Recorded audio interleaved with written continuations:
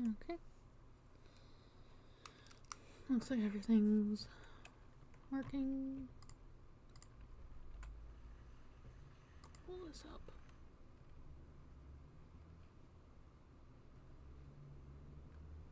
All seems well. Welcome back to Ace Attorney Trilogy. I'm playing through Justice for All. Last time I had gotten to like a recess in the first part of the trial in the third episode. The Turnabout Big Top thing.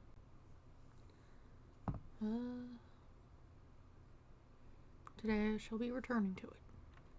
That's really all there's to say about it.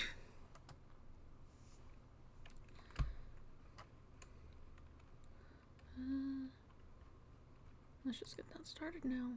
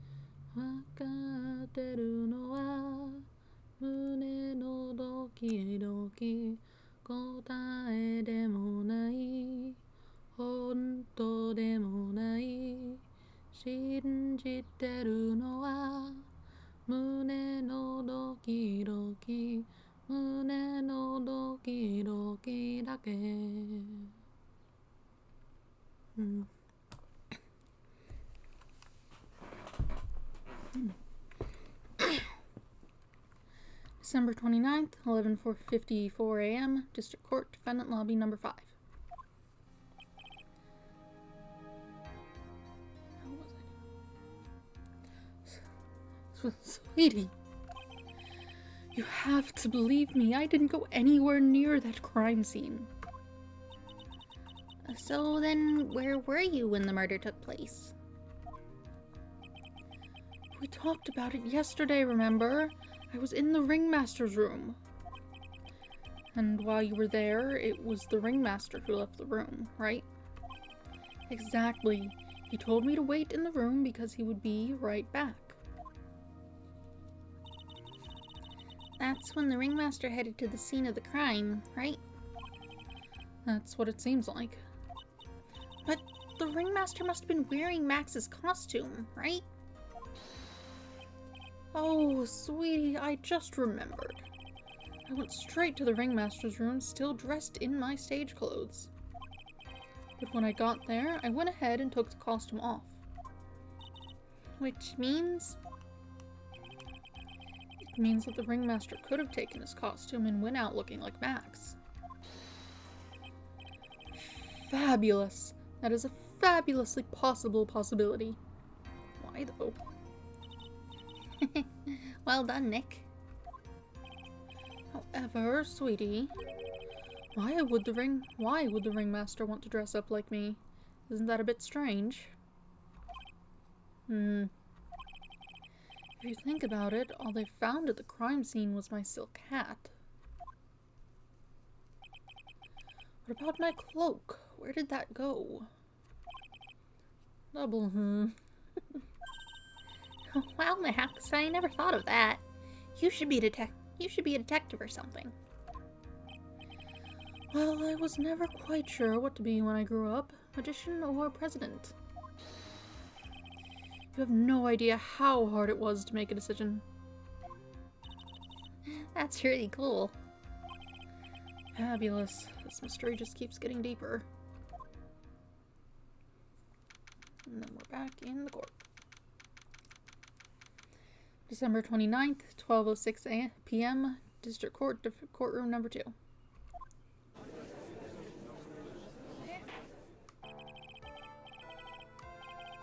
Now that everyone is back, let's get started. The court is now back in session. Ms. Von Karma, please proceed with the prosecution's case. Very well. I will now call my next witness. A pitiful clown with the unfortunate distinction of having seen the entire thing. Will Mr. Lawrence Carls please take the stand? Why did she just call him a pitiful clown?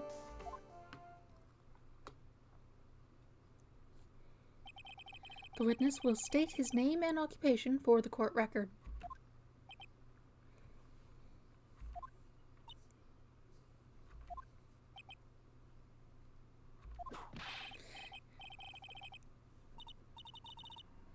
I think they were doing a...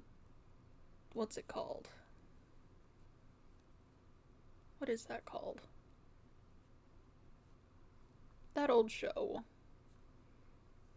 With the guy from Men in Black. Its name has escaped me. The Fresh Prince of Bel-Air. That's the one. I think that's what the text was saying, but I didn't have time to react. Name and occupation. Will the witness please inform the court why he is speaking autobiographical gibberish? Yeah, I missed that text. Oh, I'm sorry. I'm just not used to being in court. I've never been in a courtroom in my life. I wasn't quite sure what joke is best suited to this sort of occasion. What in the world are you talking about? You're in a grand hall of justice, not some comedy club. Since it's easy to see your occupation, please state your name for the court. Oh, yeah, maybe this joke is okay. Why do I have to wear pants? The sign only says no shirt, no shoes, no service.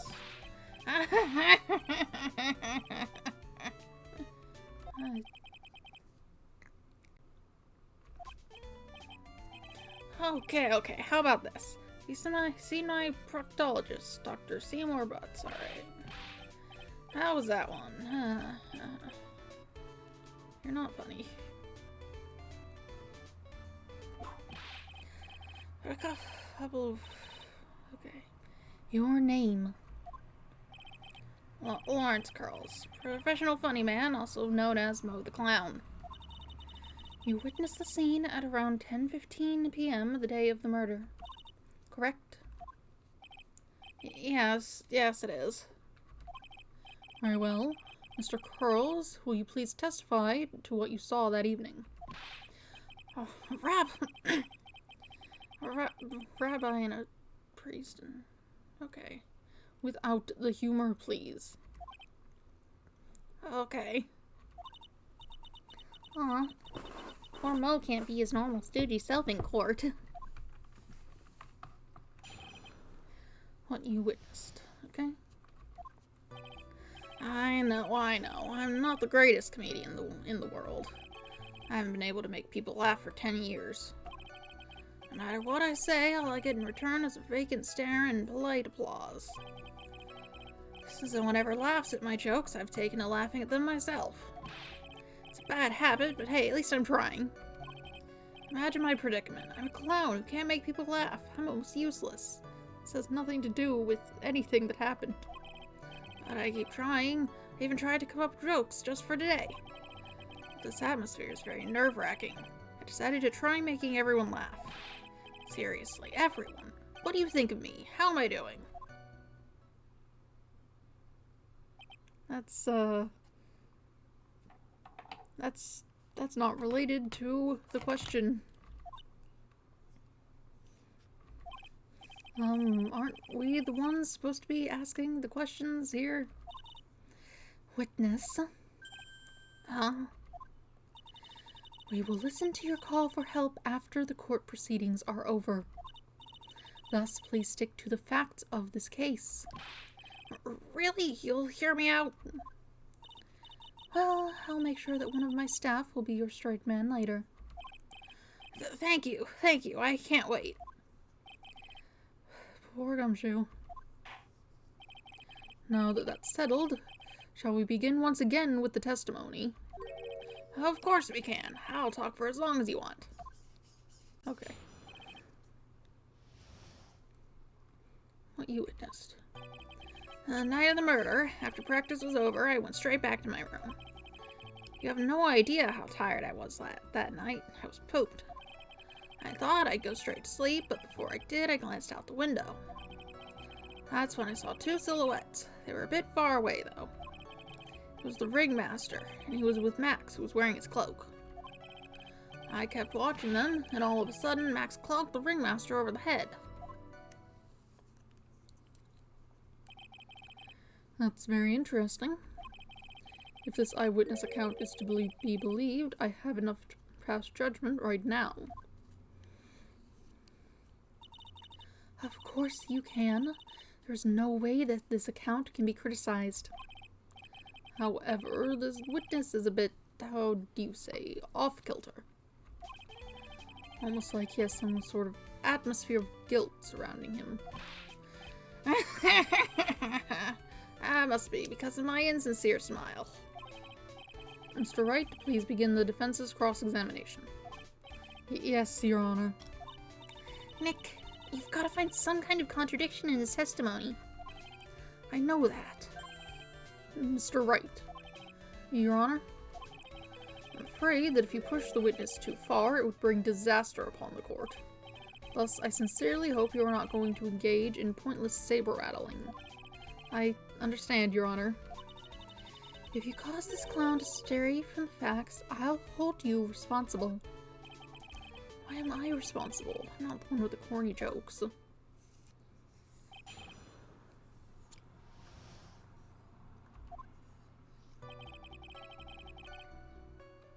Okay.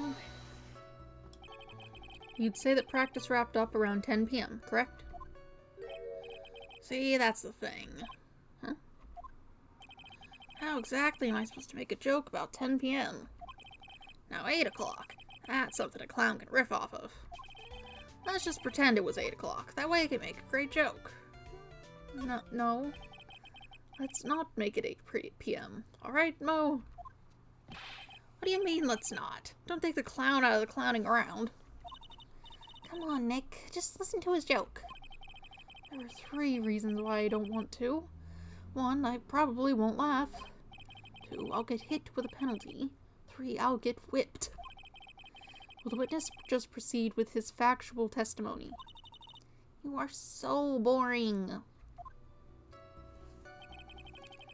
You have no idea how tired I was that night. I was pooped. Why? You were pooped that night. Yes, I was very, very tired. Not to mention I had some bad Mexican food. What? A double cheese double bean enchilada is a very dangerous menu item. Okay. You're annoying. What happens, happens. Ha ha ha. Whatever. Ah, one was cool. I really heard that kids really love toilet humor these days. They don't. Well, I don't know what actual children are doing. They might actually, given that one popular thing that was going around. But I don't. I hate that stuff. That joke was so hip, I don't want to ruin it with a reply. I've got a good reply, though. The joke was so fun. What? What did I do? How is this my fault? Okay. You just happened to glance out of the window.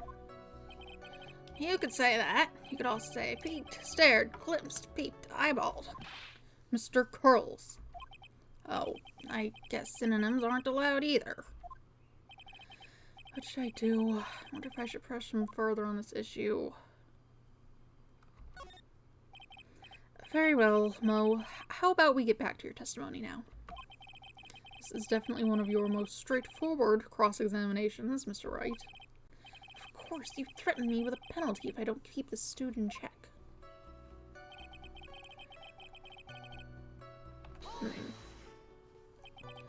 Far away, you say? If you had to say exactly, how far away were they? Let me think about that for a second. If my room is here, and they looked about yay big, I'd say they were about 30 feet from my window. Just 30 feet? That's not far at all. It was snowing that night, and it cut down on visibility. I see. Please continue with your testimony regarding the two shadows that you saw. The ringmaster knew as if Max was wearing his cloak. You'd say you clearly saw this, even though you were, by your own admission, far away. That's right. I had been thinking about it over and over since that night. But things didn't really make sense until I spoke with the prosecutor, Miss Moncarmo. Now I am 100% certain that it was Max and the ringmaster that I saw that night. Just think about it. How could I be wrong if Max is always wearing his uppity symbols? Uppity symbols? Lawyers nowadays, you don't have to go to school anymore to be one. Alright, everyone knows what to do. All together now, say it with Uncle Mo. I don't want to... Good. Everyone's sick of it. See what I mean? It's always like this. The crowd never wants to go along with me. I really must be utterly and completely worthless as a clown. Elsa! Enough foolishness. Get back on track. Will the witness please testify as to what he saw, and only what he saw? Kept watching them. Okay. With what? I don't know if we have the actual murder weapon. Do we? I don't think we do. No, doesn't seem like it. You say you saw the ringmaster get clonked over the head. Yes, I did. It's the climax of my story. He really does enjoy the completely random non sequitur. What would you say the victim was struck with? You mean the weapon? I have no idea. The weapon wasn't found at the murder scene, right? That's not what I meant. You did say you see. I'm guessing that's saw. You did say you saw everything, didn't you? Well, yeah, I suppose I did. Wait, no I didn't. I didn't see a weapon. Mo, did you or did you not see the crime of the murder committed that night? I will not permit you to harass my witness in this manner. You'd better have an excellent reason for attacking this poor clown. Because if you don't, you know what is waiting for you. A nice penalty. My goodness. Is this a bit melodramatic? So what will it be then, Mr. Phoenix Wright? Do you have any clear basis to believe that my witness did not see the crime?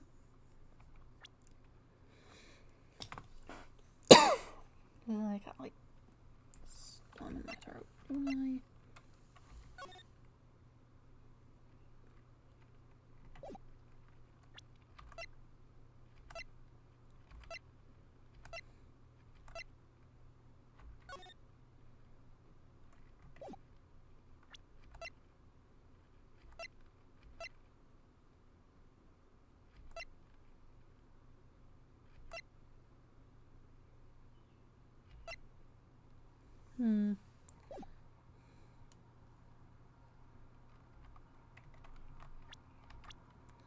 Let's see.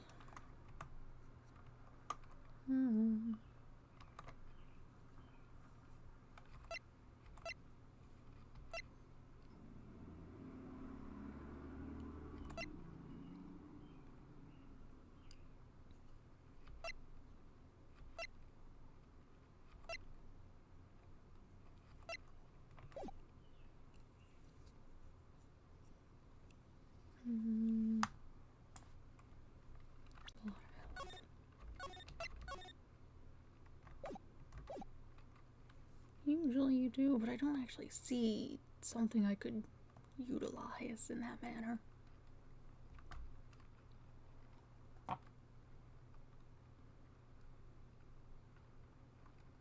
Hmm.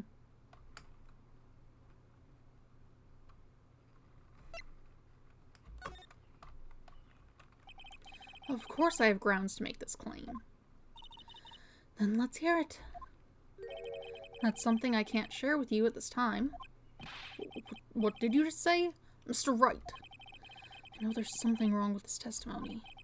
But I can't put why I feel that way into words for the judge. Maybe we should get a bit more information. Once we find something more solid, we can give it another shot.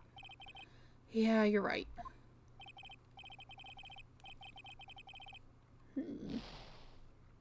That's all my health. I don't want to deal with that.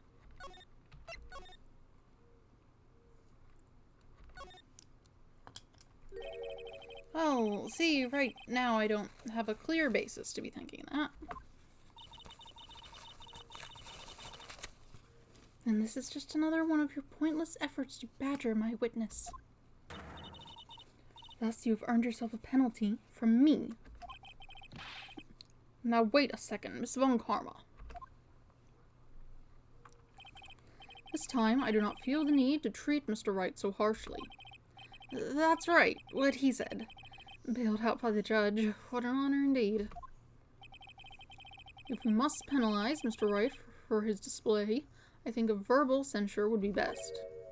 Uh-huh. You know the rules, Mr. Wright. There's no room for baseless hounding in this courtroom. I guess he didn't really bail me out after all. You know, most testimony and what he told us yesterday are kind of different. Yeah, I noticed. We've just got to pinpoint what's changed. You can do it, Nick. Oh, shoot. What did he tell us yesterday?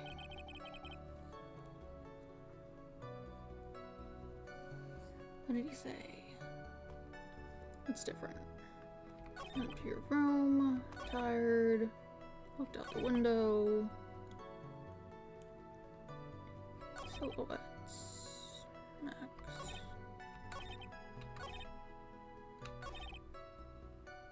This had more to press. Maybe I could do that. Just happened to glance out the window.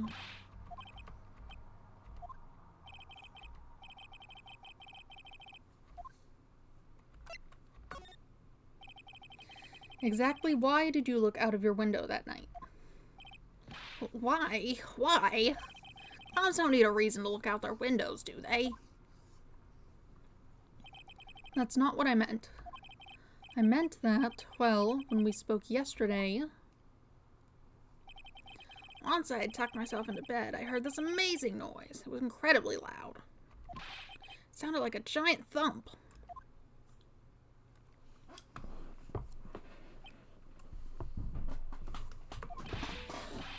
Oh, yeah, I forgot about that. You forgot? Your Honor, the witness looked out of his window upon hearing a loud sound. He did not just simply glance out of his window that night. Oh, yeah, that's right. I forgot to mention that thump, didn't I? Ow! That's not something you just forget to mention. Yeah, what she said. I believe it would be best if Mo were to revise his testimony. Very well. Mr. Curls, please revise your testimony. This should start turning the tables in our favor.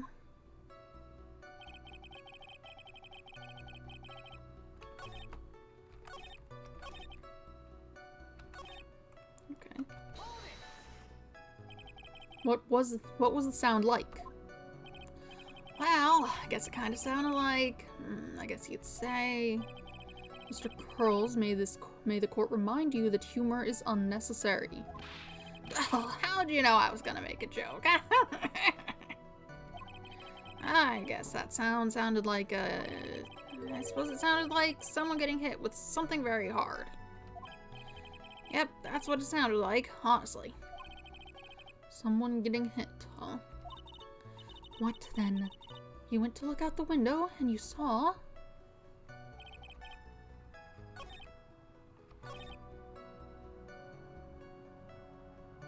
Okay, and now we have proof, because, like, no, you heard the sound before.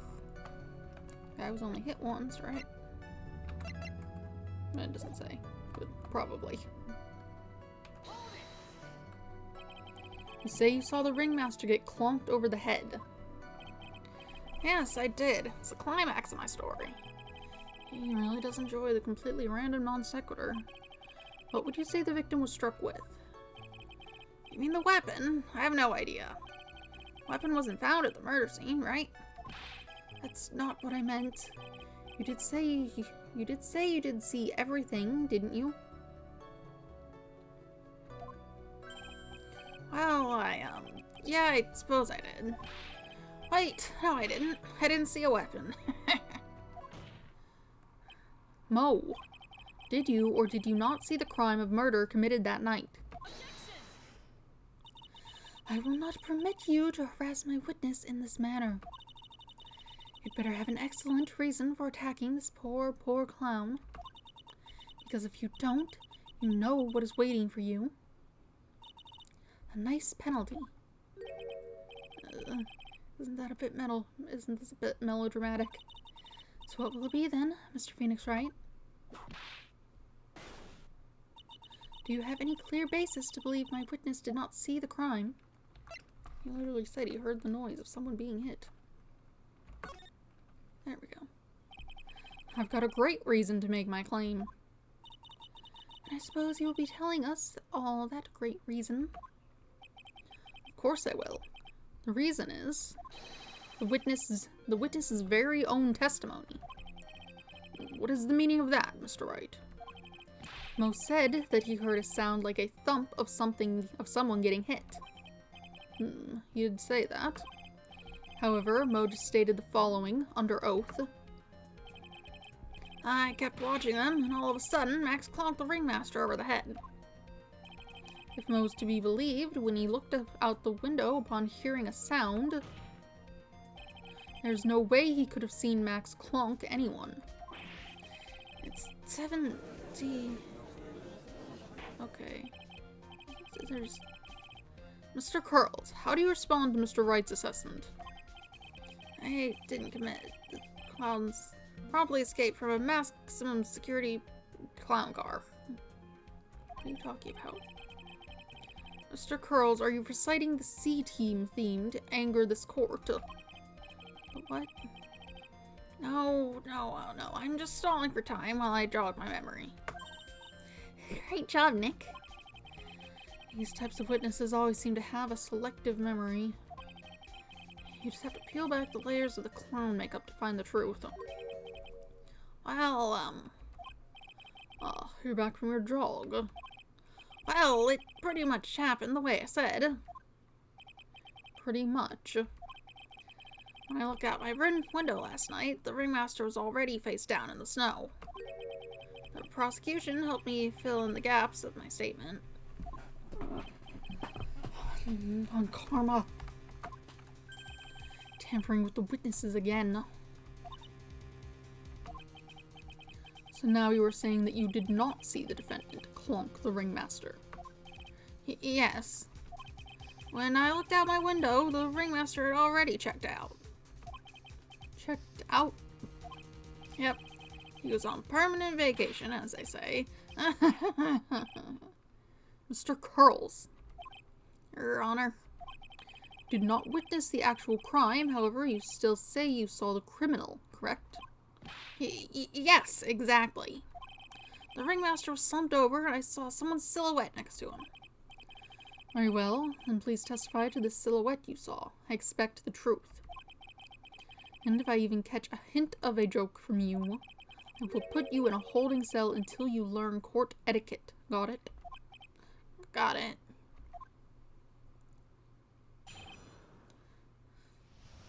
The silhouette. It was a bit far away, but that shadow could only have belonged to Max. There's no doubting it, especially since I saw his uppity symbols. That silk hat, that black cloak, they were all there. The cloak's not black, it's like purple, isn't it? His face was silhouetted, but there was no doubt it was him.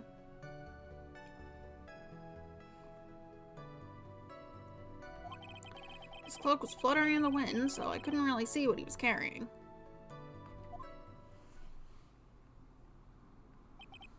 It does seem as if the defendant was at the scene of the crime. It took the clown long enough. It took the clown long enough to get his facts straight. But whatever. This should finally be good enough. Yes. It is decisive testimony. Was Max really at the crime scene that night? He said he wasn't there. Well, we have to believe in that. All right, Mr. Wright, commence your cross-examination.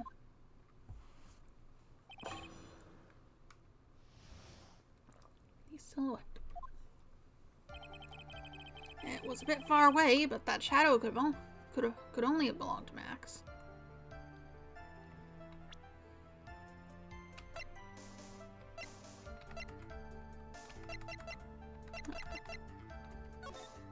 Yeah, that cloak's not black, it's purple. Not because you'll yell at me. Black cloak. You're sure this is what you saw that night? Exactly what I said I saw is exactly what I saw. I've got eyes like a hawk. Don't birds have terrible night vision? Most of them, yeah. But that's not all I saw. Face was silhouetted. You were able to see that kind of detail from your window. There was a light near the scene of the crime. Anyone with decent eyesight should have been able to see that much. Out of curiosity, Mo, what is your eyesight like? I can see like a hawk out of my left eye, and an eagle out of my right eye. Our records say his eyesight is perfect 20/20. That must mean he could have seen the crime scene clearly. The more we look into this matter, the more suspicious it becomes. Hey, you asked me what my eyesight was like, not what it actually was. His cloak was fluttering in the wind.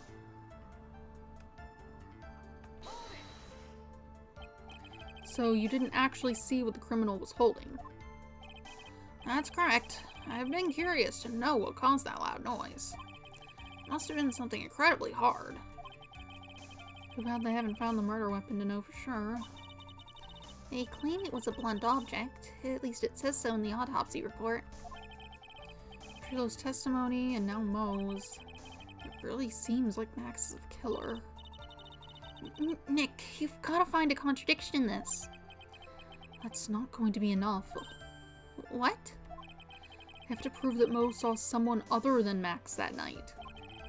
That's the only thing that'll help. I've got to do it. Seems like you've stopped joking, so maybe I won't get attacked for pressing these matters. Don't you think that you're going a little overboard with how explicit you're being? That shadow belonged to Max is an awfully firm statement, don't you think? What are you getting at? I'm just saying that one of your fellow performers' life is on the line. That one of your fellow performers' life is on the line here. Are you truly 100% absolutely certain that it was Max? I'm not the kind of person who would lie about something as serious as this. The silhouette I saw was Max. I'm convinced of that. It doesn't seem like he's jumping at any conclusions this time. Let's go over this again then. What makes you so sure that you saw Max that night? I don't want to hear everyone about the symbols again. I don't care.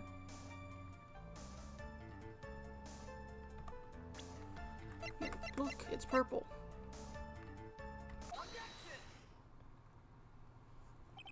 You say you saw all of Max's uppity symbols. I suppose so. The silk hat and the cloak, right? Mo. Everyone knows that Maximilian Galactica has 3 uppity symbols. I don't want to hear. 3 symbols. Yay! Everyone get ready. All together now. Silk hat, cloak, white roses. I don't care. Who cares if he knew there were 3 or not? He saw what he saw, and he saw the symbols. He just forgot to mention one. Isn't that right, Mo? Do you like pie? That's a... Silence, fool. You are to respond with the whole truth, no fractions. Order, order. Mo, you didn't see the roses, did you? To be honest, there weren't any roses on the person I saw. The crime scene was dark. It's obvious it was too dark to see that kind of detail. But the witness said he was able to see the silhouette of the criminal's face. Not to mention that the roses are white. There's no way he could have missed them. And the roses must have fallen off when the defendant assaulted the victim. If that was the case, then the police would have found them near the crime scene. Mr. Wright, are these white roses truly material to the facts of this case? Clearly not. He's just toying with his court. I got her on the ropes now. These seemingly insignificant facts have never failed to lead me to the truth yet. Someone is toying with the court, but it's not me. Your Honor, do you recall Trilo's testimony? There's no way I could mistake someone wearing those 3 ridiculous symbols. Something like that. How can you mistake someone with that crazy getup and his nose stuck up so high? How can you mistake someone wearing such a snobby 3-piece getup? Trilo saw them all. Trilo saw all 3 of Max's symbols. However, this witness claims there were no white roses on the person he saw. There is absolutely no doubt that this is a contradiction.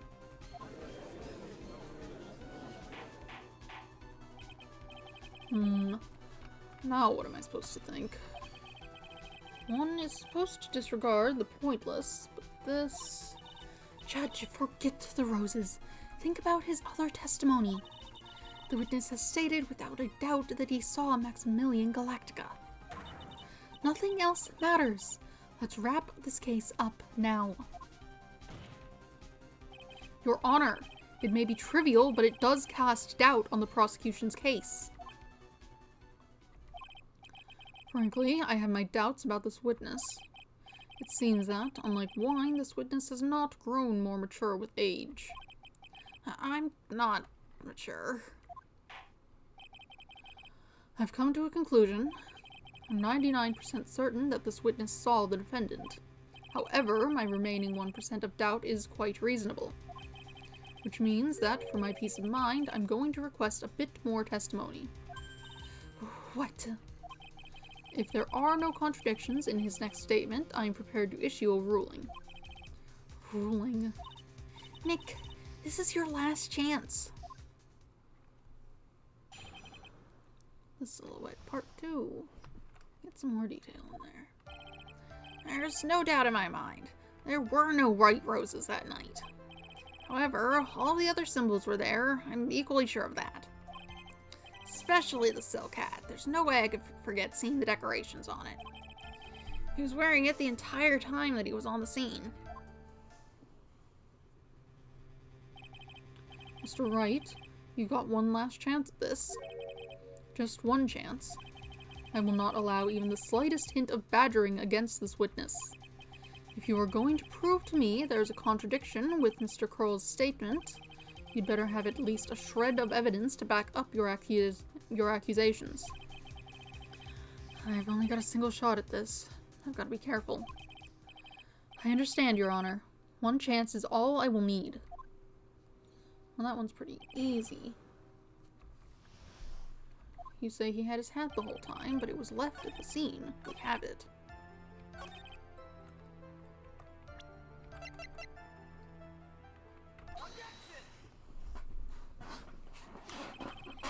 This wouldn't happen to be the silk hat you saw that night, would it? Yep, that's it. That's the hat he was wearing that night. No question in your mind? Exactly how would one mistake a thing like that? I see. Is there some sort of problem, Mr. Wright? Miss Von Karma, where exactly was the silk hat found? Must you always ask these questions? It was found at the crime scene. The crime scene. That means... The silk hat fell off at the crime scene. However, the witness clearly testified to the contrary. The witness stated that he was wearing it the entire time he was on the scene. No, that's not true. Order, order, order! Mr. Curls. Yes, Your Honor. What is the meaning of all this? You are old enough to know better than to behave like this in court. Hey, that's not right. That's so harsh. What's not right here is your eyesight and your memory, amongst other things. Ugh. Why are you being so mean to me? What did I do? Let me guess. You just didn't like my jokes or something, right? You didn't have to go and insult my eyesight or my memory. They're both great. Seriously, why? Just because you're sitting above me and no matter how old I get, I'll always be younger than you. Ugh.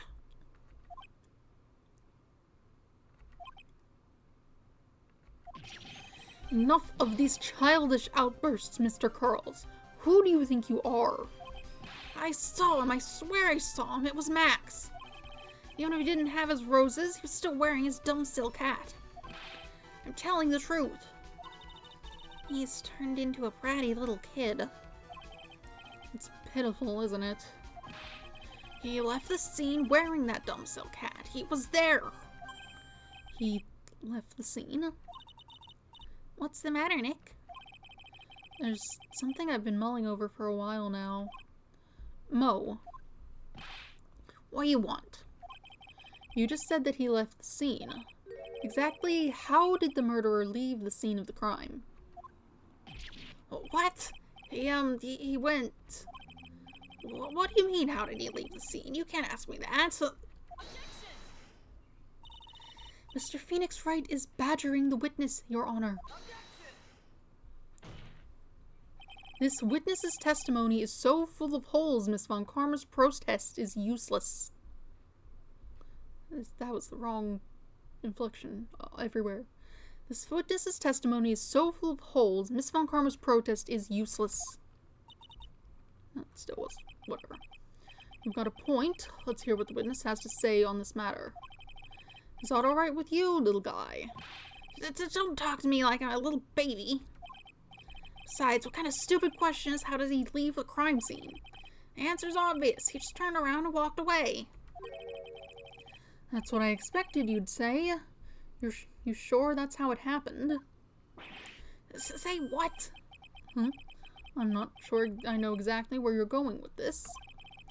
Lawyers nowadays sure do love to harp on the smallest things. Do you have any proof to counter a story as to how the criminal left the scene? Yeah, the footprints. Look at the footprints. Look at them. Look at this picture. The problem is the footprints in the snow. Footprints. In this photo, we can clearly see the footprints of the victim. However, where are the criminal's footprints? They aren't there. This clown's annoying. The sooner he leaves, the better. So, Mo, exactly how did the criminal escape the scene? Your Honor, this witness has already proven that his testimony is completely unreliable. I move to strike all of this witness's testimony from the court record. I agree. This clown's testimony is as rickety as the clown car he came to court in. Well, wait just a second. You guys can't just ignore everything I've said. Fine, I'll tell you the truth this time. You wait a second. I think you've said more than enough for today. That didn't hurt. I'm sick and tired of listening to you anyway. I'll give you the real deal this time, I swear. I don't know why, but I get the feeling things are gonna get worse before they get better. Mr. Lawrence Curls. Yes. The testimony you provided up until now has been false. It hasn't been false. I haven't lied. It's just what? I was a bit confused on the bit about the criminal leaving the scene. Who's texting me? Yes.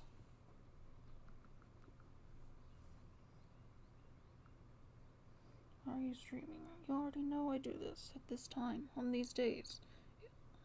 I am very consistent in this schedule. What do you want?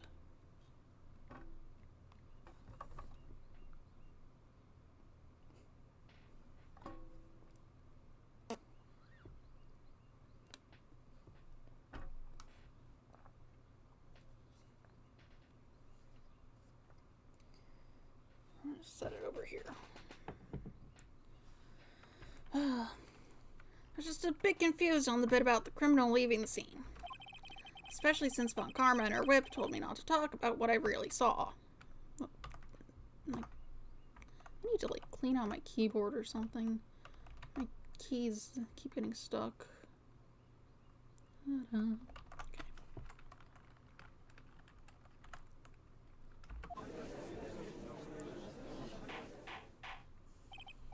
Order! Order! I will have order! Franziska Von Karma, how could you? Your Honor, if you had heard the truth from this witness, you would have exactly the same opinion as I have. What opinion is that? It's not funny. That's enough out of you. I'm going to listen to what he has to say. Now then, let's hear the truth about what you say you saw, Mr. Curls. Huh. You're not gonna believe this, but it's all true, I tell you. Try not to waste our time with your idiotic drivel. The truth. Now it's time for our next segment. Mo knows. Everything that I've said up until now has been the truth. When I looked out the window, the ringmaster was down and Max was standing above him. He wasn't wearing his white roses, but he was wearing the silk hat. That's when I saw he...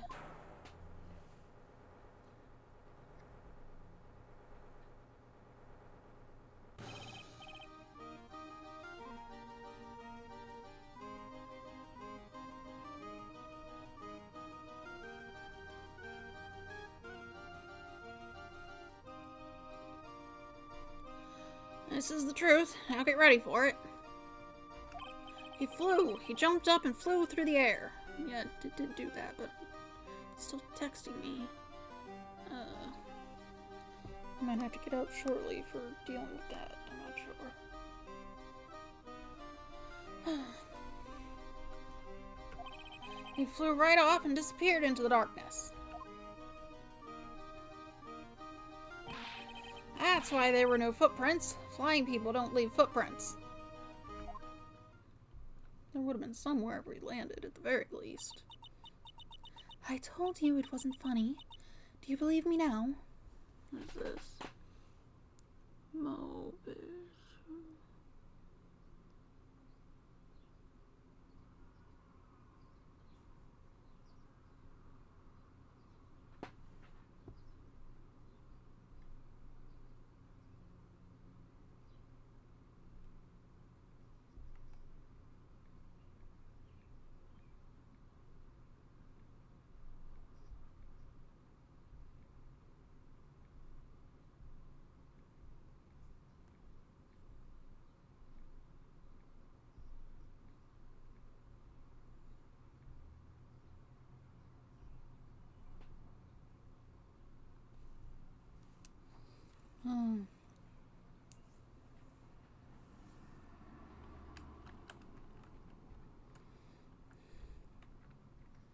Texting me.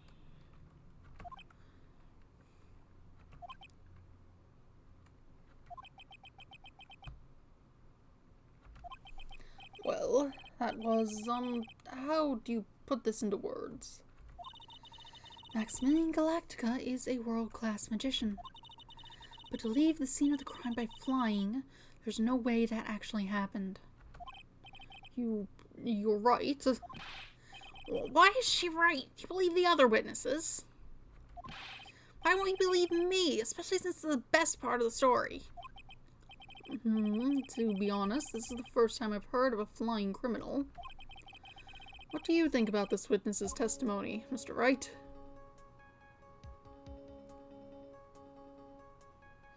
Well, it doesn't seem to be having anything weird. 9-ish.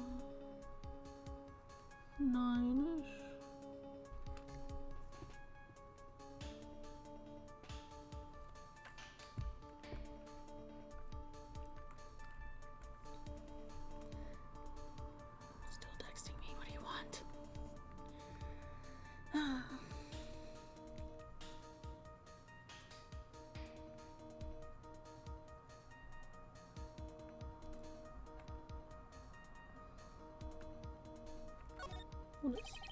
It's obvious that the witness's eyes are playing tricks on him.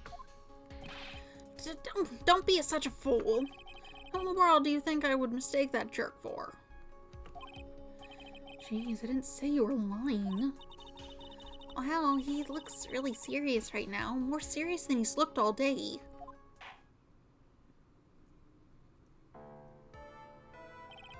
I suppose I will let you all in on my thinking regarding this matter. The criminal disappeared into the sky. I'd love to believe that, but I just can't wrap my head around how that could actually happen. You imbecile! If you disregard a need for proof, Miss Von Karma's case is sound. However, I've got the feeling that this case is in dire need of more investigation. Thus, I will conclude today's proceedings at this point. It is an undisputed fact that the criminal left no footprints at the scene. Tomorrow, I want us to find out the reason behind this mystery of mysteries. I believe that's enough for today. Court is adjourned.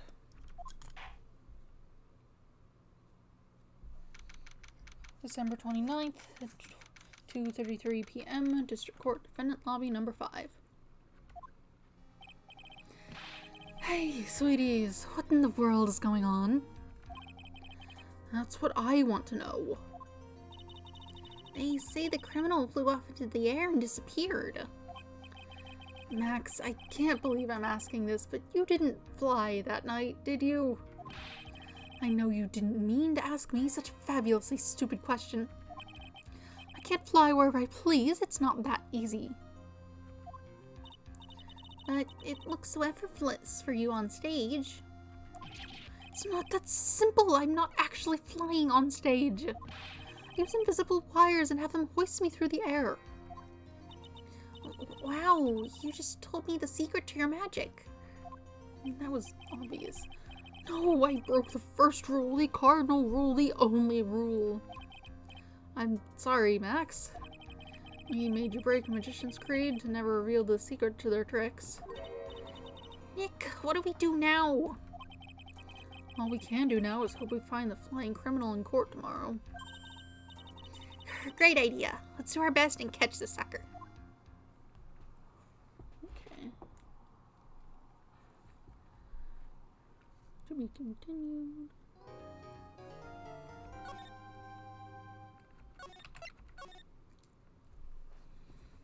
We'll just carry on. December 29th, 3:03 p.m., Wright & Co. Law Offices. Nick, What is it? I've got a confession to make. I'm terrible at figuring out magic tricks. Magic tricks? Yep, magic tricks are by their very definition tricks, right? But I can never figure out the tricks when I see them. That's because the tricks are performed by pros. They do it so you can't guess the trick. But the trick Pearlie showed me was incredible. Pearls did a magic trick? What kind of trick was it? Let's see, it looked like she pulled the end of her own thumb off. First, she put her right thumb next to her left hand, and then it just separated. She could move it up and down and everything. It was incredible. really? Was it kind of like this? What? Wow, how'd you do that? Nick, you're like a real magician. See, this is why I just can't figure out magic. I'm no good at it. Especially hard tricks like flying away from the scene of a murder. Why are you still texting me? Okay, it's fine.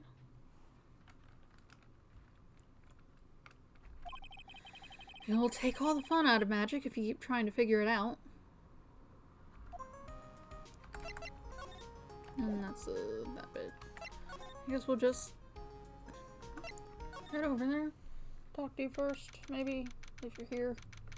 December 29th, Detention Center Visitors Room.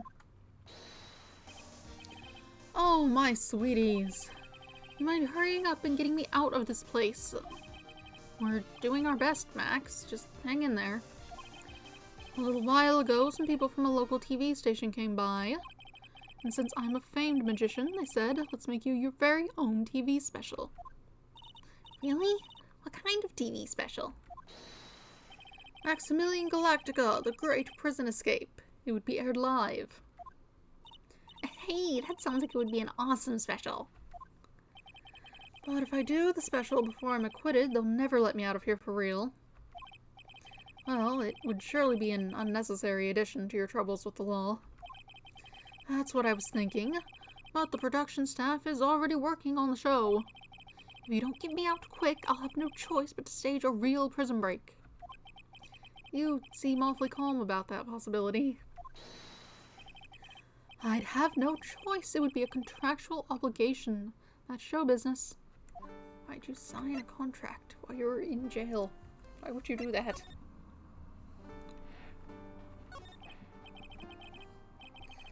The night of the crime, you didn't happen to fly off into the sky, did you? Here's how everything went down, sweetie. At the time of the murder, I was sitting in the ringmaster's room. Not to mention, flying off into the sky is not just something I can do at will. I don't care what the stodgy clown says, it wasn't Stoogie. What the stoogie clown says, it wasn't me. Max, do you mind teaching me the trick behind your flying? You'll have to forgive me, sweetie. The difference between me and cheap imitation magicians is that I keep my mouth shut. I don't teach people tricks, but I will say this much, it's much harder than you think. I was thinking about this in court today. I've got a favor to ask of you. Anything for you, sweetie. Be friends with the other performers in the circus. Fabulous, a great joke. Why would I be friends with a bunch of hacks like them? But I've won on the world stage. I've won the International Grand Prix. International Grand Prix? Performers should always look to perform on the world stage. But the performers at this circus are completely and utterly devoid of ambition. That is something I can simply not tolerate. Ambition, huh? Something about what Max just said rings true to my ears. Oh my sweeties want to hear all about the Grand Prix, don't they? To be honest though, I've told the story like 100 times already, so it's a bit boring. We're sorry to make you tell it again. You must not have heard me. I am really sick of telling this story. But what can you do? I'm Maximilian Galactica. I suppose I can tell it again. Ah, here, take a look at this. I just happened to have a picture from the Grand Prix with me. Just look at that fabulous stage.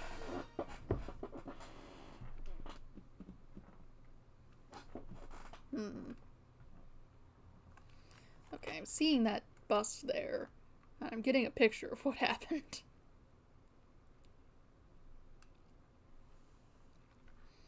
Someone hung it from some sort of setup they'd done and swung it into the guy's head.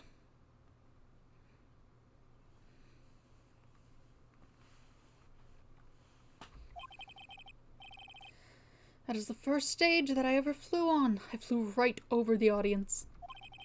The crowd erupted into applause. At that time, I thought to myself that I could die right then and die a happy man. I'll never forget how I felt that night. The emotions, the acclaim. Wow. By the way. What? Okay, that's something else. I think everyone who's a performer should get to experience that feeling.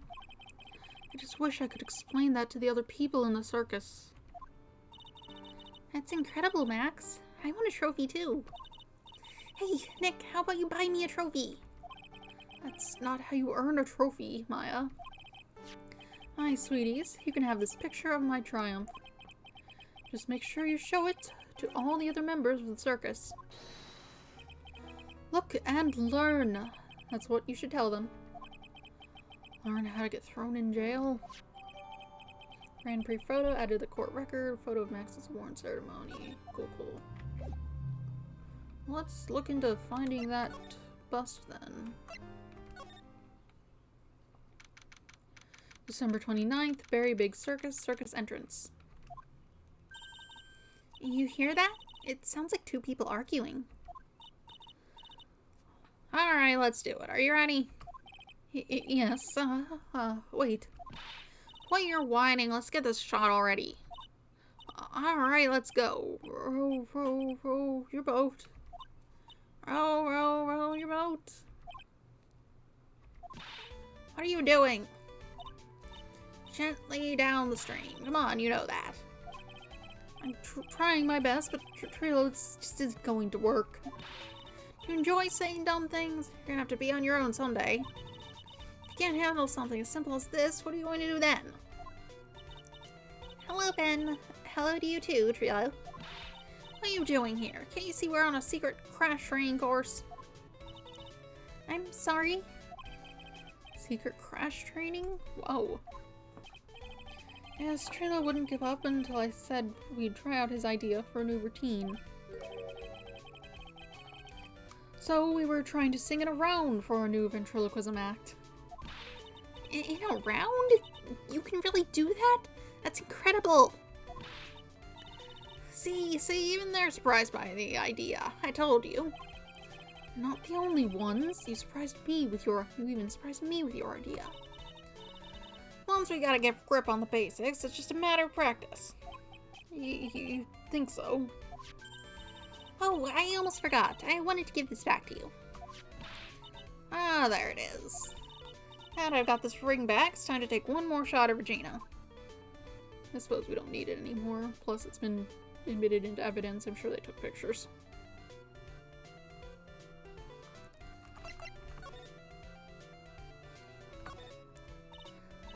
I know that you already testified in court today. You want to talk about what we saw, right? Yes. Well, at first we thought it was the old man. Just looking at his walk and how he acted, right, Ben? Oh, yeah, that's right. But then we said hello and didn't even get a reply. Not to mention, he was draped in those gaudy symbols. What would you have thought if he wasn't wearing those symbols? What do you think, Ben? What? Oh, I would have thought it was the ringmaster. Something just isn't adding up here. I wonder who they really saw. I was hoping I could ask you about Regina. I'm completely serious about her. That's why I'm waiting for her even now. Really? That's so sweet. But if you really wanted to see Regina, shouldn't you check out the tent? You haven't got a clue about things, do you, sweetheart? Eh? Waiting like this is a part of being in love. How so? If you had a clue, you would know that waiting is such sweet, wonderful torture. When your body aches for your partner's love, that's one of the best parts. Yeah, I knew that. Oh, Maya, she's so red she looks like a vine-ripe tomato. So, how is this new routine working out? Will you two just take a chill pill already? Our routines are secret. We're going to take the ventriloquism world by storm. It'll be a real revolution. That sounds incredible. Let me make one thing clear. We're not going to take on the world just because that jerk said we should. And that jerk? Pax Galactica. Former should aim for the world. Who does he think he is? Trilo, you seem to really be fired up about all this. He needs to recognize that he isn't the only one who can conquer the world stage. You're right. Mark my words, Triloquist will win the Grand Prix. You're the man now, doll. Row, row, row your boat will be the key to a glorious victory. Not to rain on your parade, but wouldn't a more mature song be best? Hey, you've got to start somewhere, right? Don't screw this up. You've got to be a part of this too. He said to show everyone the photo, so I guess I will. What do you think of it? Would you mind taking a look at this?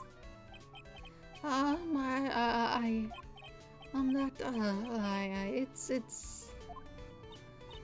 I guess we won't need you to look at it after all.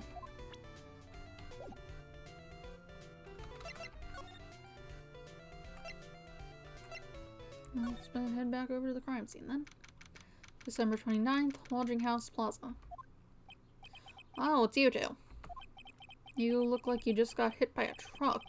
Shouldn't you get some rest? I'm taking a rest right now, pal. I've been listening to some crazy clown's life story. Miss Von Karma told me to come down here and do this for her. Yeah, I figured as much. Let me tell you something, pal. Listening to that old clown sucks all your energy. Every time he's done talking, he looks at you like you should be doing something. I think he's waiting for you to laugh at his jokes. I know that, pal. You have any idea how much your face hurts if you fake laughing that much? Franziska really set you up bad this time, didn't she? If you ask me, she should be listening to Mo herself. No way, pal.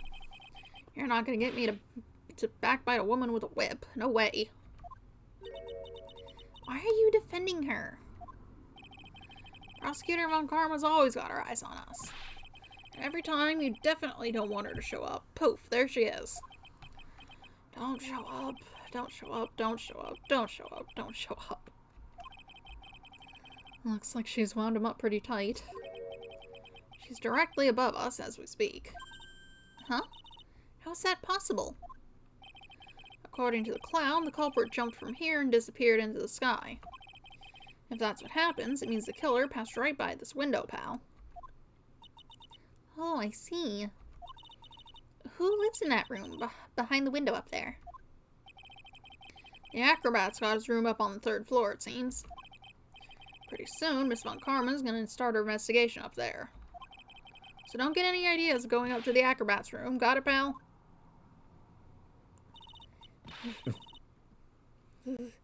Franziska Von Karma.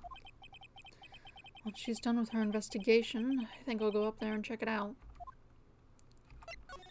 In the meantime, we can go back in here. I suppose we can talk to this guy. December 29th, Lodging House, 1st floor, Mo's room. Mo's not here. If he was here, he would have been able to tell even before you stepped into his room. I'm sure you would have heard him laughing away. What do you think he's laughing at when he's all by himself? I always thought he was just thinking up new jokes. He must really love his work. Probably not anything new to look at, right? Seems to be a voracious reader. Look at the books. There's 5 of them.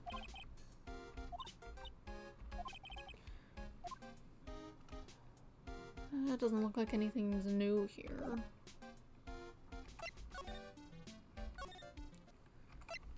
Oh, Gumshoe's gone.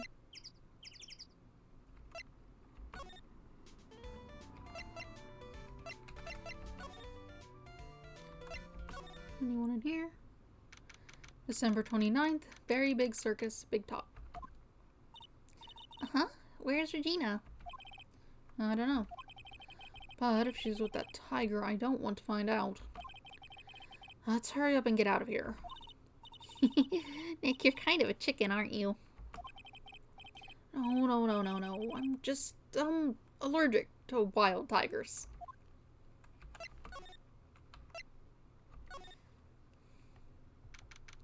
December 29th, Big Top Ringmaster's Room. Max and the Ringmaster had their talk in this room. That could have been when the Ringmaster put on Max's costume and went outside. Why'd he do that anyway? Was it really cold? Was it really that cold or something? I mean, it was a blizzard.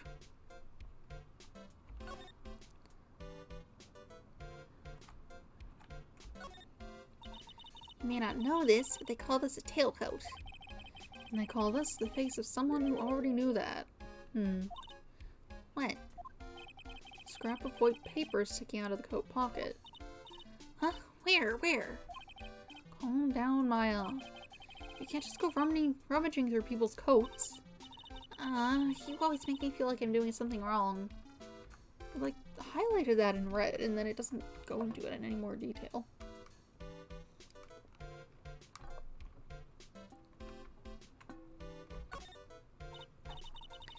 Nick, look at all the cute trophies. Indeed. Just look at all the awards the circus has won. Like, all county quiz champions, Ringmasters Association mini golf master, beer belly balloon bounce champ, pet grooming Grand Prix. Wow, the Ringmaster was multi-talented in ways I could have never imagined. Yeah, it doesn't seem like anything's new here. But I suppose whoever is actually available to speak to will be in here. December 29th, Big Top Cafeteria. Oh, there's you. Alright, welcome to the wonderful, the fabulous, the cafeteria. Yikes, he's in an awfully good mood. Alright, you know what time it is, real time. Why does everyone cry when they eat Mexican pizza? Come on, you can answer this, it's easy. Because cafeteria Mexican pizza is possibly a weapon of bowel destruction? Ugh, wrong, try again.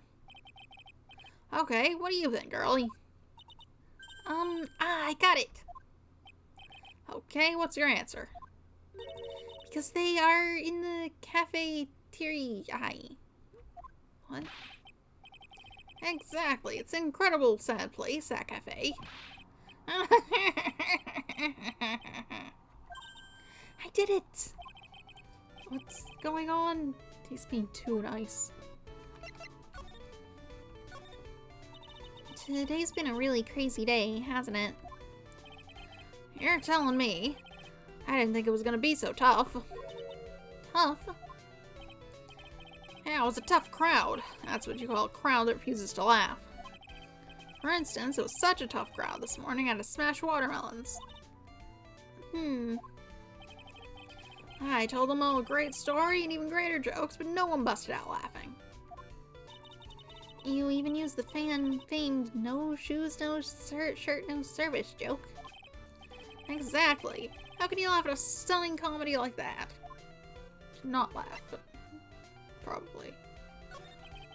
Are you 100% sure about your testimony today? I saw what I saw. I swear that creep just flew through the air. Wasn't exactly flying per se. He was more like floating. The silhouette of his face made me positive it was Max. I don't see a cyclock. He must be telling the truth. Look at this picture. Ah, not this picture. He showed it to you guys too. Huh? You've seen it as well? Well, you know what they say about Maximilian Galactica. He really gets around.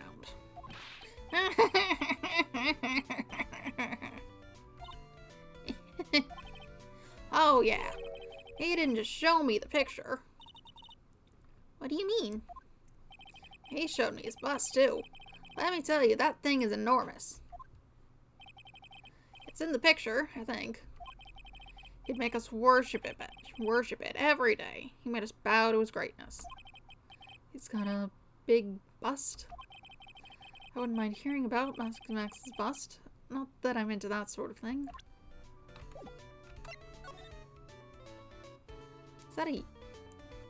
Is that also a term for some piece of anatomy? It might be. I think that's the joke here. Max's bust should be on that small table over there. There's nothing over there. Really? Oh yeah. When was it? I'd say about 5 days ago. All of a sudden, the bust disappeared. It disappeared? If you want to see it, there's a photo on the bulletin board over there. Max just had to put the picture up. Hey, this thing is... Oh. Hey, this thing is really cool.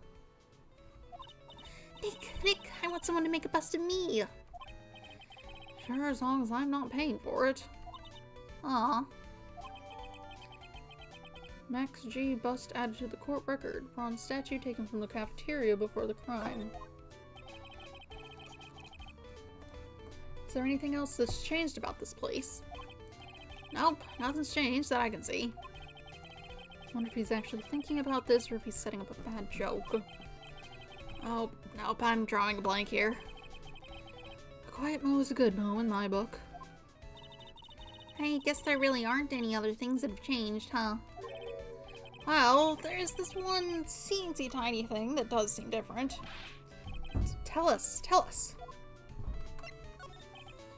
Well, on the morning of the crime, over on that bulletin board, this piece of paper was posted front and center. Piece of paper? It's torn, so I don't know what it said, but I can see its title. Yikes! It says "to the murderer." Murderer? Yep, that's what it says, but the rest of it has been ripped off. And I don't know who posted it. When did you find this? The morning before the murder. Before the murder? Yes, the ringmaster was killed the night after this paper was discovered. Who in the world posted this thing? Note added to the court record. Oh, I didn't read that. Hold on. Posted in the cafeteria on the day of the crime, then torn. States to the murderer. Okay. Nick, I think we'd better follow up on this important lead. Sure.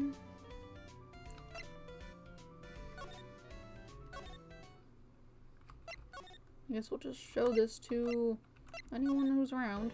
No one's in here.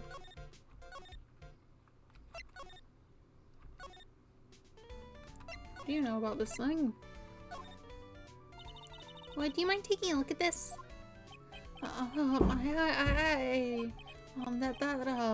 It's... I guess we won't need you to look at this after all. Okay.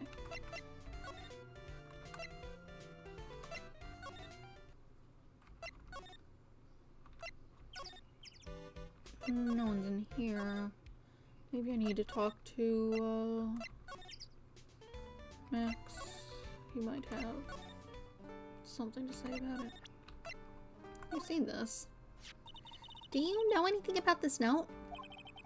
The morning of the murder, it was posted on the wall in the cafeteria. I do know all about that note. When I read it, my heart certainly skipped a beat. Your heart skipped a beat? While I was enjoying my morning tea, the ringmaster and company entered the room. And company? I guess it wasn't really a company. It was just the ringmaster and my sweetie pie. When the ringmaster read this in the note, he turned an incredible bright red. All of a sudden, he tore it off the wall and shoved it into the pocket of his tailcoat. Really? Out of curiosity, what in the world was written on that thing? Let's see. Oh, I don't want to steal the fun from my sweeties. Go and find out on your own. I'm sure you can find it somewhere. I might also want to ask my sweetie pie princess. Okay. It's that paper that we've been seeing in the pocket forever, and then he was like, don't go digging through people's pockets. It's like, I don't know. Maybe we could. We can put it back if it's not important.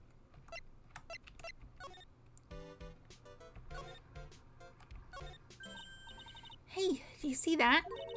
There's a scrap of paper shoved into the pocket of the tailcoat. You know, I've got a feeling I know what that is. I bet that's the other half of the note that Mo gave us. Then let's hurry up and check this thing out, Nick. I knew it! It fits perfectly with the other piece. What does it say? What does it say? To the murderer, I have conclusive evidence of what took place. Meet me at 10 p.m. tonight at the Lodging House Plaza. So this is about someone else entirely getting murdered. Then it's either directed at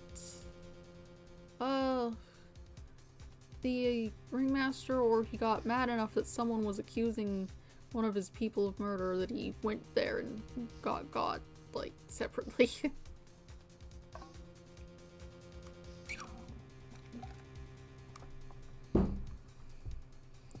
Meet me at 10 p.m. tonight at the Lodging House Plaza. Tonight at 10 p.m. That's when the murder took place. Now we need to find out who called out the ringmaster. Note updated in the court record. Torn by ringmaster found in his tailcoat pocket. Interesting. Ringmaster's tailcoat. It's been expertly cleaned and pressed. It's got one perfect crease. Ringmaster must have liked things neat and tidy. This is kind of pointless, isn't it? There's no way this beats Mo's room. Yeah, now that's cool. All I can hear in my head is now is ha ha ha ha ha ha. Okay. Not sure what to do with this. It's playing some music, but it's like, what about it? Okay. December 29th, Big Top Cafeteria. Well, Mo's gone. There's a message on the bulletin board. I'm hungry, so I'm off to get some hamburgers. Love, Mo. Hamburger. Just thinking about it is making me hungry. All of a sudden I need a burger. Bad. All of a sudden I need a new partner. Bad. Okay.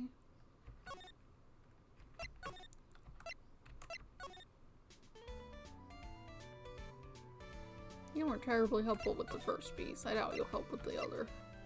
Oh, I mean, we're right here. If it's not any different, we can skip over it. Look at this. You don't care.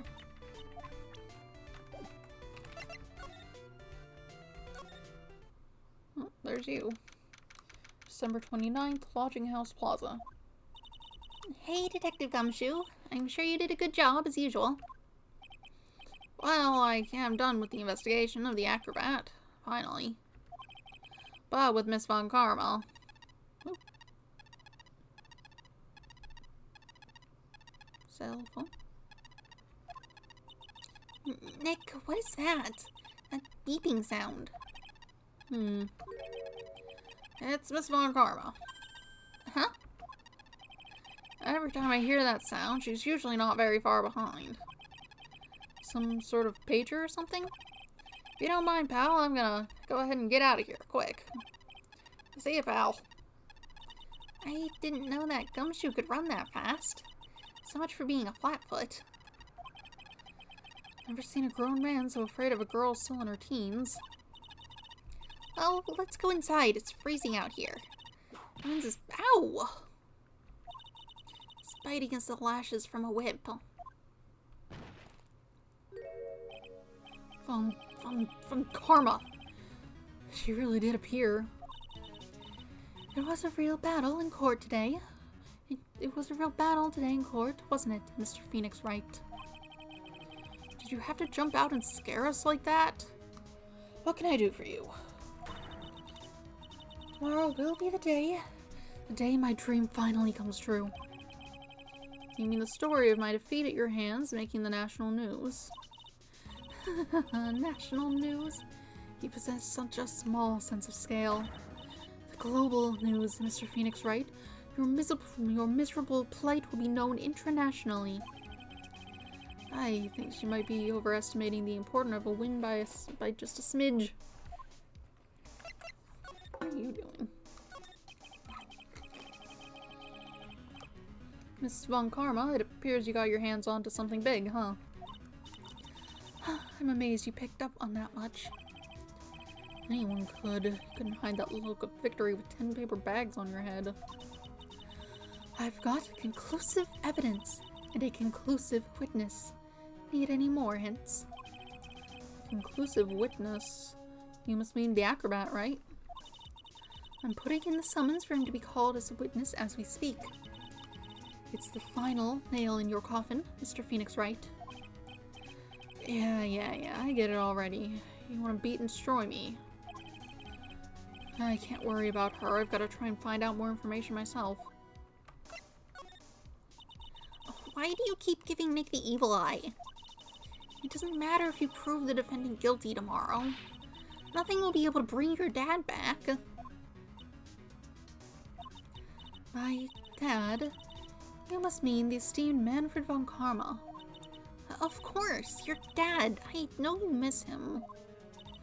Enough out of you. One more word, and you'll get a mouthful of whip. Now, when did I ever bring up my papa's name in this or any other conversation? And then what's this revenge thing you're talking about? You wouldn't understand, Mr. Phoenix Wright. I have to see him again. One more time. Him? I'm sure you know to whom I refer. Miles Edgeworth. What? Edgeworth? Mr. Edgeworth? Miles Edgeworth. Miles Edgeworth. Why would you even bring him up? You haven't forgotten, have you? Do you know who it was that trained the gifted prosecutor, Miles Edgeworth? Manfred von Karma. Exactly right. It was my papa. That means that Edgeworth was... Right again. Miles was like a little brother to me. He's definitely older than you. Huh? A little brother. But Edgeworth and Nick are the same age. Edgeworth. The man who inspired me to become an attorney. I fought against him in a few cases. But a little after that case was over, he vanished. It's your fault he is gone. Uh-huh. It's the truth, isn't it, Mr. Phoenix Wright?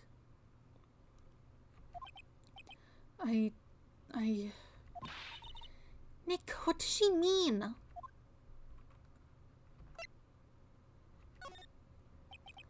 Edgeworth was never quite the same after that case. And then with the case after that one,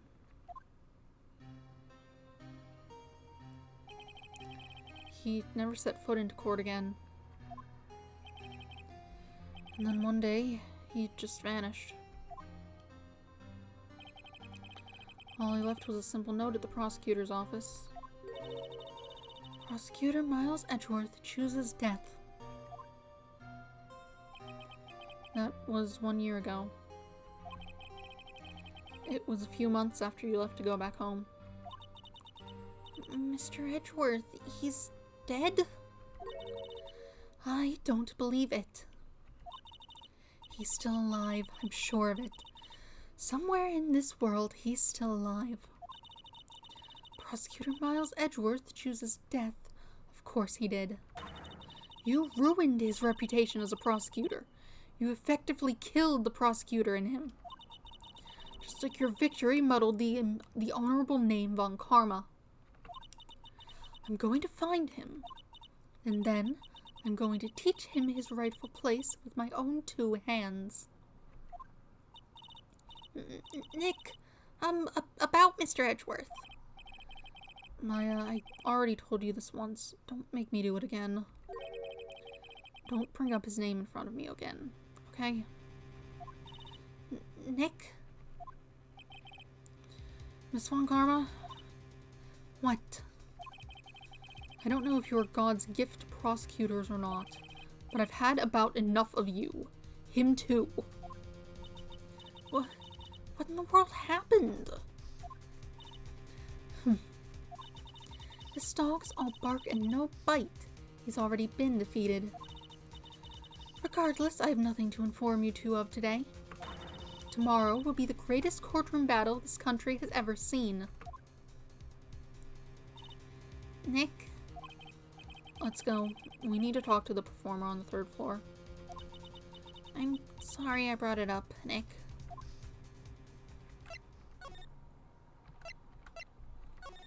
Hope your monkey's not here. Oh, you're a different looking person than I thought. December 29th, lodging house, 3rd floor, Acro's room. Those birds are really undetailed. They look very odd.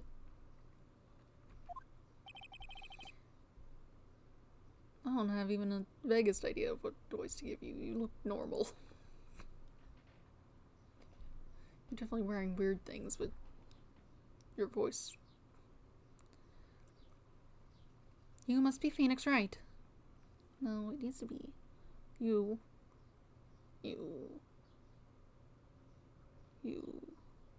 You must be Phoenix Wright. Yes. Pleased to meet you. I'm Ken Dingling. But here at the circus, everyone just calls me Acro. Mr. Acro. How did you know my name? The detective told me. He said you'd definitely show up here. Acro, you're a member of the circus as well? That's right. I mainly performed on the tightrope or the flying trapeze. But nowadays, all I perform in is my wheelchair. Gotten an injury or something? Acro, why did you join the circus? When I was a kid, my parents failed miserably at business. Then one night, they decided to run away from it all, without me. The only person who was willing to take my parents' place was the ringmaster. The ringmaster took such incredible care of me. He was truly a lifesaver. It seems like the ringmaster was truly a saint. He was. That's why I decided to do something very important. I decided that I would devote my entire life to finding a way to repay him.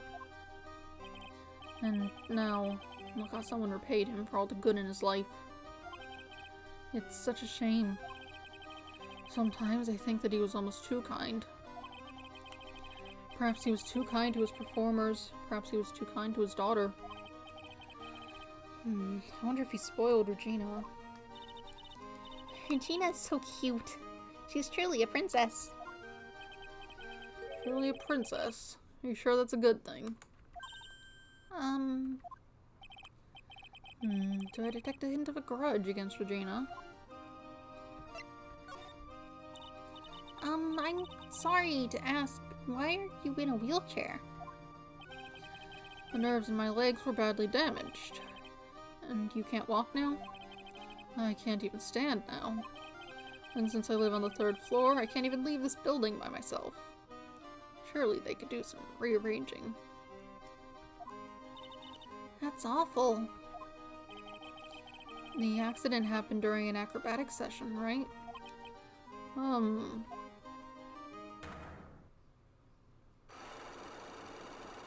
Okay. Cyclox. It doesn't seem like Acro's injuries were acrobatic in nature. Well, what's on your mind, Mr. Wright? Well, exactly when were you injured? It's been almost 6 months since I was hurt. I injured my legs during practice. 6 months ago. What in the world went on at the circus then? I stopped by yesterday and noticed that you weren't in your room.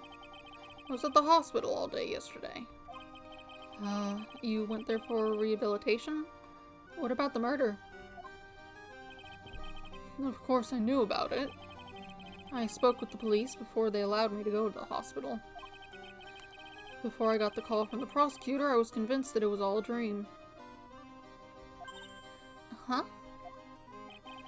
I just couldn't believe it when I saw what I saw. What you saw? Jeez, that sounded really ominous. What did you see, Akra? At night, I was in bed sleeping when I heard a huge sound coming from below my window. I see. The scene of the crime was right below your window. That's when I looked out the window. What did you see?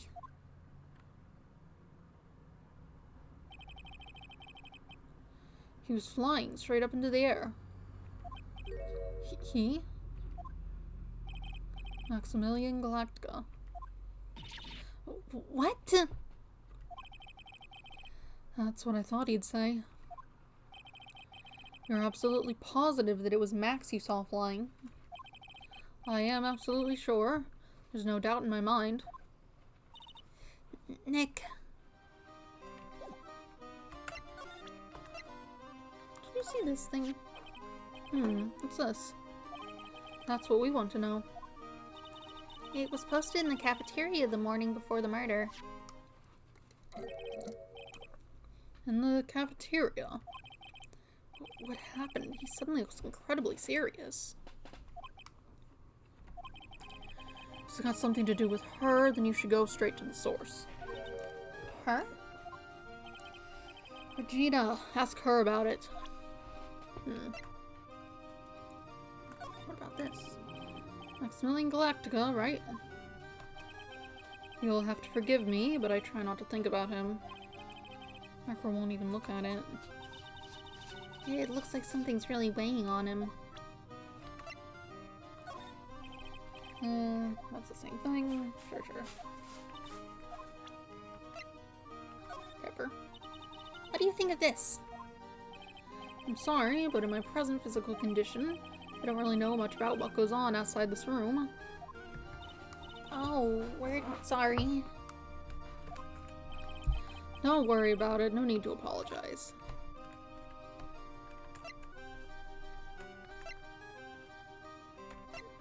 What is Monkey? Money is a great friend to me. That pile of treasure over there is his collection, huh? It is indeed. Money will bring anything back with him. Aw, that's so cute. Yeah, I'm not great with the ladies, but I seem to be pretty popular with the animals.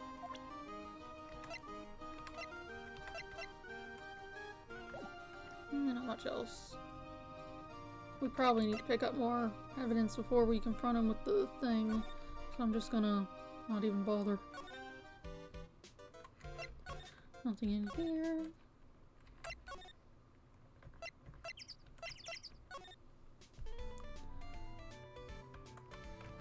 I don't have a new thing to show you.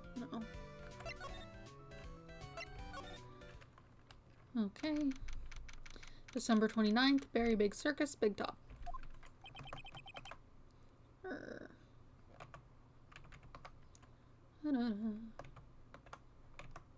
Just checking things over, making sure it all works well. I've got a bad feeling about this. Yeah, Nick! Wonderful! Today's special must be filet of phoenix. Stay here! Oh my Nick, it's you guys. I don't remember what voice I gave her. I don't think I settled on anything super great. I'm sorry. I guess I made a mistake. A mistake? Yeah, a little one. I was thinking of teaching whatever primate was out there a lesson. but I was expecting more of a monkey than a human. A monkey?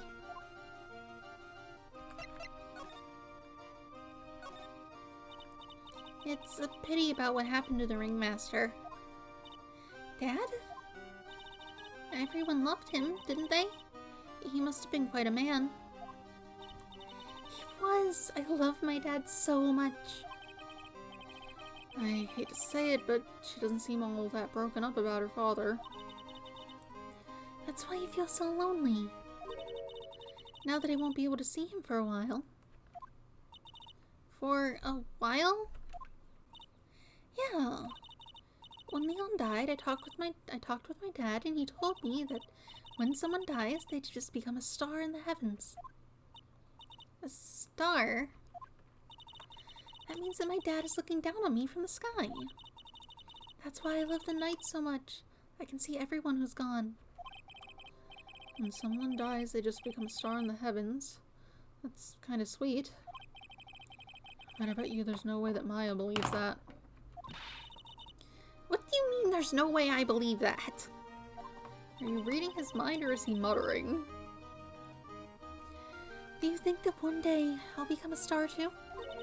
Of course. You really think so? Yeah, you will, I think. I've got a feeling that everyone is doing great up there in the sky. I wonder if everything's alright with Regina.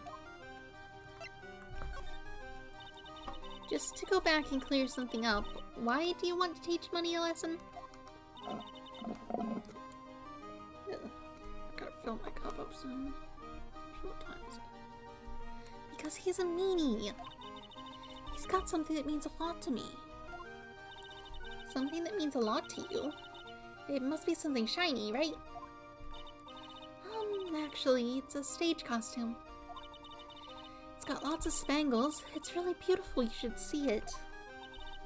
We should? When the costume gets hit by the spotlight, it dazzles. Hey, Mr. Attorney. Huh? If you saw that monkey, you'd get my costume back for me, wouldn't you? It's really important to me. Leave it up to us. Leave it all up to us. Guess there's no turning down that request. Hey, you're really gonna do it? Okay. First off, there's no denying it. Max is cool.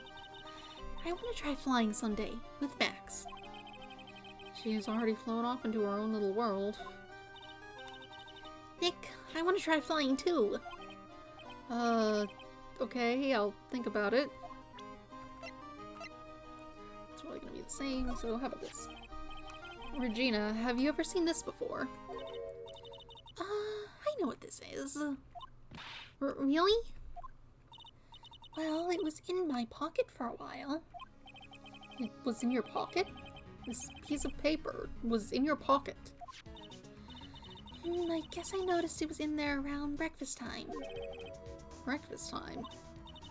Yeah, I always take Macro's breakfast in the morning. That's when I also take out the trash in his room. Then I'd go to the cafeteria and eat my own breakfast. That's when you realize the piece of paper was in your pocket? Yep, but since I'm not a murderer, I just figured it belonged in someone else's pocket. And then what? I wondered if the person who lost it was in trouble, so... You didn't put it on the bulletin board in the cafeteria, did you? I did. I stuck it up there. How did you know? So it was Regina who put it up there. When did this happen? The morning of the murder, I think. That explains a lot. I wonder who wrote this. Note updated in the court record found in Regina's pocket on the morning of the crime. I mean, it kind of sounds like, Acro did. Nothing else to say about it.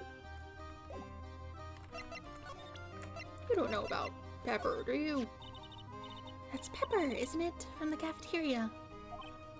Uh-huh, it's from the cafeteria. It's not? I remember seeing it there. So this was the cafeteria's pepper. You know, I'm not a big fan of pepper. Okay. What about this? What can you tell me? I'm not really good at figuring out hard things. Really? You too? You're such a good talker. I never expected Maya to make a new friend in a strange place like this. I suppose we'll head somewhere else and maybe run into a monkey. Nothing in here. Okay. December 29th, Big Top Cafeteria.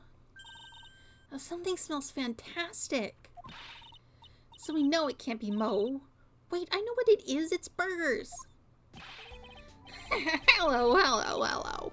Welcome to the Bistro de Cirque, aka the cafeteria. It smells so good in here. And those burgers look great. She's drooling like she's some sort of crazed burger monster. My burgers are the best. Juicy meat, toasted buns, special sauce. They are absolutely irresistible to anyone with a hankering for a burger. One bite will send you into hamburger heaven. I bet. I can tell by the smell. Whoa, I'm getting hungry too. Those burgers must have some kind of special power.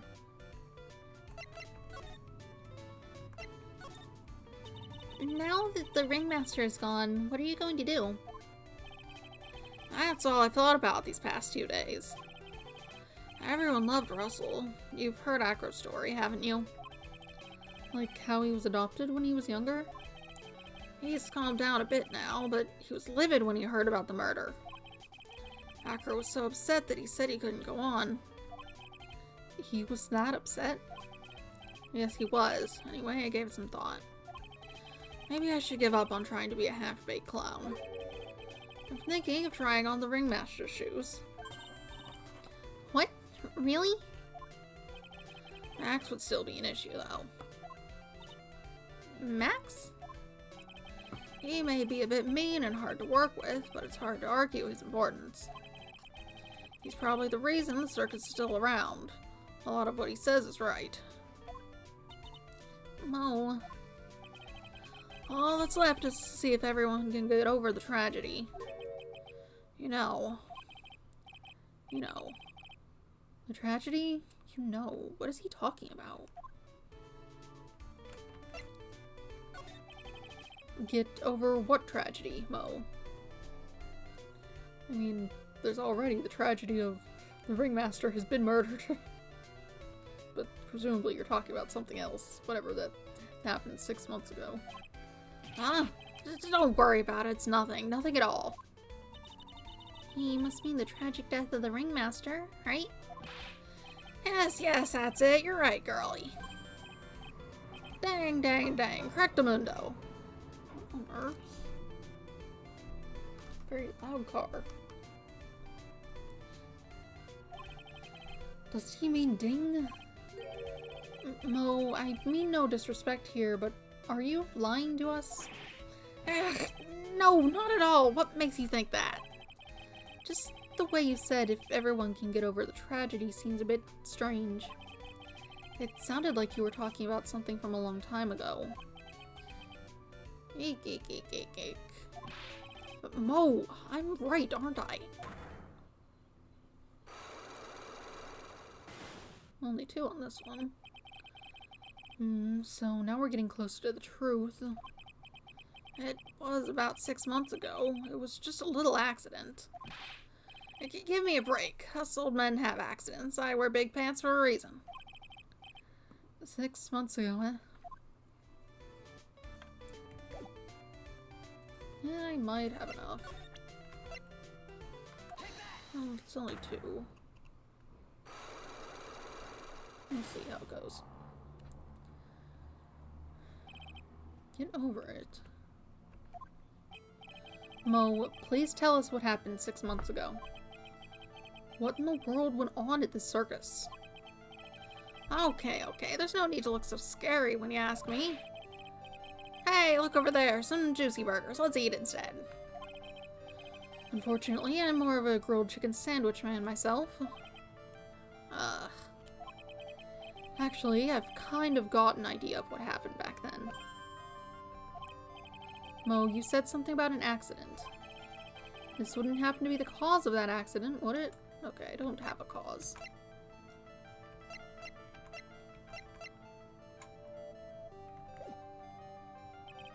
I don't think I have enough evidence yet. I should investigate and gather some more clues before I try again.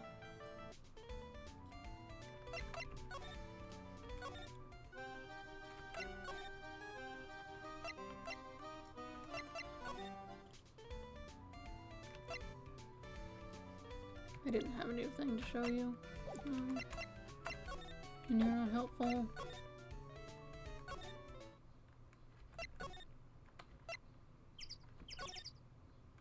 Oh, something here.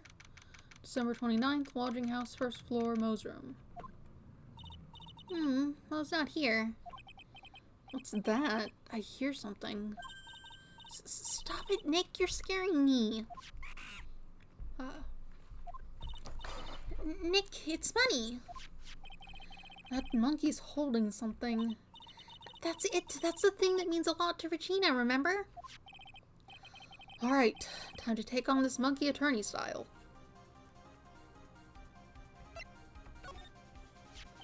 Stay, Money, stay. Hey, it's working. It sounded like he was confused at the end of that. Ooh. Stay out. Yikes. I knew that acting like Regina would do the trick. Nick, you. I swiped it while Money was distracted. Wow, you're really on the ball today, Nick. Let me see it. You can see it fine from where you are. You know what I mean. I really want to try on Regina's costume. Maybe then they'll take you into the circus and I can get some peace and quiet. What's the matter now? It doesn't fit me at all. Oh well, guess it's time for you to lay off the burgers. Not to mention, it doesn't look like something any girl I know would actually wear. Stage costume added to the court record. Oh, sparkling, what? Shiny spangled vest, not my size at all.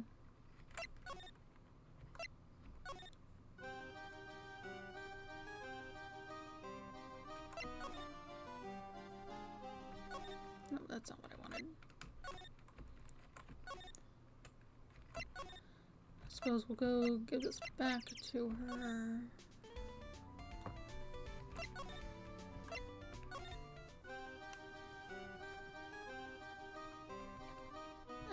You just...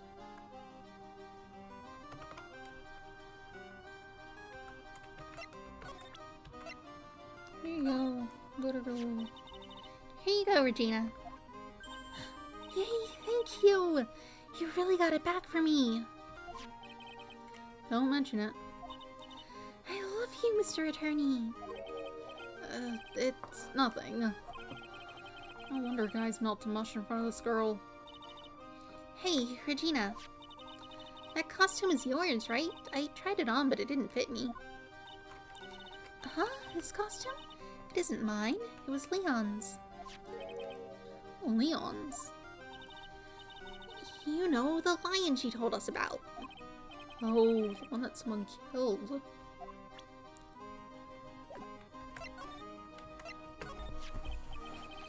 Leon. He was killed, wasn't he? That's right. My dad killed him.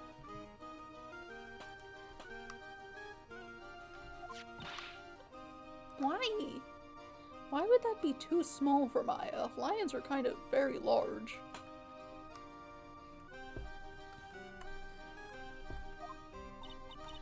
Well, Leon did something really bad during practice. During practice? Leon was sitting down, and then he opened his mouth. You know,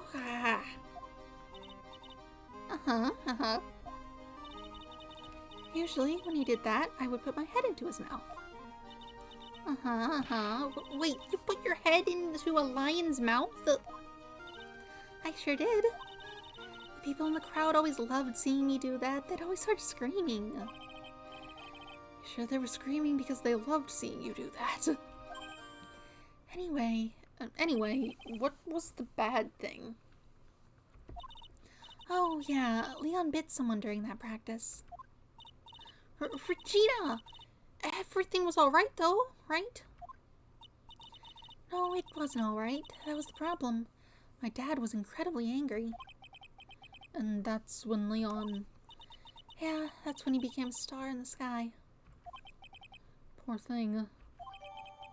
Leon added a court record.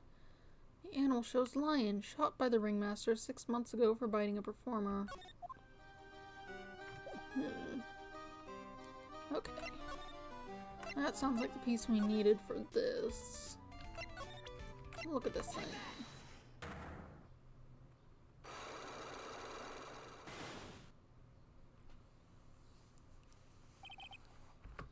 Get over it.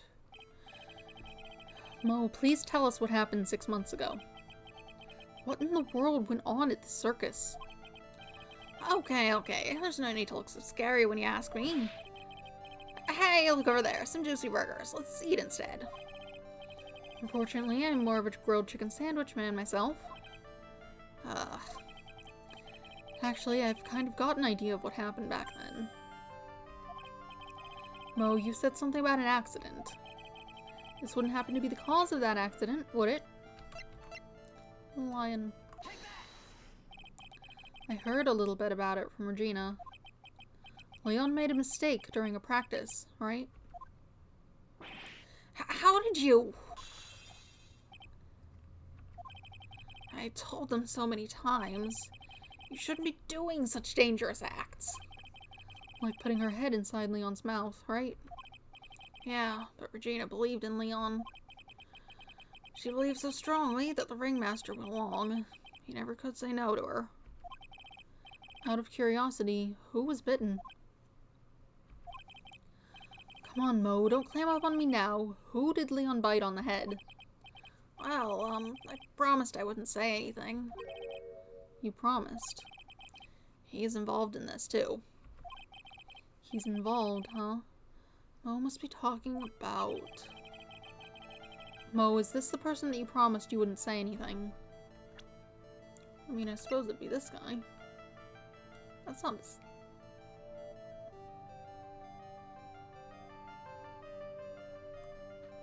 No one else has any sort of injuries, though. It must have been Acro, right? How'd you know? Don't worry about that, Mo. Getting to the bottom of this accident may help solve what happened to the ringmaster. No way. I need to know the truth about what happened to Russell. Please tell me what you know. I'm sorry, Acro.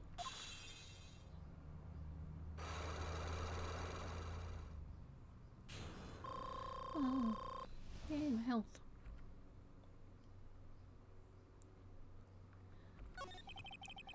It's just like you said, you know, the accident. Did someone die? No, but it would have probably been better if he had. What? How would that have been better? He's still alive, but when he got bit, he suffered massive brain damage. He'll never recover from the coma he's in. A coma? All he does now is lie in his bed at the hospital. And that's all he's ever going to be able to do. I see. How is he related to Acro? He's his brother. Uh-huh. The person who got bit was Acro's brother. Brother? They were an acrobat team of brothers. Acro and Bat. Cute nicknames, I thought. Anyway, they were an incredible team. Cut down together in their prime. Who is Acro's younger brother? Sean Dingling, but everyone always called him Bat. He fell in love with Regina. Trying to win her love was his downfall. Everyone seems to fall in love with Regina. 6 months ago, while we were practicing, all of a sudden, Bat blurts out, "Let me perform with Leon." Why'd he do that? I don't know, but that's what caused the accident.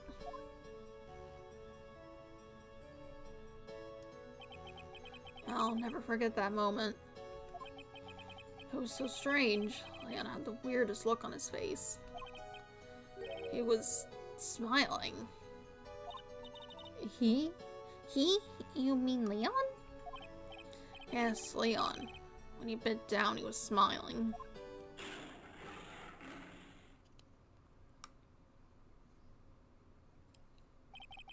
Some sick grin. No way, that's impossible. A smirking lion? A flying murderer? Why does it seem that it's always Mo who catches all of these incredible events? Nick, can lions smile? We never told the police about the incident. The circus would have been shut down if we had. The next day, the ringmaster took Leon out and shot him with a rifle. So that's what really happened. Well, you guys were so serious. What was I supposed to do? I had to tell you. But all this truthfulness has put me in the mood for a burger. Here, you do have some pepper. And there he goes again, acting like his normal crazy self.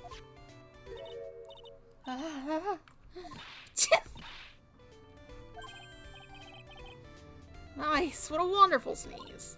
Huh? You think so? You sneeze with pepper and slip on a banana peel? That's basic clownsmanship.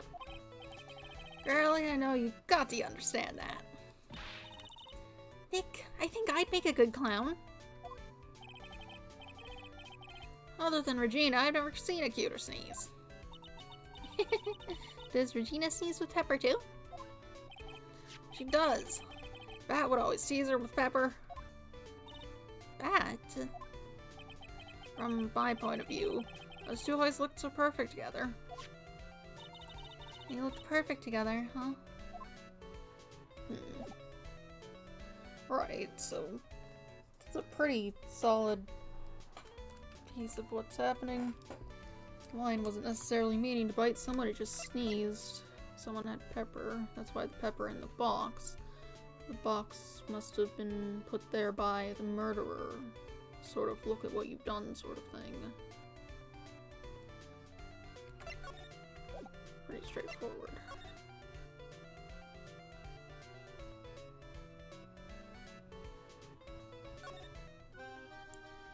Let's see.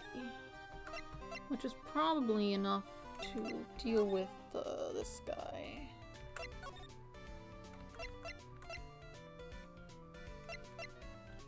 He's in here. The worst traveling function in the world. Ah, Mr. Wright. Mr. Wright, back again, I see. Well, he did say I'll be back. Wait, or was that someone else? We're back because Acro's hiding why his legs were injured. He was hurt in the accident 6 months ago. It would seem that he knows that we know. Very well, it seems like you've got things you want to talk about, so fire away. Let's see. First off, though.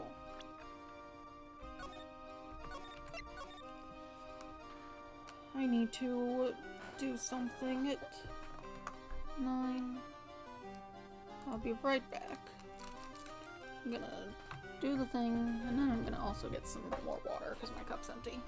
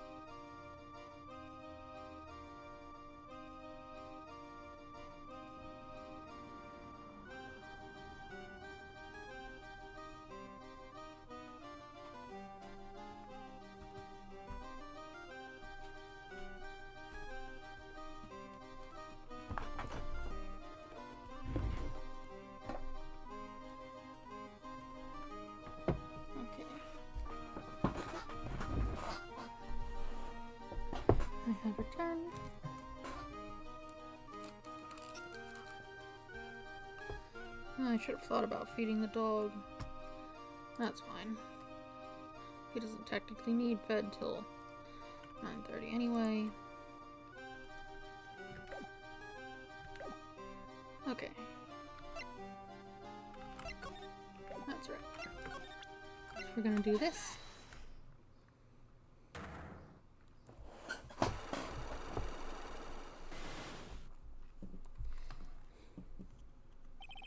About the wheelchair. I have to ask you, how were you injured? I'm sorry, I thought we talked about this. It was an accident that happened during practice. An accident during practice. Yes, unfortunately, acrobats are prone to all sorts of injuries. He's lying. If that were the real cause, he'd have no reason to keep it secret. Acro, are you really telling me that a practice accident was the cause of your injury? What? I want you to point out the incident in what way?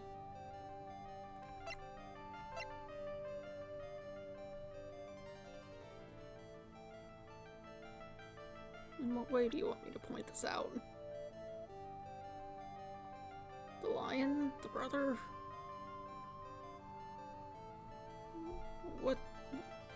What an odd way to phrase your question that I meant to answer.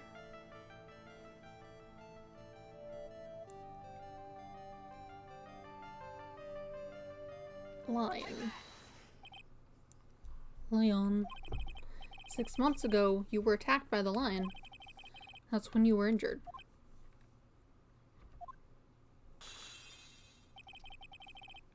I know I'm on the right track. I just need to keep going. We're saying that I was attacked by a lion. That's what I'm saying. I'm sorry, Mr. Wright, but I'm an acrobat. I'm no animal tamer. If a lion was coming at me, I'd be running for the exit. Okay, maybe attacked is not the best word to be using. So let me rephrase that as battled the lion. You seem to enjoy telling jokes. Why would I decide to battle a lion? Because you had to fight it. You had to fight it to save someone. Okay. Oh. But it was a shame what happened to your brother 6 months ago. You tried to save him, didn't you? And that's how you got that terrible injury.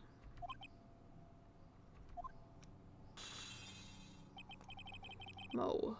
He must have told you. Yes, we learned about that from Mo. But he didn't mention anything about you in regards to the accident. I suppose it was just a slip of the tongue on his part. That's how I figured it out.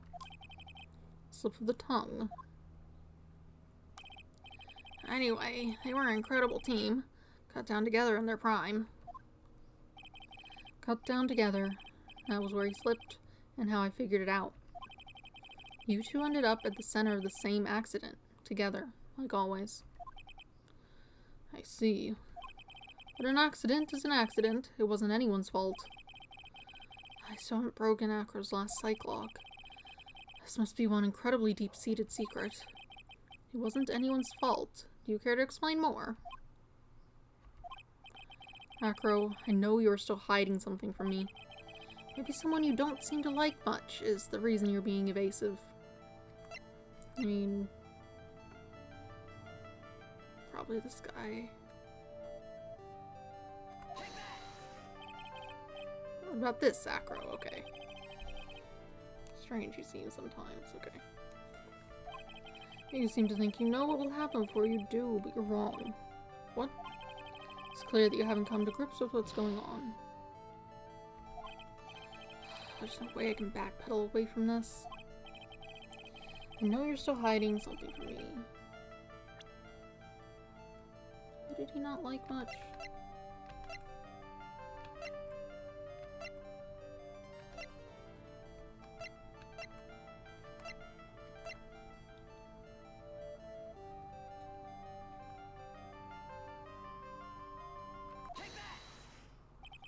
Regina. You always seem calm and collected until you start talking about her. Saying things like she's cruel. Well done, Mr. Attorney. You've got quite the set of eagle eyes. You know, her tiger tried to attack me. Regent tried to attack you. Twice. He wasn't serious, I'm sure. You're not trying to insinuate that I believe she spurred on Leon to attack Bat, are you? Leon was never taught a command to attack people. Regina isn't capable of doing anything like that. Besides, Regina had no reason to want to hurt my little brother. Regina and Bat were such good friends back then.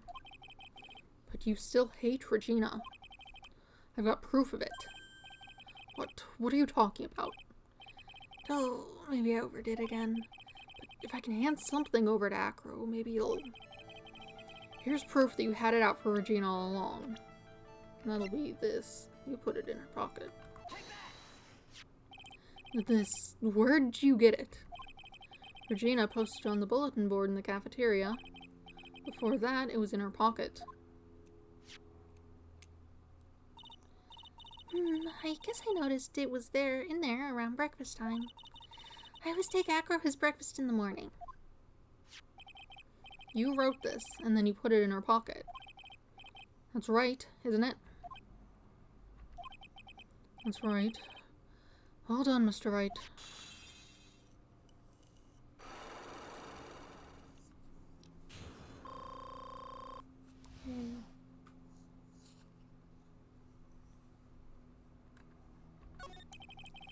My legs were injured by Leon 6 months ago.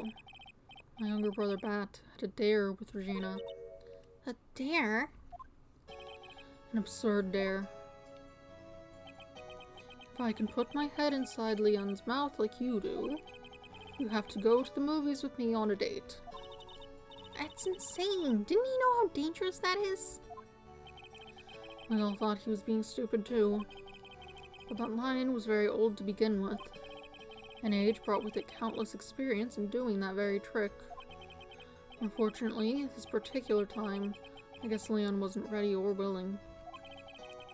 And that's when the accident happened. He just wanted to take her out to the movies. Poor Bat.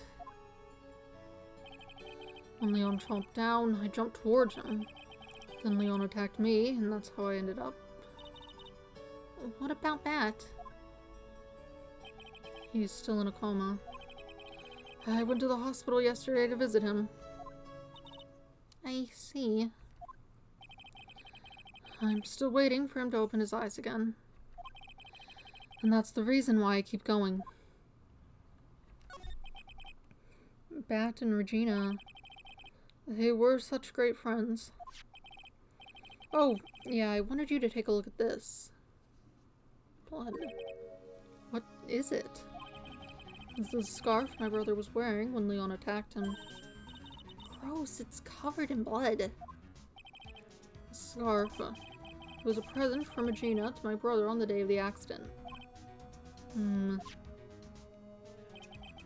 he did it, he looked like he was smiling. He? Leon, obviously. Oh! When he bit down on Bat's head, the expression on Leon's face looked like a grin. Nick! I know. Mo said the same thing. What do you think it all means? Probably. I'll be taking that scarf if you don't mind. Mrs. Von Karma? I've already heard everything, so hand over the scarf. But the scarf is evidence in the trial. That is for me to decide. I think we should begin our preparations now, Acro. Preparations? I've served a summons to Acro to appear in court as tomorrow as a witness. Acro will talk more at the prosecutor's office. Acro, a witness? Come, Acro, let's go to the office. Yes, ma'am. Now what do we do, Nick?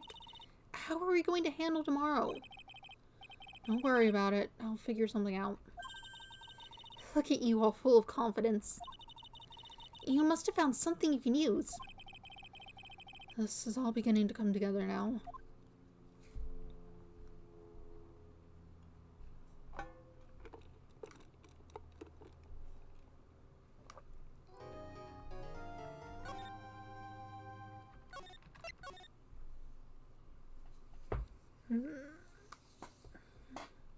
Now we'll start up the trial, I suppose.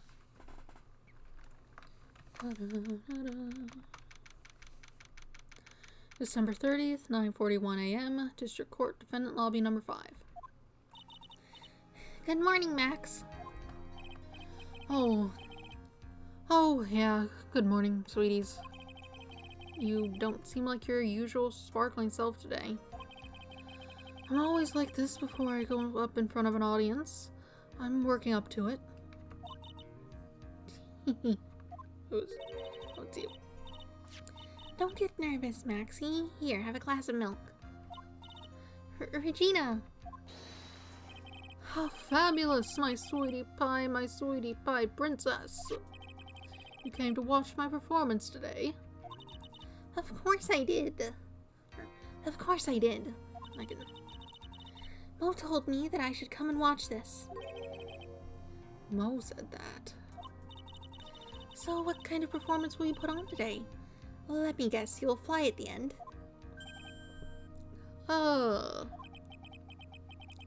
It's not that kind of show, isn't that right, my sweeties? Uh-huh. I think my sweetie pie princess doesn't... Yeah, she doesn't seem to realize what's going on, or even where she is. Well, Max, it looks like it's time to raise the curtain.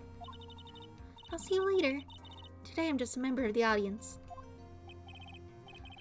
Fabulous! Enjoy yourself out there. Good luck, Max. You're the best. Regina's different, don't you think, Nick? Top of the morning to ya. Hey, everybody, let's get ready to get stuck in legal limbo. How low can you go? Mo... Top of the morning to ya, Governor. Top of morning. That's the ticket. Attacking the day starts with energy in the morning. The early bird gets the worm, but then again, worms lack higher brain function. Here, Max, I brought you a present. Have some milk. Again? Oh, my. Thanks. So how are you today, Wright? Well, I've got the feeling that today I'm going to face off against the real culprit. You mean Acro? Uh-huh. You think he did it? Be careful. He's used to putting his life on the line, literally. He's got guts to spare. If all I've got to worry about is how thin the tightrope is, I'm used to it already. It just means I won't be able to press him like I can other witnesses. What are you going to do then, Nick? I guess today we'll just have to do without our usual psychological warfare. Today we rely on evidence. It's the only way we'll get past Acro and to the truth. You're right, but it's gonna be tough. Anyways, I want you to make sure Regina sees it all today. It's important.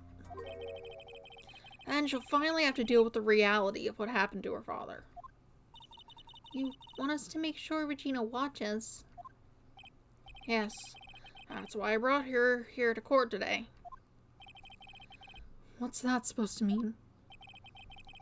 She needs to know that when people die, they don't just become stars.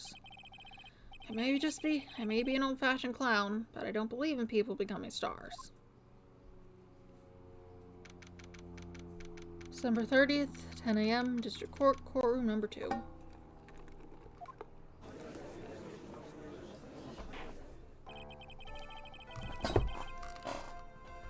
I don't see what the issue is. It doesn't seem to be, like, causing a problem. Hello? Oops. Hope that didn't sound weird when I moved that. Ooh. I wanted to make sure that was still functioning. I didn't see the light. I got like a hat over the microphone to muffle it. It sounds better when I have that, but... Court is now in session for the trial of Maximilian Galactica. The prosecution is ready, Your Honor. The defense is ready, Your Honor. Very well. Miss Von Karma, you may proceed with your case. The prosecution would like to revise its previous theory of events. What's the meaning of this? We have discovered a new witness, or shall I say a new eyewitness. One that saw Maximilian Galactica fly off from the scene of the crime. Order, order. I had a feeling something like this would come up. Due to this revision, we are now prepared to explain how the defendant flew that night. An explanation the prosecution will present if the need so arises. In fact, my detective stayed up all night creating a mock-up of the scene on my orders. Poor gumshoe. Very well. Please call your witness to the stand. Time to get to work. Or shall I say, time to walk the courtroom tightrope. What kind of bird is that? Why do you just have birds in here? Name and occupation. Ken Dingling, but everyone calls me Acro. I'm employed as an acrobat at the Berry Big Circus. Where were you the night of the crime? I was in my room that night. If you look at the map, you will see the witness's room is near the crime scene. My room's on the 3rd floor. The crime scene is below my window. The night of the crime, the witness saw something quite shocking. Would you tell us what you witnessed? Okay. What I witnessed. It was just after 10 p.m., and I was resting in my bed. Around that time, I heard a large thump noise from outside the window.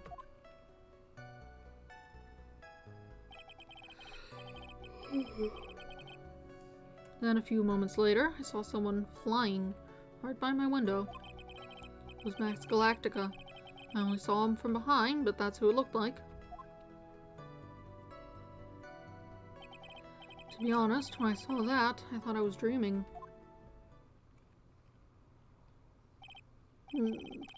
This witness's testimony matches up exactly with that of the clown. If that's the case, then there's very little the prosecution need add. All that's left is to explain how the defendant disappeared into the sky that night. Before we get that far, I'd like to cross-examine the witness. A foolish choice by a foolish fool who wishes to feel the foolish sadness of a sad fool. Do you have, like, other words? A man must know the proper timing for things, Mr. Phoenix Wright. Just like your old friend, Mr. Miles Edgeworth did. Mr. Wright, do you have a problem with the witness's testimony? In the words of Miss Von Karma, may I quote yesterday's proceedings? There's no way that actually happened. Very well, you may proceed with your cross-examination. What I witnessed. It's just after 10 p.m. I was resting in my bed. Oops. Around that time, I heard a large thump noise outside the window. A few moments later...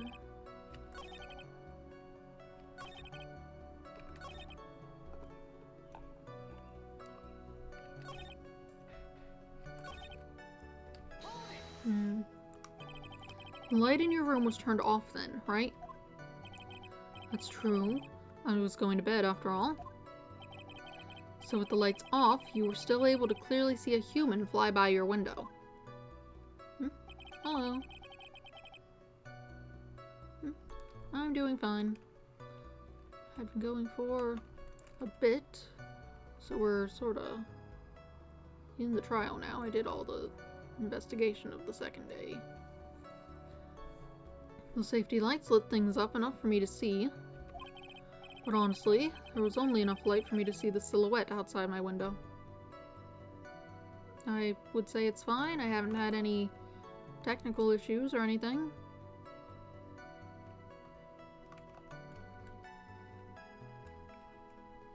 I think you're the first person to show up, but that's fine. At least the first one to say anything.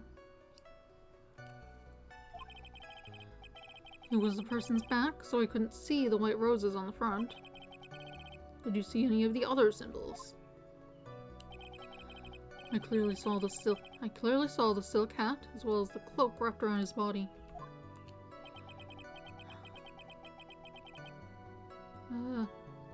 Okay, thanks. I'm convinced that person I saw was Max Galactica.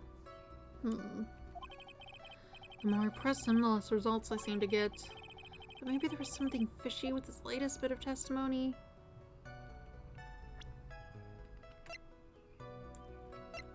Like, today, right now, or in general? Today, right now, I can just look on here.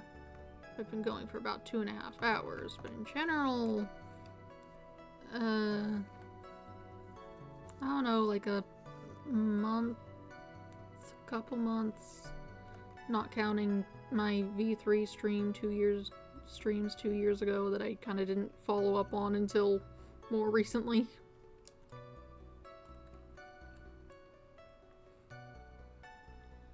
Is there something fishy with that testimony? Let's see.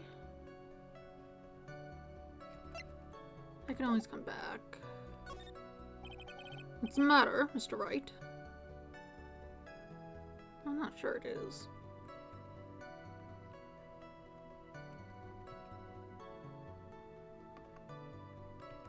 I mean, I am doing it consistently every Monday, Wednesday, and Friday, generally around the same time and at 7.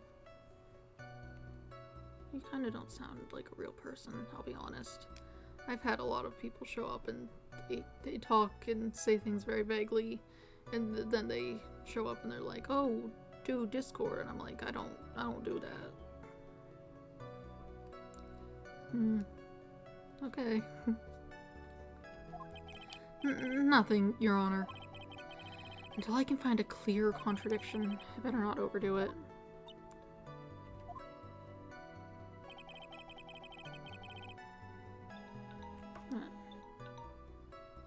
Deal with that in a second. Don't know what you mean by attractions. Games other than Phoenix Wright would probably be helpful. I just haven't thought of anything specific. I was thinking maybe a Mario ROM hack, if those don't get annihilated by Nintendo when you try to stream them. I don't know how that goes. I'd have to look into it.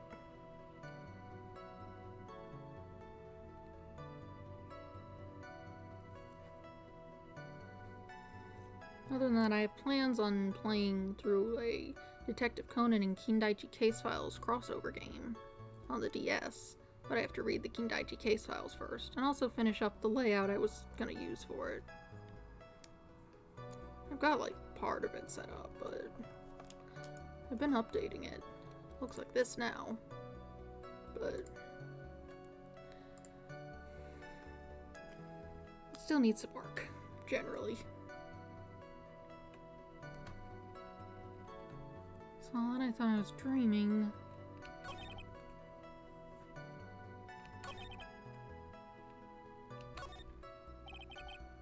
Why does it do that space there? Guess just to let the birds move, maybe. Large thump noise outside the window. That checks out. Someone flying.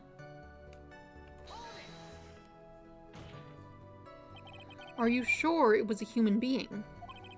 It could have been a mannequin, or perhaps a large action figure. Well, setting aside the possibility of a mannequin, an action figure is plausible. You have no need to mince words with Mr. Phoenix Wright. Testify to the truth and only the truth, just as if it were there with you that night. I believe it was a human. Hale might just strengthen his testimony. Wonder if Akra's statements jives with the facts. I mean, we do have this. This is very clearly what the actual thing that was being seen is. It checks out with everything. But I'm not really sure what to do with that.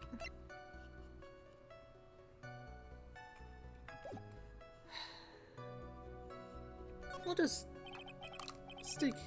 keep saying it's fine until I can find something specific and definitive. What's the matter, Mr. Wright? Nothing, Your Honor. Until I can find a clear contradiction, I should tread lightly.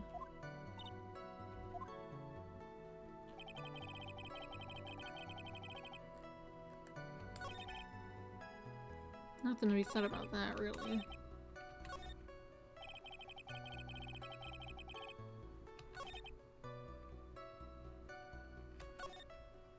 Every time.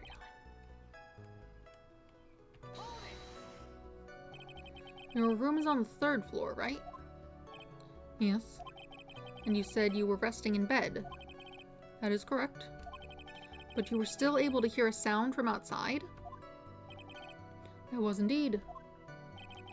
Pressing Akro doesn't seem to get results.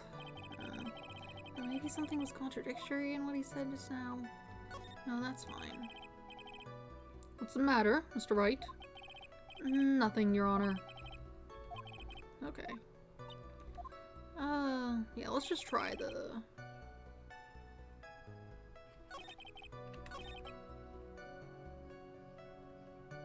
I mean, you can say something, but it kind of sounds like you're maybe not entirely a real person. I'm willing to see what you have to say, but...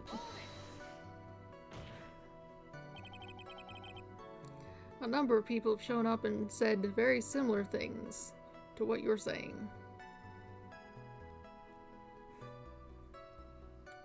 Are you sure it was a human being? It could have been a mannequin, or perhaps a large action figure. Well, setting aside the possibility of a mannequin, an action figure is plausible. You have no need to mince words with Mr. Phoenix Wright. Testify to the truth and only the truth. Just as if it were there with you last night. Okay. I'll do it in a minute. I'm busy. I believe it was a human. Damn, I should strengthen his testimony. Here. There is a huge contradiction with the testimony that was just given. If there is a contradiction, then prove it with evidence. She's right. Let's see some evidence. Do you have any evidence to support your claim of a contradiction? Look at this bust. What in the world is this? Ow! You just don't get it, do you, Mr. Phoenix Wright? What don't I get? You're not going to be able to get through this one with your usual bluff routine. Your client looks to be ready to take off once again. Straight towards a guilty verdict. You were bluffing? I will not forgive any more mockeries made of this court. Oops. Witness, would you mind repeating your testimony? Certainly. It didn't take any of my health. Interesting.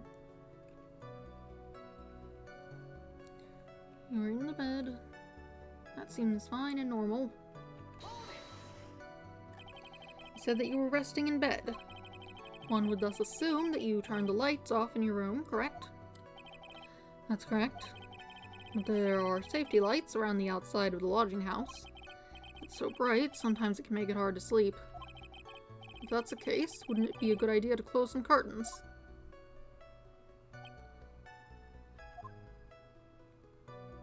Bird. I never really thought of that. Guess if that means I'm off to buy some curtains. Sometimes I do make myself useful in these chambers. Ow! The witness will proceed with his testimony. You heard a sound. You saw a thing.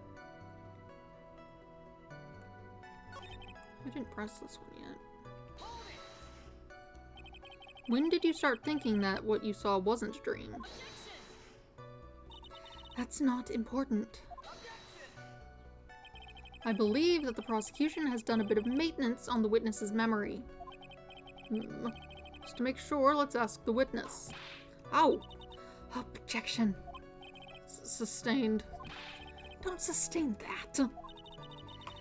Akram must be lying about what he saw, right? Of course he is. Now the challenge will be to expose his lies in court. Well, put the pedal to the metal, Nick.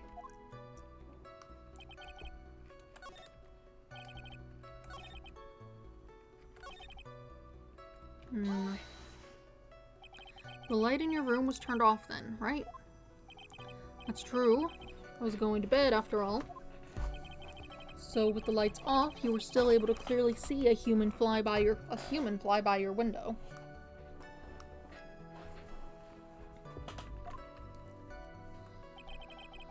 The safety light lit things up enough for me to see. But honestly, there was only enough light for me to see the silhouette outside my window. It was the person's back, so I couldn't see the white roses on the front. Did you see any of the other symbols? I clearly saw the silk hat, as well as the cloak wrapped around his body. I'm convinced that the person I saw was Max Galactica. The more I press him, the less results I seem to get. But maybe there was something fishy with his latest bit of testimony. There is a huge contradiction with the testimony that was just given. If there's a contradiction, then prove it with evidence. She's right. Let's see some evidence. Do you have any evidence to support your claim of a contradiction? See this now? This one? This... What in the world is this? Ow! You don't get it. Okay, it's the same... thing.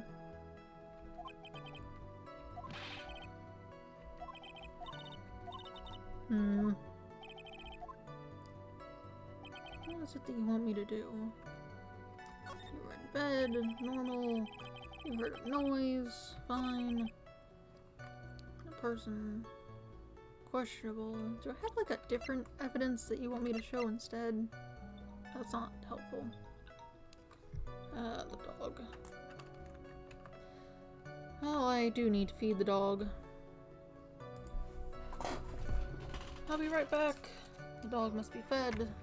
Also the cats, now that I think about it. I will be back.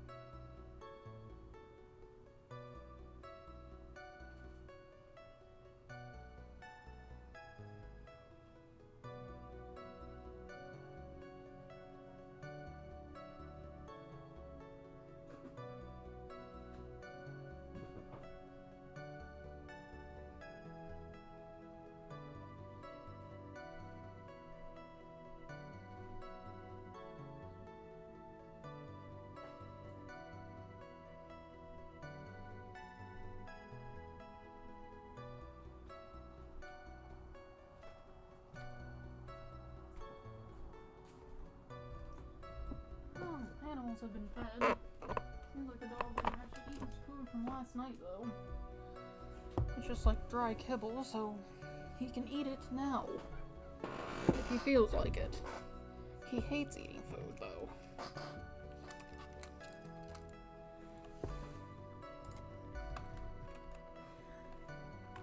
Oh well. Let's see.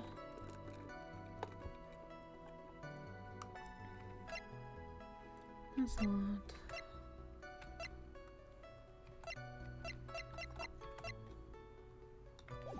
What's it like want from me?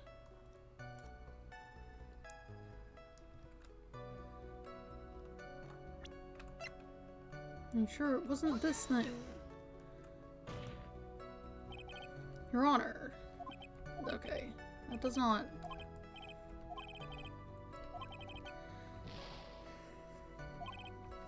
Okay. What do you want?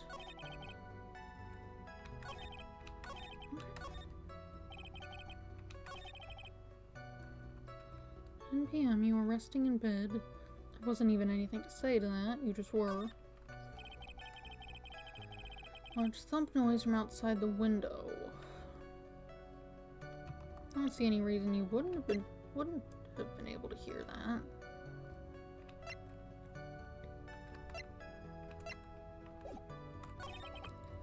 Saw someone flying right by the window.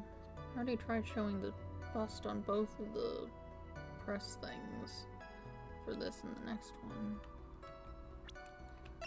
Let's see. It wouldn't be this, would it? There's no reason for it.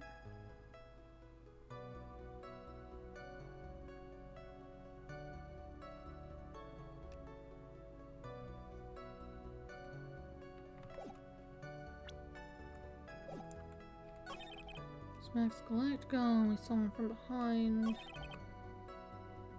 am I? Akram must be lying about what he saw, right? Of course he is. Now the challenge will be to expose his lies in court. Well, put the pedal to the metal, Nick. That doesn't help. And that was just, oh, I should get curtains, blah, blah, whatever, who cares. You heard a noise. There's no reason you wouldn't have been able to hear a noise. I'm sure it was, like, a little far away, but it wasn't that bad, especially without curtains.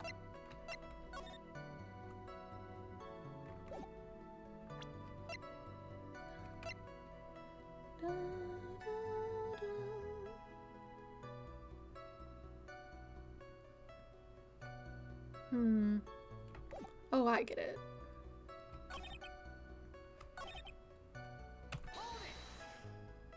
Let me see. Light in your room was turned off then, right? It's true. You're going to bed.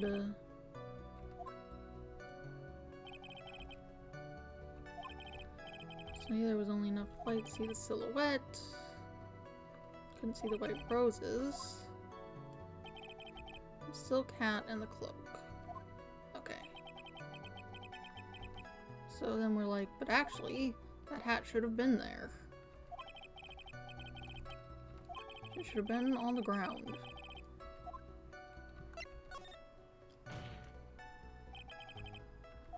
Huge contradiction. Prove it. Look at this hat. You claim to have seen the exact same thing Mo saw that night. Do you stand by that? What do you mean? The silk hat. What about the silk hat? I saw it on Max's head as he flew by my window. Well, you should have tried looking down out of your window that night. That would have been quite difficult considering the state I'm in. Just looking outside of the window was a tough enough challenge for me. That's a shame, because you would have noticed the silk hat found on the scene. That's the ringmaster's hat, right? No. Afraid not. No matter how you look at it, this is Max's silk hat. Where are you going with this, Mr. Wright? Are you saying that Max has 2 silk hats? No, this is a handmade, one-of-a-kind model made only for Maximilian Galactica. Which means, Hakro, that you've been fibbing on the stand. Order! Order! As always, it looks like someone just had to open their mouth before thinking. Are you okay, Nick? Well, I opened my big mouth and now I have to back it up. How about it, Mr. Wright? What would cause this witness to commit perjury in court today?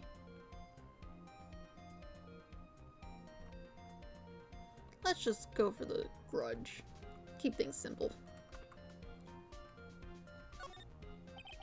Perhaps it is because Acro has a grudge against the defendant, which is why he's trying to frame Max.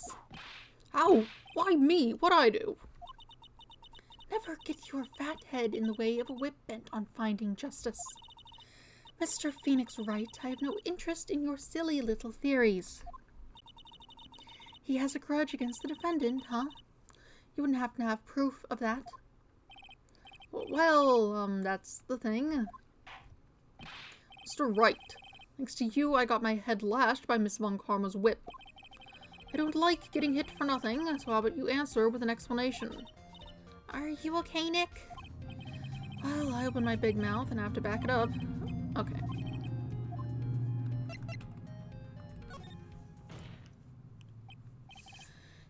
Your Honor, on this occasion, the defense accuses Acro himself. On this occasion? Accuses Acro?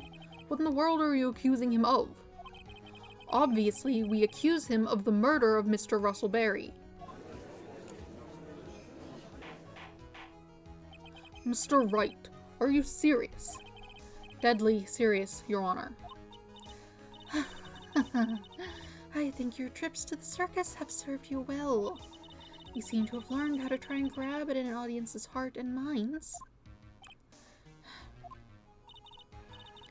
Your Honor, don't allow yourself to be swayed by theatrics.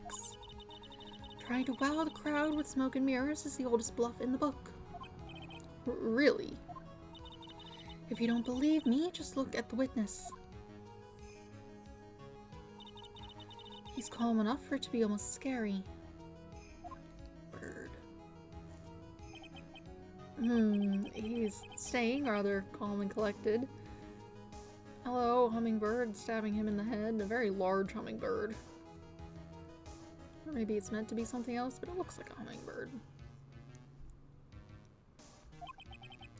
Mr. Dingling, do you have any response to the defense's accusation? I don't really need to say a thing, do I? What do you mean? Everyone, take a good look at me. I can't even stand up by myself, let alone leave the lodging house. That's true. I understand that Mr. Wright is just trying to help his client. But to do this by accusing me of a murder of all things. See? Even a sliver of common sense makes it clear the accusation is ludicrous. She's right. Way to pick on the disabled, you heartless, cruel man. See that, Mr. Phoenix Wright? If you're trying to drum up support from the peanut gallery, that's how you do it. I think that's enough of this little game. I've got a doctor's note to confirm that Acro is unable to stand under his own power. Maybe the defense is planning on making a claim to counter this as well? I can hear the defense now. Acro had an accomplice. What do you think? What do you say about this, Mr. Wright? Did Acro have an accomplice? No, he just, like, had some ropes. Now then, this must be the name. This must be when we get to hear the name of the mystery accomplice. Not this time, Von Karma. What? You're not going to sucker me into this one. What are you blabbering about, Mr. Wright? There was no accomplice. Acro planned and committed this murder all by himself. Order! Order! What are you getting at? Way to keep them on their toes, Nick. Now I'm going to have to prove how it all fits together. I have to show how Acro murdered Russell Berry. Can you do it, Nick? Can you really do that? I know what I can't do. I can't stop now. If I stop attacking, I'm doomed. All right, then let's do it. Mr. Phoenix Wright. If this witness is the killer, then his eyewitness account is all lies, right? Mr. Wright, I'd like you to clear something up for me. When the crime was committed, exactly where was Mr. Dingling? I'd say he was in there. Maybe on his roof. He was obviously here the entire time. That's Acro's room. Pretty simple, huh? Acro wasn't able to leave the lodging house by himself. In that case, there can be only one correct answer. Acro didn't leave his room to kill the ringmaster. What? Are you nuts? What say you, Mr. Dingling?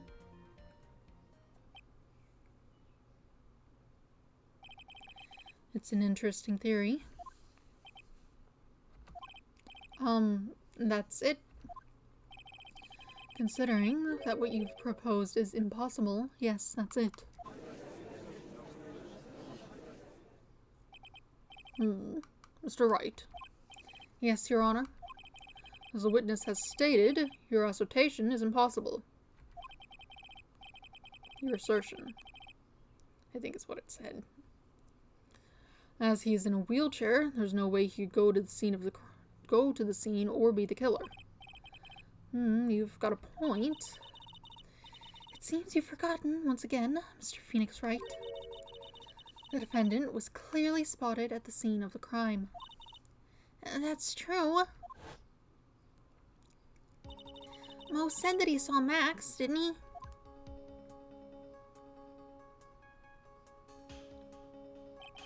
But, Maya, it's still impossible for humans to fly. Do you mind if I ask a question, Mr. Wright? What is it? I understand some of your logic. However, how do you think that I killed him? If I can't leave my room, I obviously couldn't wear Max's costume. How did he do it? That's the next course of this legal buffet. Be careful, Nick. If you mess up here... She's right. I can't mess up here. I've got to give this one some serious thought. I'm sure that Acro killed the ringmaster, and he did it while he was in his room. No doubt about it. Time to enlighten us as to how Mr. Dingling committed the crime, Mr. Wright. Just like in general? Evidence for what specifically? The weapon? The specific events? I need to have an evidence. Are you gonna ask about what part are you asking for? I have something. I'm going to present some evidence. So what did Mr. Dingling use to commit the crime of murder against Russell Berry? There we go. What's that? A picture? It is indeed. The problem is with the item that's shown in the picture. The bust. It's quite a large bust, and because it is life-size, it is also very, very heavy. Heavy. Heavy enough to guarantee a certain death. Especially if it was dropped from a third-story window.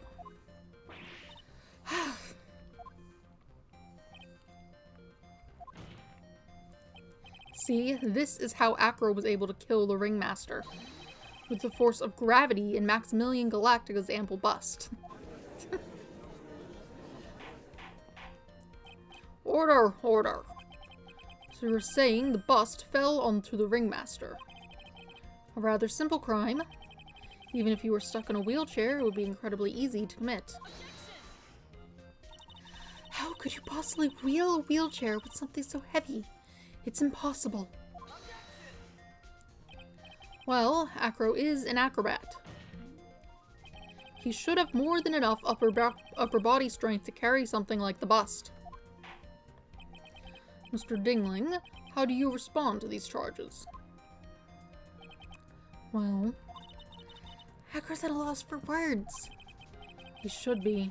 He knows that I'm getting close to the truth. Well, Acro, ow. I'd watch what I say if I were you, Mr. Phoenix Wright. What? Your Honor, the physical health of the witnesses is material to this case. I demand that we get proper testimony from the witness himself. Testimony, you say? On Karma. She's just using this testimony as a ruse. That's not how. Rouse. Hold on.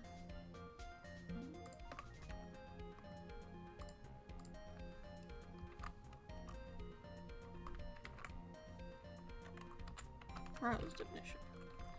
Bring out of sleep, awaken.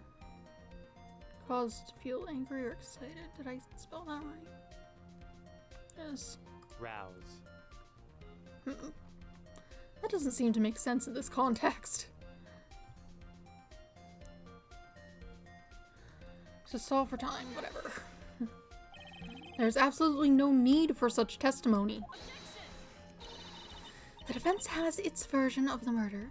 The prosecution has the right to respond. The defense's objection is overruled. Why can't he see things my way once in a while?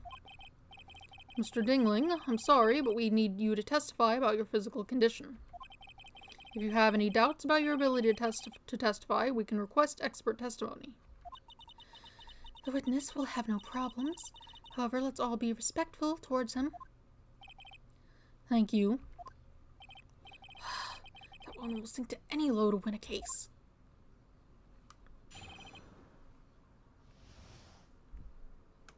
Acro's physical state. I suppose I could have lifted something the size of that bust. I have a strong upper body from working as an acrobat, and only my legs were injured. However, lifting the bust and looking out the window would have been impossible. There's no way I could have exerted that kind of force on my lower body. That makes it impossible for me to have known the location of the ringmaster's head. Plus, it would be unrealistic for me to drop the bust on him, don't you think? I have no doubts in regards to this witness's testimony. It was impossible for him to lift the bust and stick himself out far enough to look. Not to mention that he could not have known the location of the ringmaster's head. A single false step would lead to even more severe injuries. That's what I was thinking. What is your opinion on the matter, Mr. Wright? I'd still like to proceed with my cross-examination. He's simply stalling. It's shameful, really. I can't let her get to me. I've got to focus.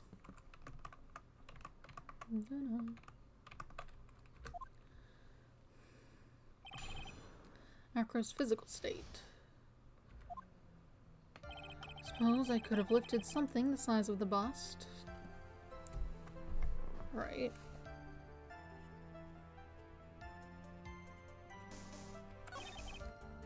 Strong strength.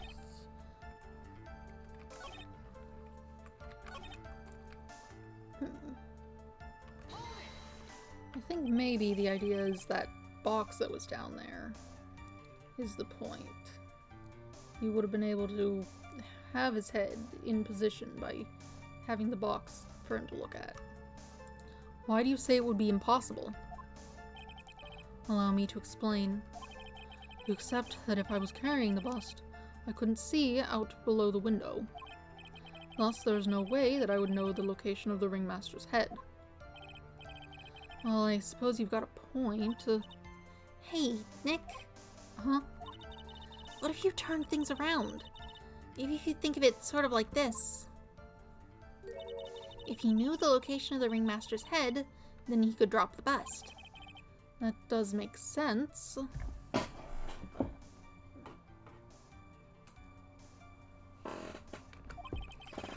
only I could prove somehow that Akira knew the location of the Ringmaster's head without looking down.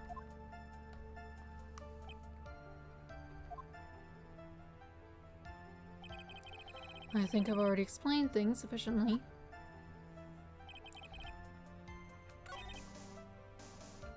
Right. But actually, you set this box.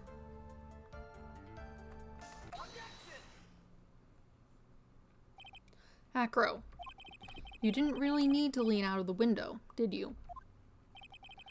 What are you driving at, Mr. Wright? You already knew ahead of time where the Ringmaster's head was going to be. Quite precisely, I may add.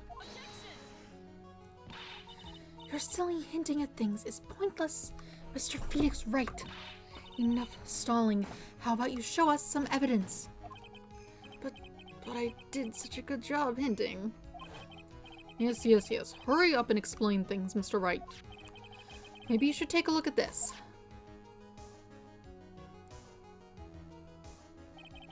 The key point here is the wooden box. The same wooden box that the victim was found hunched over. The same. The question is, who placed the wooden box here?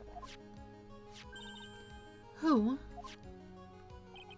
When Ben and company saw the Ringmaster, they didn't see him holding the box. Which means that this wooden box was already placed at the scene of the crime. I have to admit that your theory makes a lot of sense.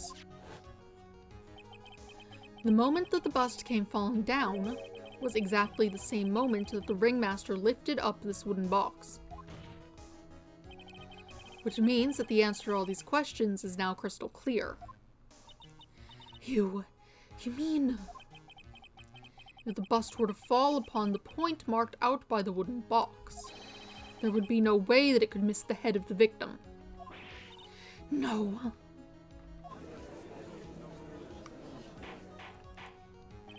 Order! Order! Order! This is unbelievable. Finally, some of these loose ends are starting to tie themselves up. Now I just gotta keep going. There's only one way to go from here. Forward. So the next question I have is who placed that wooden box at the scene? It was Mr. Dingling, of course. He connected it to a rope, and then all he had to do was lower it down. Ow! Allow me to whip some sense into you, Mr. Phoenix Wright. Ah! The Ringmaster's head could have been anywhere when he lifted the box. That's why the box was so specially made. Specially made? Indeed. It had the most peculiar feature. The box had a remarkable weight. Weight. According to the court record, it weighs 20 pounds. Just to lift up this wooden box would have required... Oh, I see. One would have to squat down, then lift it up with their body, wouldn't you say? That's exactly what I was trying to point out. The box is also very large. The box also has carrying handles on either side, doesn't it? That is correct. To lift up the box, you'd have to squat down. Which means that no matter who you are, your head would be in approximately the same place. Fool.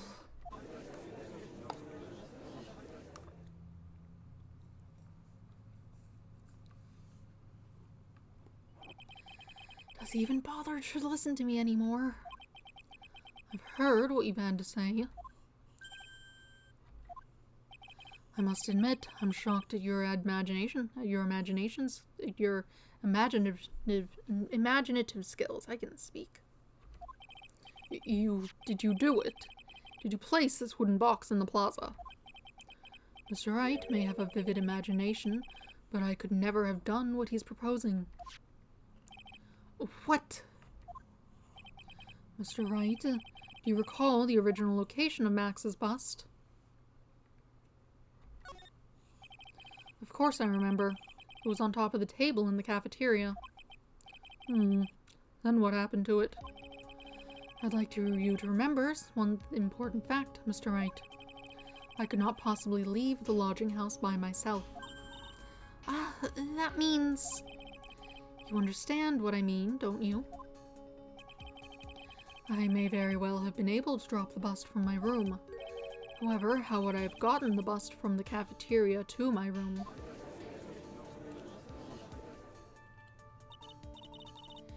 You see, Mr. Phoenix Wright, explain that.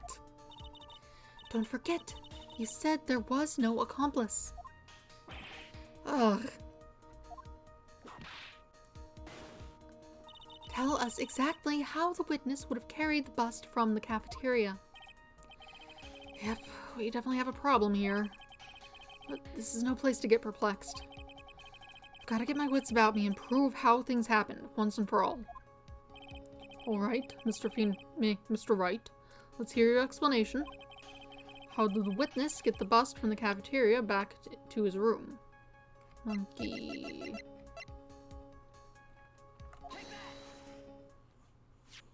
A monkey? Everyone knows money. He loves shiny objects of any size.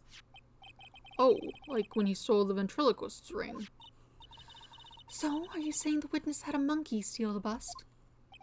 Of course he didn't order the monkey to steal it. The monkey stole it on his own, and then brought it back home. Home. Money lives in Acro's room. Acro's room? But the bust was bronze, wasn't it? Bronze isn't all that shiny. Maybe you should put the whip down sometimes and read the court record. My, those are some very nice cards he's holding. Yes, and they are made of platinum, which is very shiny. Hakro. Money is a strong monkey, right? It'd be easy for him to bring the bust back to your room. He had a whole big brass instrument of some sort. I didn't look at it hard enough to tell what type it was. If he wasn't able to handle that himself, I'd be on the market for a new roommate. Order! Order! I said order! Mrs. Von Karma. Where is the bust in question at this moment? I don't know. We're searching for it as we speak. This is a rather strange turn of events. But let's say that the monkey had not stolen the bus. What would have happened then? Well, in that event, something else would have been used as the murder weapon. Wait. Then you mean this bust was the murder weapon purely by accident? It's possible. Maybe Acro saw among Money's mountain of stolen goods and thought to use one of them. Anyways, I think we've more than proven one critical fact. Namely, that it was entirely possible that Acro was the murderer. Moron.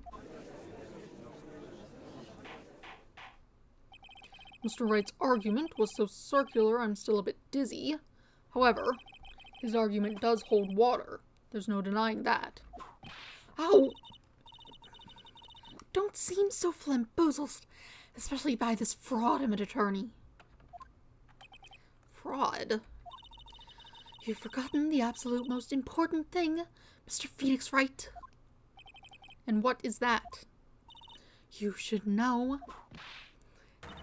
You forgot that your fraud of a magical client was spotted at the scene of the crime. Ugh. There was no reason to doubt the clown's testimony. That's true. How do you respond to that, Mr. Wright? Nick, don't let her beat you now. I won't. This is my chance to turn this trial around. When the murder occurred, there were two people at the scene of the crime. One was the victim, Russell Berry, and the other was the murderer himself. Answer this and only this, Mr. Phoenix Wright. Who was the murderer the clown saw? It was the bust. he saw Max's... Ow! I asked who was the other person Mo saw on the scene. The evidence has nothing to do with the question. Contraire, mon frère. I don't know. I don't know French. It does indeed have something to do with the question. Mo said that he saw Max's silhouette. But he did not actually see the man himself. It wasn't a human being he saw.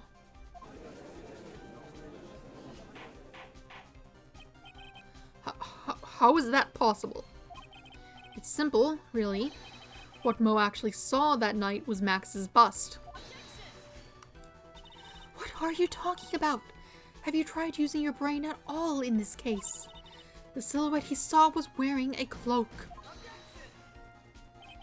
There's no reason why you couldn't attach the cloak to the bust. It would have been easy to hang one off the cards in the bust's hands. Idiot! Who in their right mind would put a cloak on a bust? It doesn't matter who put it on the bust. Just wait a minute now, Mr. Wright. Who put the cloak on the bust? That question is of the utmost importance to this case, don't you agree? He got me. So let's have it, Mr. Wright. Who put the cloak on the bust? It would have been him. Using it to frame him since it was available. I wonder, Mr. Phoenix Wright. Didn't the defendant wear this cloak the entire time he was at practice? Oh. So how did this person get a hold of the cloak? Well... Furthermore, how would this person have gotten the cloak onto the bust, I wonder? Because this person was not spotted at the scene. I'm sorry. The clown said it was a black cloak. The actual cloak is purple. It was just dark. You couldn't see the specifics. And she's so nice telling me I'm wrong, it hurts even more. Ow! Famous Von Karma carrot and whip approach. So let's have it. I guess it must have been... Oops. This guy then. He seemed to have been wearing it for whatever reason. Don't know why he put it on there though. Fool! Him? You were saying that it was the victim himself, Russell Berry. That's what I'm saying. The victim himself placed the cloak on the bust. Placed the cloak isn't really the right way of putting it. Then what would be the right way of putting it, Mr. Wright? Explain yourself. Nick, do you really have a handle on all of this? I'm fine, Maya. I'm finally putting all the pieces together. There's really only one picture I can paint, anyway. Alright. So you want to know what really happened that night? Let's step back in time. Acro used a rope to lower the wooden box onto the scene. Then he attached that rope to the bust, and dangled the bust out of his bedroom window directly above the wooden box. At the same time, the ringmaster told Max to wait in his room and went to the scene. Of course, at the time, the ringmaster was wearing Max's costume. Perhaps he didn't want anyone to recognize him that night. But just as he feared, he was spotted at the entrance of the lodging house by none other than a ventriloquist and his puppet, Ben and Trilo. When the ringmaster arrived at the scene, he bent over to lift the wooden box. And that's when Acro took his chance and released the rope. Now this is when the magic happens. At the very instant that the bust hit the victim,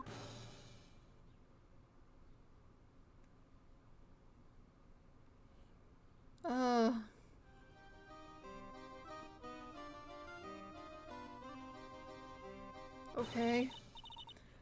You wait just a second there, Mr. Phoenix Wright. As much as you try, as much as you scheme, this just isn't true. It can't be. It's still a little early to be getting so upset, Miss Von Karma. This circus isn't over yet. What?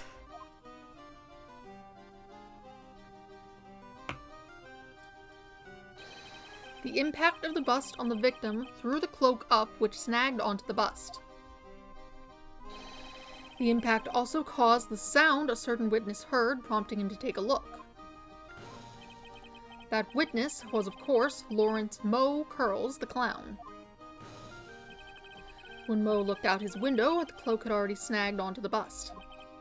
Now, having completed the crime, Acro naturally went about pulling up the murder weapon. Of course, he had no idea that Moe saw the bust being raised with the cloak dangling on it. Primarily because, in his wheelchair, he couldn't see out his window. So he just kept pulling the bust up.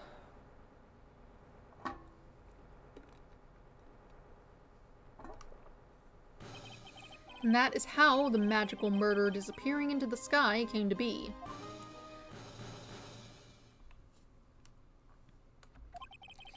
So you see, the only person who could have pulled this off is the one person who was able to drop the murder weapon from above the crime scene. Acro, it could only have been you.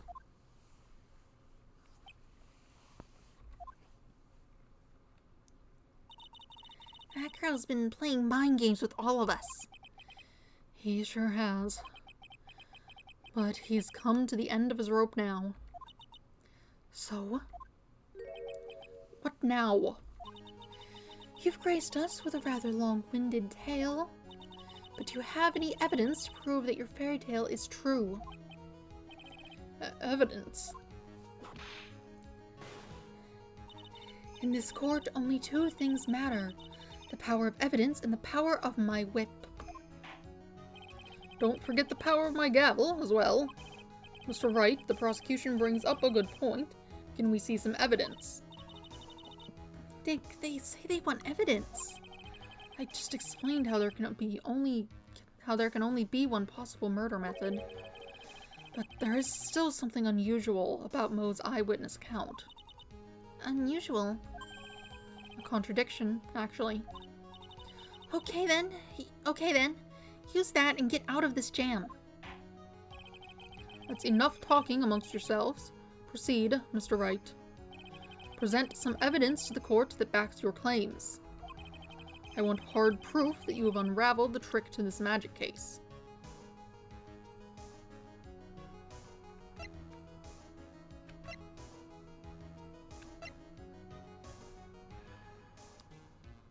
Something about his statement.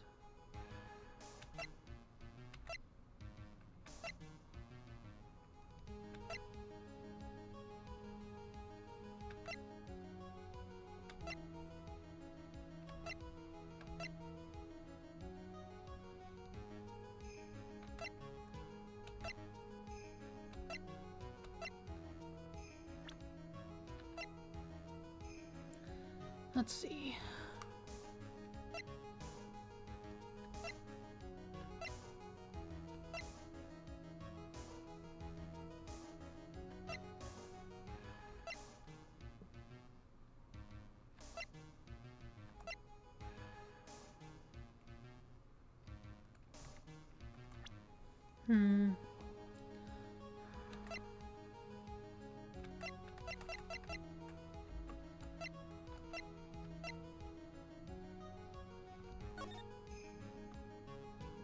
Doesn't really help. You haven't forgotten what happened 6 months ago, have you? I have conclusive evidence of what took place. Ah.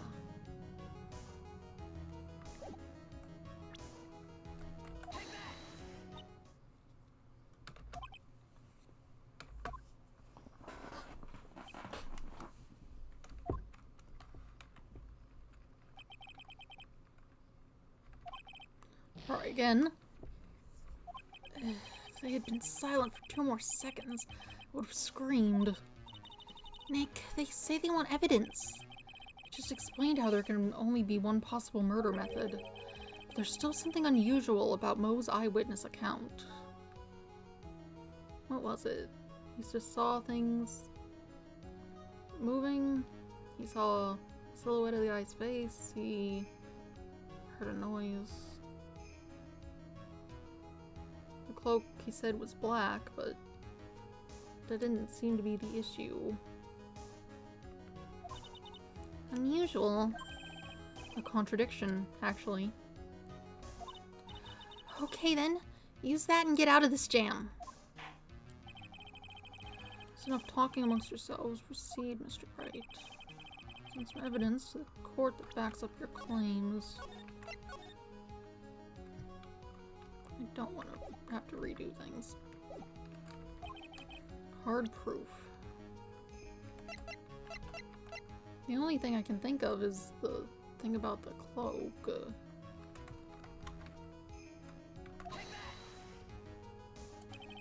The problem is Max's 3 symbols. You know, the silk hat, the cloak, and the white roses. Those symbols were a problem numerous times during yesterday's proceedings. Yesterday, there were 2 contradictions in Mo's testimony. The silk hat was one, the white roses were the other. But the theory I just presented explains all of these contradictions. You fool! Do you ever shut up? Max's silk hat was found at the scene of the crime. However, remember what Mo said yesterday? He testified that the criminal he saw fleeing was wearing a silk hat. There's only one explanation for that. The silk hat that Mo saw was actually the bust. Makes sense. If you look at it that way, then he did see the silk hat. Well, sort of. Fine, you've got one, but what about the other contradiction? The other contradiction? Remember what that ventriloquist said in court? He said that he witnessed white roses on Max's chest that night. But the clown's testimony doesn't match. The clown said that there were no white roses. I'd like to see you try and explain that one away. Can you do it, Nick? Of course. I can explain all of it. What was that? Please recall the instant when the cloak is snagged onto the bust. If the cloak snagged onto the bust, what happened to the white roses?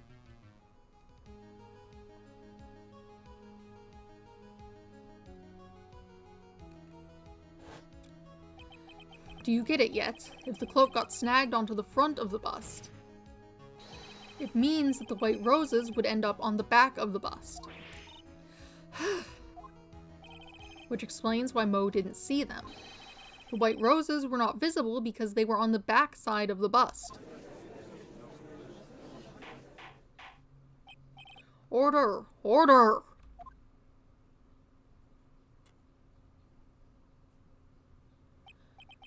This is quite the shocking state of affairs. Mr. Wright's theory still sounds a bit absurd to me. However, let's just keep going down this road for a while and see where it leads. Let's do this, Nick. Then maybe Von Karma will finally throw in the towel.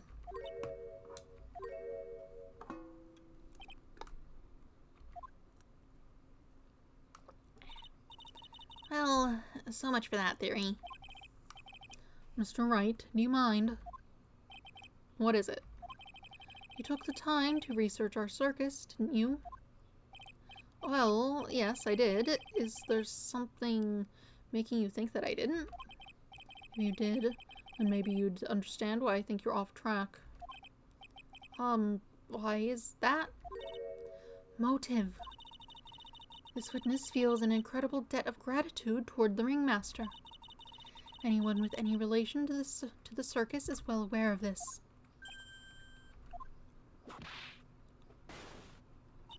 Thus, there is absolutely no way someone like this would kill the ringmaster. Oh. Very squeaky brakes on that. Your Honor, I'd like you to hear Acro's story. Learn about his relationship with the ringmaster and his life up until now. What do we do? There's no doubting that Acro deeply respected the ringmaster. Acro's motive. just got the wrong guy. It seems that this case isn't over yet. Very well. However, I feel this is a good place to take a break. I will listen to the rest of Mr. Dingling's testimony after recess. This court will now take a 10-minute recess. Okay.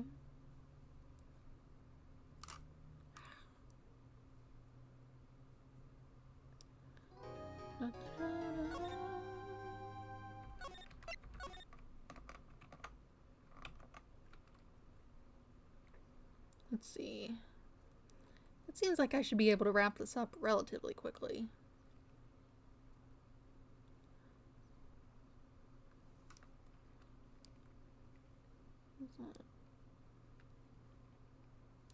That's a lawnmower. Someone's pushing a lawnmower down the road. December 30th, 2:17 p.m. District Court, Defendant Lobby number 5.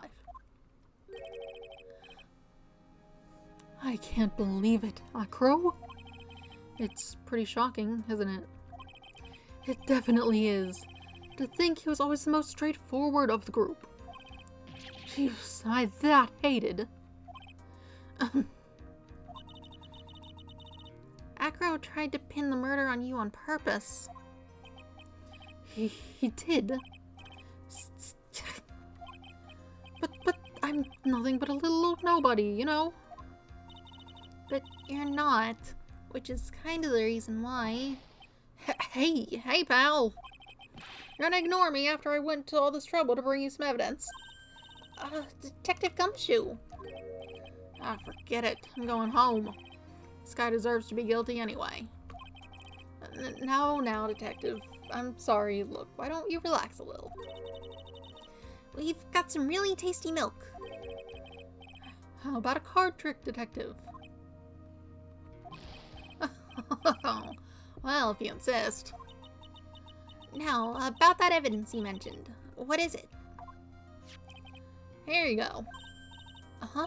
This was yesterday in Acro's room. Yep, I've included the forensics results. Take a look at it later.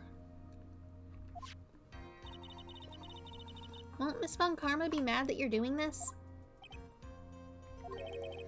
That's why this is all secret. Uh-huh. Look, details are on a need-to-know basis, and we're not really allies or anything. But everything that's happened in court up until now has gone according to our plan. I don't know. Miss Von Karma didn't seem in control of things in there just now. You'll figure it out eventually, pal. Yesterday, our final plans were set into motion. I don't think he's talking about her. Final plans? Uh-huh, that reminds me. I've got a message from the prosecutor for you. Nothing is ever truly decided until the very end. That's it. And that's it for me too, pal. I'm out of here. What did he mean by that? The very end part? I'm not sure. It was all pretty cryptic to me. Oh, one more thing. Don't scare me like that. Looks like there's a large care package from the circus for the defendant. What? For me? It's milk. The reception area looks like some kind of dairy. So hurry up and drink it all before it spoils. An entire dairy's worth of milk for me. Is that a good thing?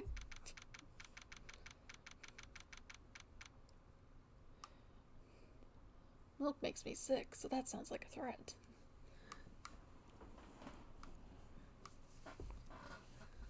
Only just milk on its own. Cheese isn't a problem.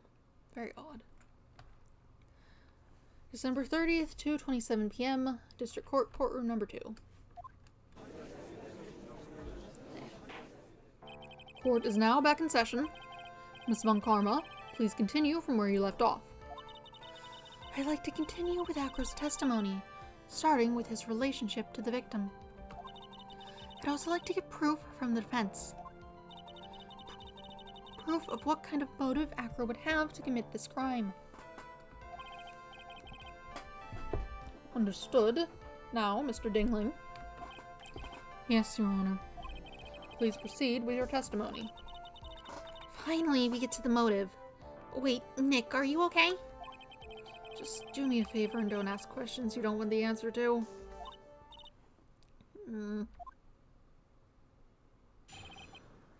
About the ringmaster. When we were little, we were abandoned by our parents. That's when the ringmaster of the Berry Big Circus, Russell Berry, took us in. I became an acrobat at around 9 years old. I wanted to find a way to repay the ringmaster. That was my sole purpose in life. You're such a thoughtful young man. As you heard, the witness deeply respected the victim. I wonder how anyone could think that Astro would kill the man he held in such esteem. You are absolutely right. How could anyone think that, Mr. Wright? Which is why there's no real need for a cross-examination, is there? Actually, that's the question I'm trying to answer myself. Why would Acro kill the ringmaster? This might be my last chance to answer that question. The defense has a right to cross-examine the witness. You're so tactless, Mr. Phoenix Wright. You don't care about justice, do you? You just want to fabricate a motive. Very well, Mr. Wright. Cross-examine the witness. About the ringmaster.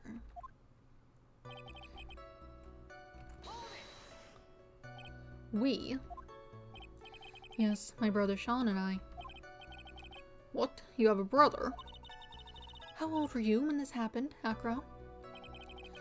I was 8 years old and my brother was 4. Our parents were very cruel, weren't they? Nowadays, we aren't bitter about what happened to us. Because it allowed us to meet the wonderful people at the Berry Big Circus. Nick, the judge is getting misty-eyed. He's got a soft spot for sob stories, it looks like. Ow! No crying in court. Let's keep going. The witness may proceed with his testimony.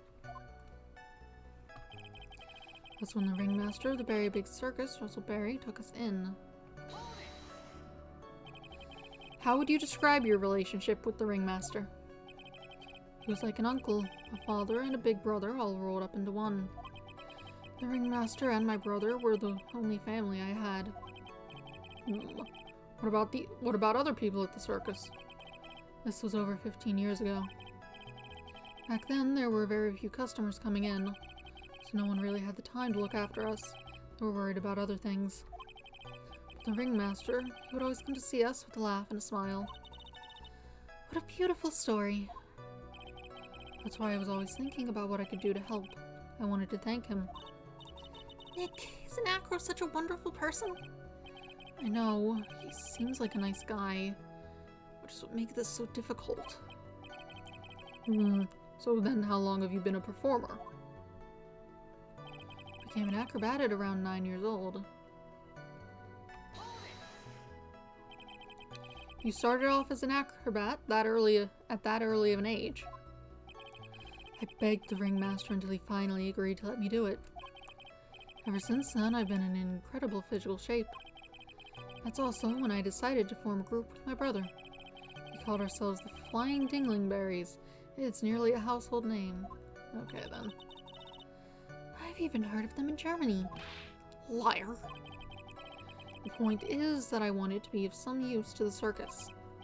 You are a truly remarkable young man. The judge keeps looking around at Acro almost like a proud father. Looking at Acro almost like a proud father.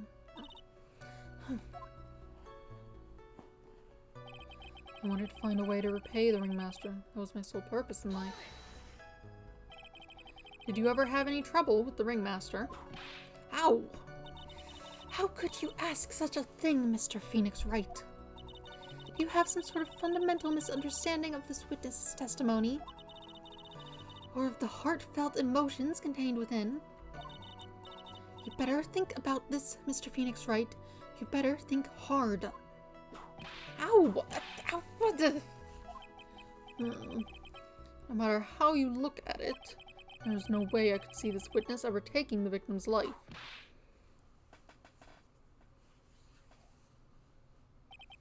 Exactly.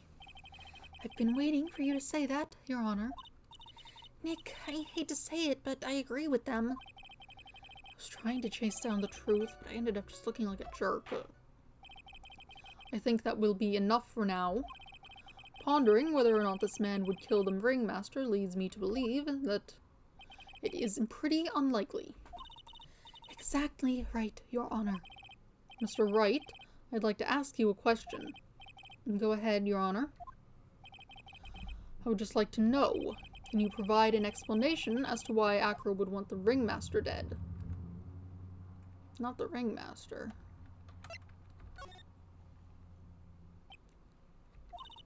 Nick? Yeah, I didn't even have to think about it. It was obvious from the start. Your Honor, the reason that Acro killed the ringmaster is something that can't be proven. What? That's because Acro had no reason to kill the ringmaster at all. Ow! Your foolish attempts to fool us like foolish fools is so full-heartedly foolish.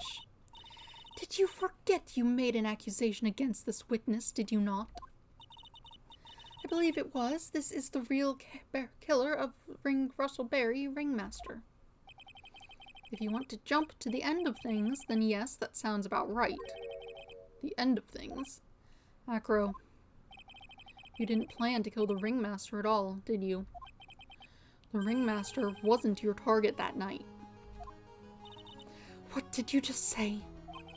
I'm saying that the target of this witness's murderous plot was not the ringmaster. Okay, hold on. It occurred to me it went in evidence, but I didn't get a pop-up. I didn't read it. Bat's scarf stained with his blood and a small quantity of pepper. Because I know that's gonna come up. Saying that the target of this witness's murderous plot was not the ringmaster. Because it was never his intention to kill Russell Berry to begin with. What?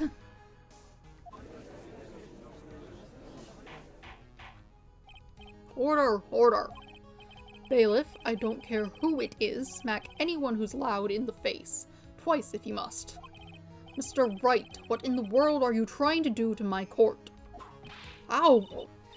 Mr. Phoenix Wright, what in the world are you trying to do to his court? Are you attempting to imply that Acro was trying to kill someone else?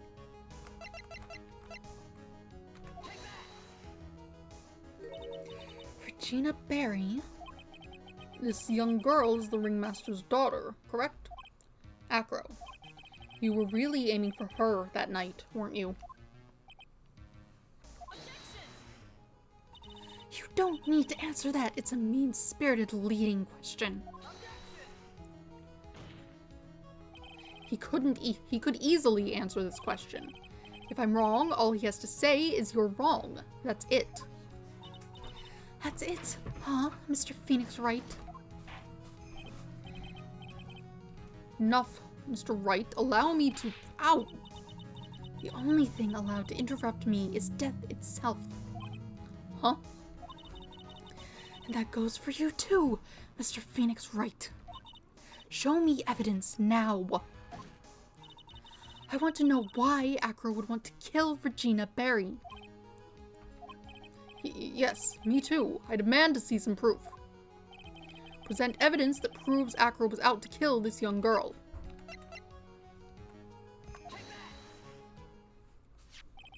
Acro, you remember this, don't you?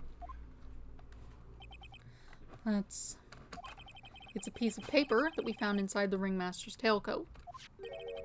Inside the victim's tailcoat, Acro wrote this note. It's ironically entitled "To the Murderer." Its purpose was to call someone to the plaza at 10 p.m. So you're saying that he called Russell Berry with that note? Yes, but there's just one little problem. Acro did indeed place this note into someone's pocket. However, that someone was not the ringmaster. You mean it wasn't for the... That's exactly what I mean. The person this note was intended for was none other than Regina Barry. Order, order, order! Mr. Wright, this is a theory of yours. It's the truth, Your Honor. It isn't a theory. Simply put, Regina didn't think the note was meant for her, which is why, the morning of the crime, she placed it on the cafeteria bulletin board. That's when her father, the ringmaster, saw the note. That's correct. The ringmaster ended up in that plaza instead of Regina. And he was killed because of that mistake, instead of Regina. That's incredible. Remember the testimony that Acro gave us earlier today. Lifting the bus and looking out the window would have been impossible. There's no way I could have exerted that kind of force on my lower body. If I were to do that, I'd end up falling out of the window myself. Acro had no idea who it was that arrived in the plaza, because he couldn't look down out of his window to see who it actually was. I've got it. Acro thought it was Regina down in the plaza, and that's when he let the bus fly. Hey, Nick. Isn't Regina listening to all of this from the audience? She is. Unfortunately, it's only going to get harsher from here. I hope Regina can handle it. Acro wrote this note to Regina. Foolishly foolish fool with foolish fool ideas. Foolish tomfoolery. You're so foolish. You even made me sound like a foolhardy fool. You need new words. Very well, Mr. Phoenix Wright. If you're so sure, then tell us about this line. I have conclusive evidence of what took place. Yes, what about that line? Well, if the note was meant for Regina Barry, it would mean that this note is declaring that Regina Barry is a murderer. You just don't get it, do you? What? What did you just say? The ringmaster knew what that note meant, which is why he went to the plaza, in place of his lovely daughter.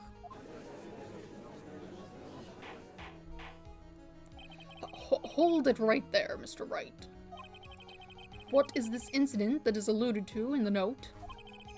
The incident 6 months ago. An incident occurred 6 months ago, and now I am more than ready to show this court what happened at that time. Moron. Wait, are you sure it relates to this present case? It does indeed, Your Honor. Everything in this case has its start in what happened 6 months ago. Really, Nick? I think so. Well then, if that's the case, hurry up and tell us about it. What is this conclusive evidence mentioned in the note? I know I'd certainly like to know what it is. If I can't answer that question, the judge is going to think I'm bluffing. The conclusive evidence about the incident 6 months ago is actually scarf. What? This is it? Well, I kind of figured that I'd try and get rid of evidence I didn't need anymore. No, that's not what I said. Look at it. Do you know where I got it? That's dumb. Court's no reason. Prolong the case against the defendant. What are you talking about? Give me. It is exactly relevant. Held in a pending trial. Driving me nuts. What are you talking about? That's exactly relevant to the case. Ridiculous. I'm gonna have to go all the way back here. This is miserable. Misery. Misery. I should have saved. I sort of thought that was pretty obviously it. Whatever.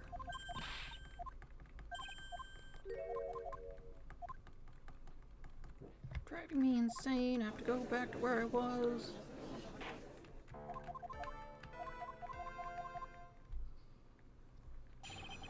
That's nice. I think I just had to press everything, didn't I? Wish I could skip that part.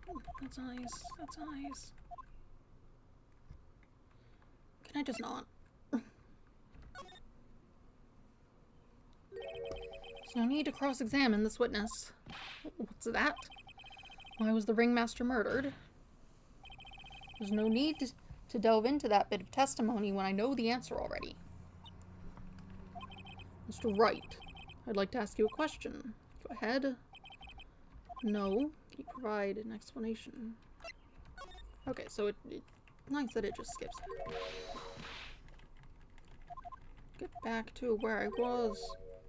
And I suppose we need to present the pepper rather than the other thing. Someone else. Look at that.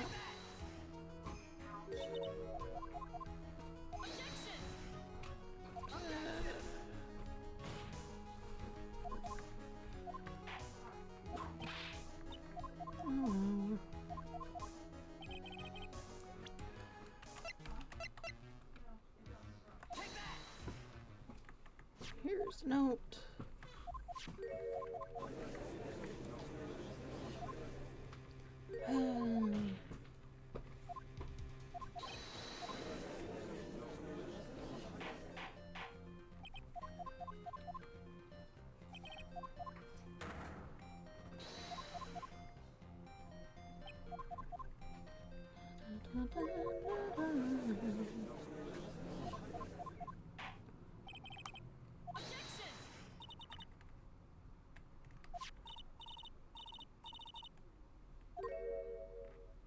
Okay. I'm just gonna save. Don't want to deal with that again. Yes? What about that line? Well, if the note was meant for Regina Barry, it would mean that this note is declaring that Regina Barry is a murderer. You just don't get it, do you? What? What did you just say? The ringmaster knew what that note meant, which is why he went to the plaza, in place of his lovely daughter. Hold it right there, Mr. Wright. What is this incident that's alluded to in the note? Incident 6 months ago. An incident occurred 6 months ago, and now I am more than ready to show this court what happened at that time. Moron. Wait, are you sure it relates to the present case?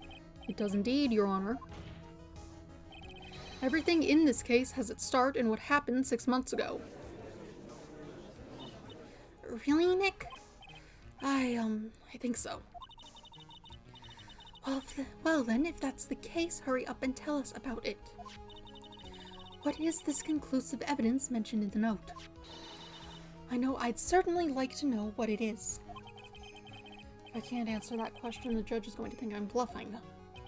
Conclusive evidence about the incident 6 months ago is actually... I suppose it would be... Since it's not the cloth, it'd be this.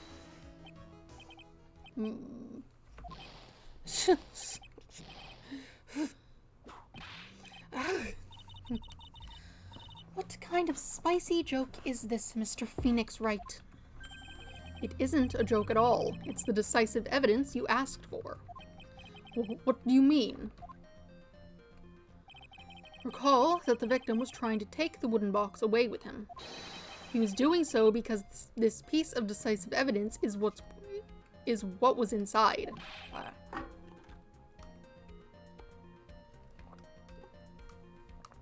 Another unbelievable conclusion. Very well, Mr. Wright, so what exactly are you saying? Are you claiming Regina Barry killed someone with a small bottle of pepper? Taking the note into account, that's the only logical conclusion you can draw. Foolish fool who never tires of his own foolish ways. If you're so sure, Mr. Phoenix Wright, then answer this question. Who was Regina Barry's intended victim?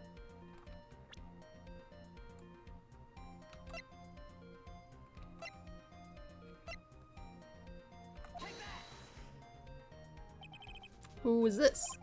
That is Acro's younger brother. What does this prove? His younger brother isn't dead. Technically, that's true. However, Bat has been in a coma for 6 months now. It's not a stretch to see how Acro could feel that his brother is dead. Gina, she did that to him. Do you spend your entire life dreaming up new ways to be a fool? Naturally, the prosecution has looked into Acro's brother, Sean Dingling. 6 months ago, he was bit by a lion and fell into his current comatose state. A lion? Miss Regina Berry is an animal tamer by trade. However, no tamed animal in that position is ever trained to attack another human. They wouldn't understand the command. Moreover, Miss Regina could never do something like that. It's just not in her. So then what happened to Acro's brother? He's not the victim of an attempted murder, he's the victim of an accident. I see. Now what do we do? No one seems to be going along with your theory. Do you think what happened to Bat was actually an accident? I suppose it was truly an accident. It's essential that a man knows when to give up, Mr. Phoenix Wright. It's impossible to prove Miss Berry's involvement in a murder attempt, isn't it? Instigating a lion to attack, whoever heard of something like that? And to think that the defense claimed this was conclusive evidence. A small bottle of pepper, a lion. What's their connection? Ah! What's the matter, Nick? I figured it out! Wow, it was right in front of my nose the entire time. Your Honor, wait. What is it? The lion-biting Bat was no accident at all. What? You're such an amateur, Mr. Phoenix Wright. There's no way that Regina would ever incite her lion to attack another human being. She may not have incited the lion to attack another human being, but Regina is responsible for making the lion bite Acro's brother Bat.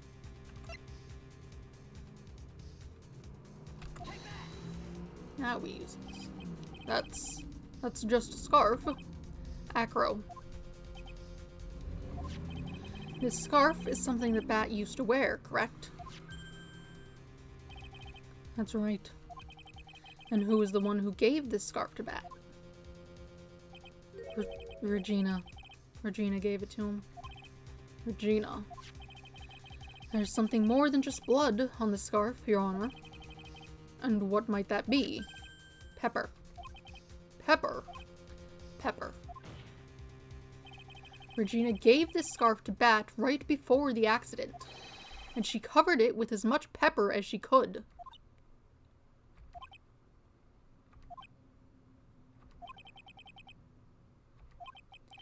Hey, what's with the silent treatment? Excuse me, Mr. Wright.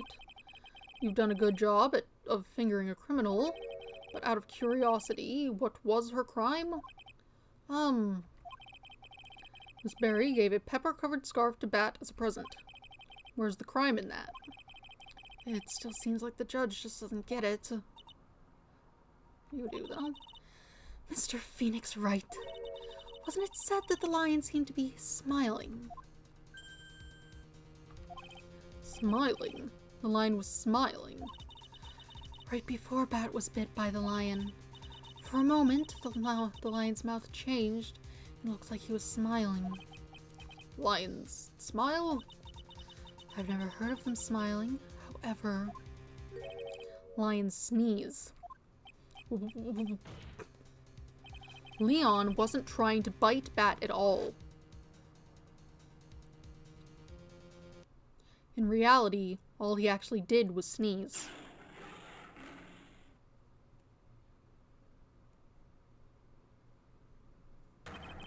He sneezed because of all the pepper on the scarf. What? You fool!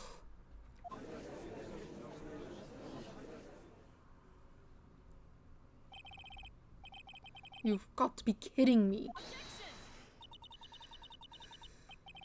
What's the matter, Miss Von Karma? I object for objection's sake. Mr. Phoenix Wright, this theory, you believe it? You really intend to say that this is how this joke of an accident actually happened? Of course I do. It's the truth. The lion sneezed due to the pepper, and that's when Bat lost consciousness. Acro nearly lost his brother due to the accident, or this joke, as you put it. Which is why he tried to get his revenge against Regina. You foolish idiot! Huh. It almost does seem like a terrible joke, doesn't it? Once again, I'm impressed by your imagination, Mr. Wright. To think that there's someone who treats this accident with the respect it deserves. Are you telling me that what I said was true? Acro, you can't mean witness. Are you confirming the defense's claim? Mr. Wright, unfortunately, your imagination is not enough to find me guilty of murder. What do you mean by that? The pepper, the scarf, the lion. I see where you're going, but it's a bit hard to swallow. Not to mention the fact that there's an even bigger problem with your theory. What would that problem be? The same problem it's always been. Evidence. If I dropped Max's bust on top of the ringmaster, where is the evidence that proves that claim? You mean the conclusive evidence? The biggest problem is the murder weapon, or lack thereof, to be more precise. The murder weapon. The bust that the defense claims was used. If that were to be found in Acro's room, and if it was covered in the victim's blood, that would be awfully conclusive in my eyes. Yes, it would be. Huh? You again. Hello there. I think that's what you said last time.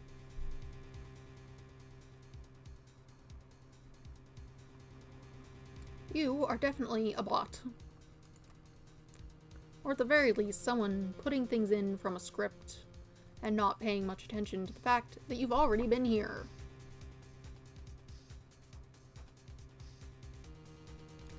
Fascinating response to the words I'm saying. Yes, it would be.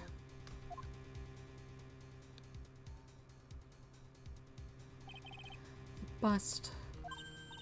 Nick, you've got to do something. This is the last step. If I get this one right, the case is won. We gotta go look for it. The defense requests to search the room of the witness Ken Dingling. I sure am. If you'd noticed, I had in fact responded to them verbally, just not in the way you might have wanted, because you've been here and said these words to me.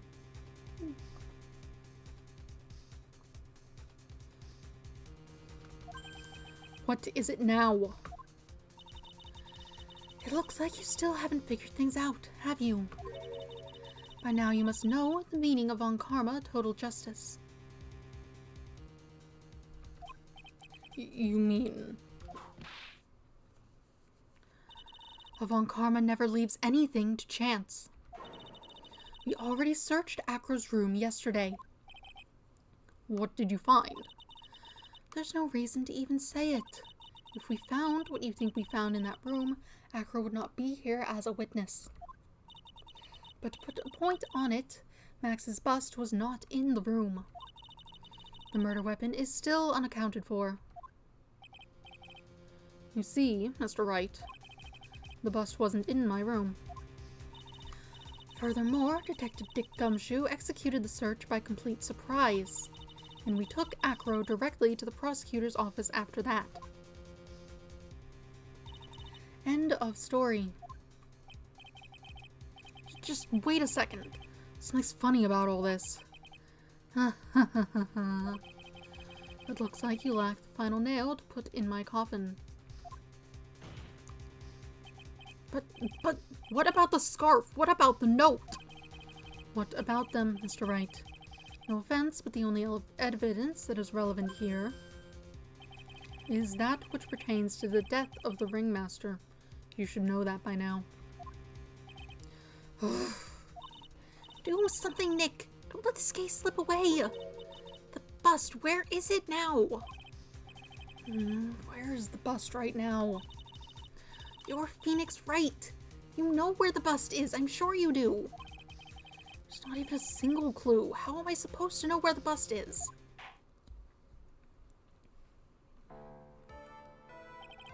It seems that this case is coming to a close.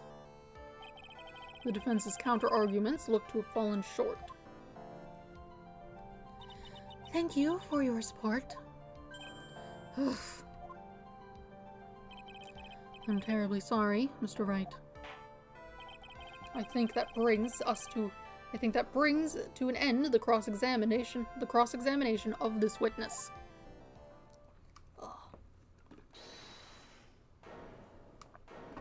Someone's saying something. You. Where is Max's bust? The defense needs time to prepare to present its case. Sorry, I'm a bit nervous. I just bit my tongue. Oh, what? We need time to do what? How? Why are you the most surprised person here? She's your aide, isn't she? Do you really have a case to present, Mr. Wright? What? Are you asking me? The rest is up to you, Nick. Good luck. Hey, wait, you can't be serious. Acrobats always have their lives on the lines, don't they? That's how Acro's lived his life up until now. Now it's time for us to walk across our own tightrope. If we don't, we're certain to lose. Very well. The defense may proceed. He doesn't have a clue, and I don't think he'll be finding one anytime soon. Walking the tightrope of logic, there's no room for a false step. Sink or swim, the only way through is forward. The murder weapon. Where is Max's bust now? Just gonna save. But anyway, it should be in the lodging house. There's no way he could have gotten it somewhere else. There is no doubt in my mind the bust is somewhere around the lodging house. You don't say. You better not say. In fact, allow me to be more specific as to its location. You can find it.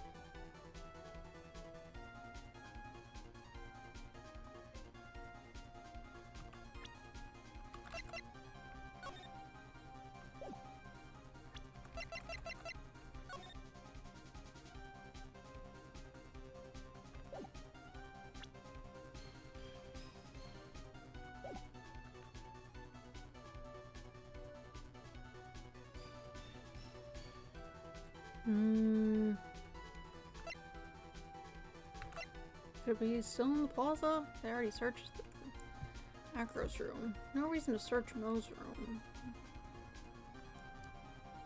It's kind of a mess. Definitely stuff, but I feel like he would have said something if it were in there. Wouldn't be ready for him to get it in there. If you could, throw it out the window. It's buried in the plaza. Near the scene of the crime and no one noticed it. Haven't you ever heard the old saying, it was hiding right under your nose? That about sums it up.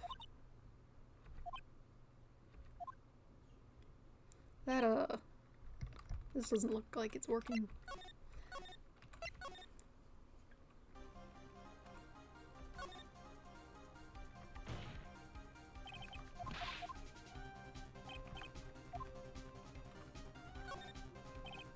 Indeed, it is in Mo's room. That clown, you don't mean... Why would the bust be in Mo's room? That's simple. I couldn't think of any other rooms it could be in. Ow! Refrain from making yourself look stupid. Nick, what about where Ben and Trilo were standing? Maybe she's onto something here.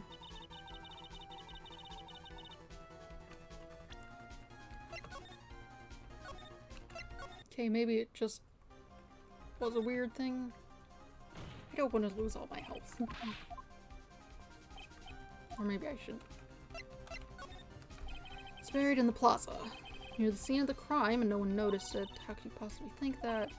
Have you ever heard the old saying, it was hiding right under your nose? That about sums it up.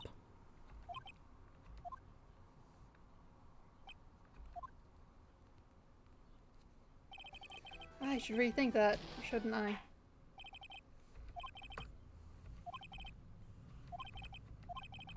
Okay, hold on. Whatever. Driving me insane, that's nice.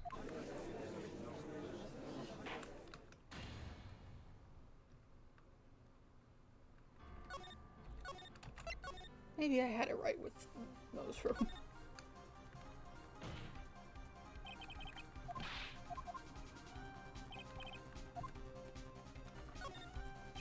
Indeed, it is in Moe's room. But that clown? You don't mean... Why would the bust be in Moe's room? That's simple. I couldn't think of any other rooms it could be in. Ow! Refrain from making yourself look stupid. Nick, what about where Ben and Trilo were standing? Maybe she's onto something there. Here. We searched that room inside and out, and there was absolutely no sign of a bust. That's enough. Okay.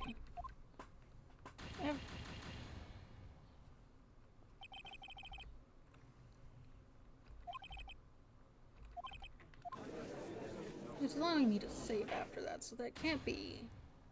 He wouldn't let you get soft locked, right? That'd be bad. So it must be in there.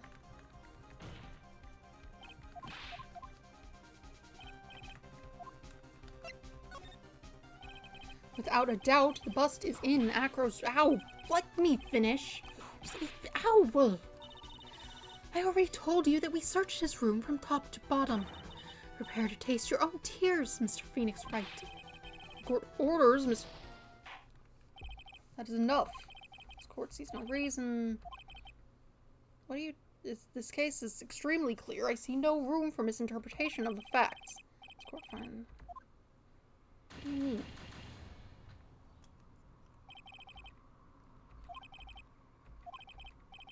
Is it... Okay, I answered all of them, and they're like... No.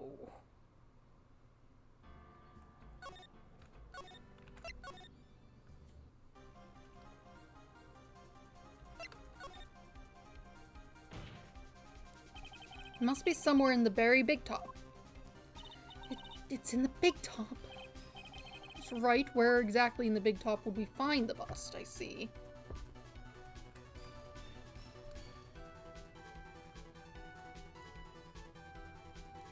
We were in the ringmaster's room, there wasn't space for it.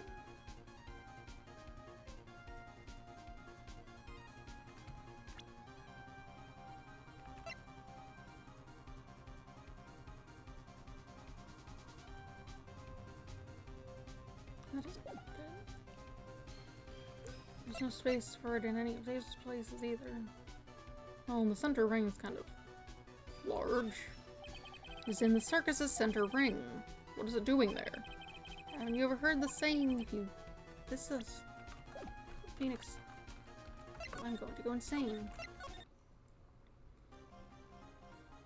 It's not in the courtroom. There's nowhere it would be in the courtroom. Unless it's in the box. It doesn't seem like it would fit there. You couldn't get it in there. That doesn't make sense. Monkey.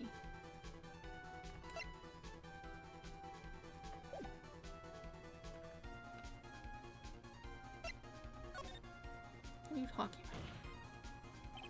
It's obvious. The bust is inside this very courtroom. It's obviously where? Allow me to pinpoint the location of the bust. that's not. Did I, like, miss something in the lodging house bit?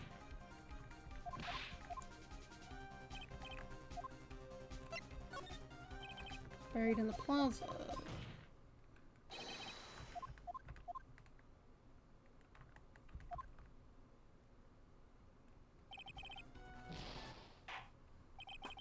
I did all of those in this.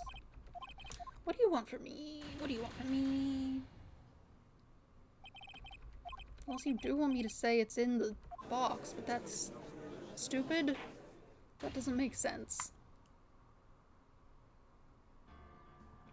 Also, those weren't the options.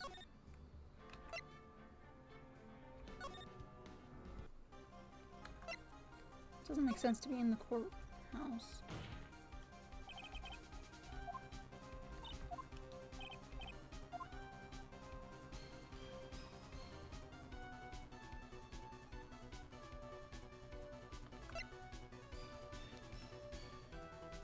Where was that table? It could have been under it.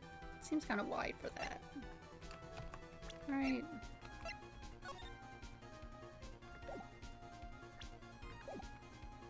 Is it in here? To be specific, I believe it is in the ringmaster's room. Once again, you are so predictable, Mr. Phoenix Wright. Enough of your bluffing. The ringmaster's room was thoroughly searched. There was no bust found. There's absolutely no way I'm wrong. I'd even stake my life on it. Oh, there's no need to be staking lives on things.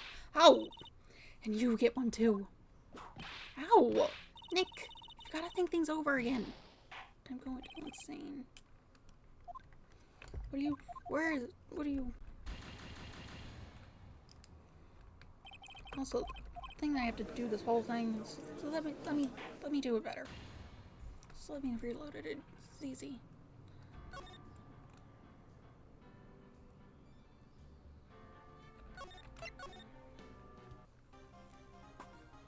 I didn't, like, walk into a corner or something, did I?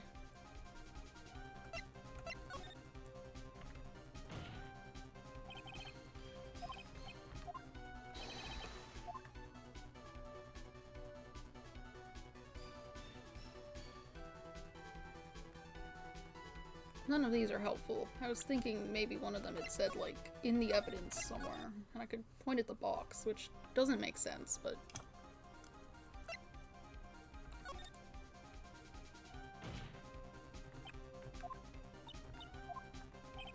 Did it go back in the cafeteria? Is it under that table for some reason?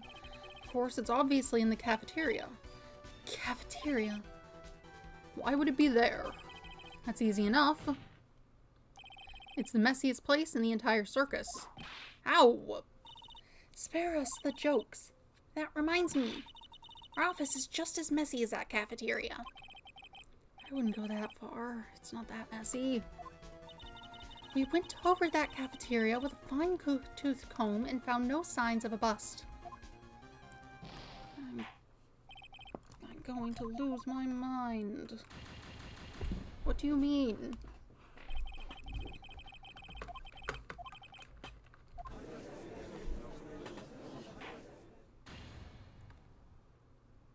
You can't possibly be able to softlock yourself, right? There wasn't like a question prior to this that I could have got trapped into. I'm going to be right back. I'm going to use the bathroom. Maybe I'll think of something when I get there.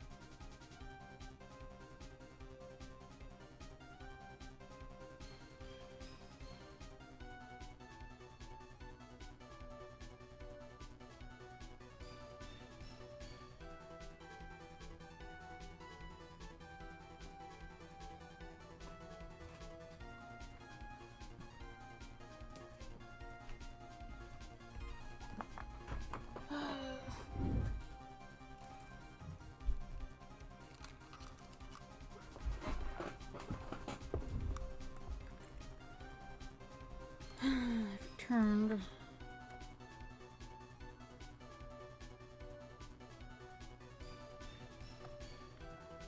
I'm going to go insane.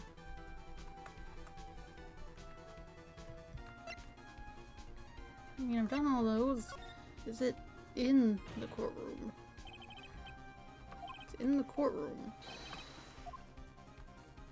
Do you have the evidence over there with you? Is that what this is saying? It's, why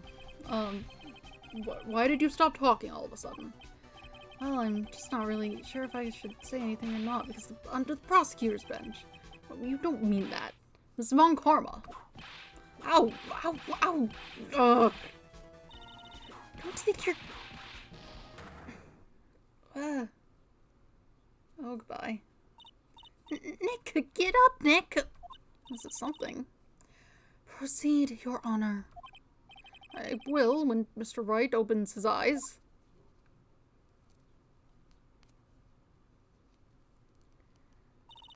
Nick, are you okay? Who is this girl? There's no time for me to be losing my... Okay. Do you have the evidence? Where? Where does it live? I don't have another plan. You cannot be telling me you can get soft locked because I claimed it and then I saved it. That can't be right. That simply cannot be correct. I'm just gonna look up the words turnabout big lock soft big top soft lock and see if that exists.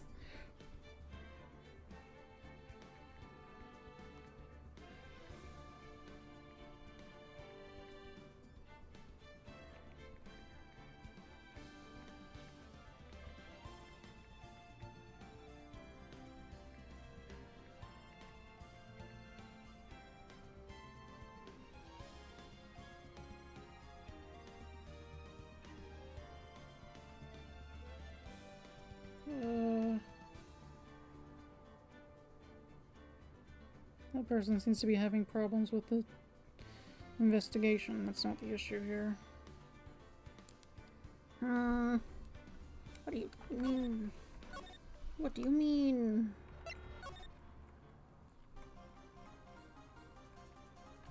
Done all the options. It didn't like...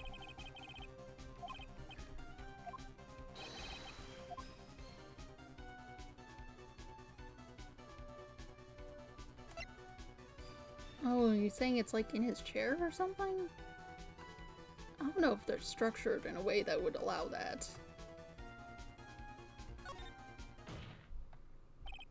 Acro. I'm sorry to ask this, but do you mind if I take the blanket off your wheelchair?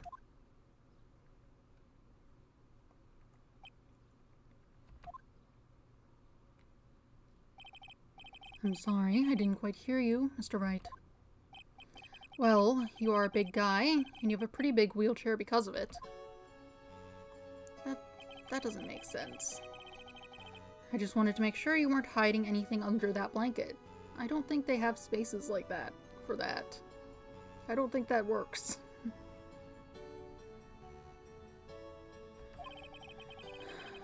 Because it seems to me it'd be really easy to say hide a bust under there. Does it? Are you quite certain? What exactly are you picturing here? Once again, your penchant for humor hits me where it hurts, Mr. Wright. I think it's pretty amazing that you can laugh in your position. However, your lightheartedness doesn't change the fact that the bust is under there.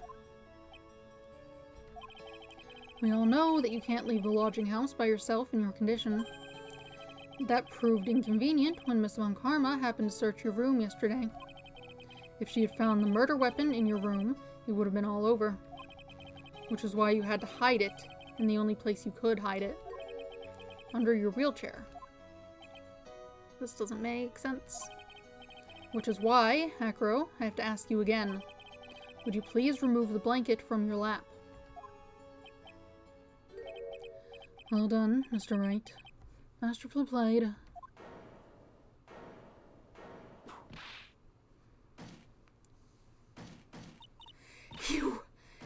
fool!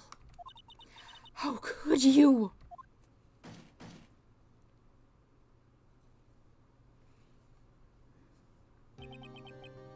You've got me. I've been bagged by a real pro.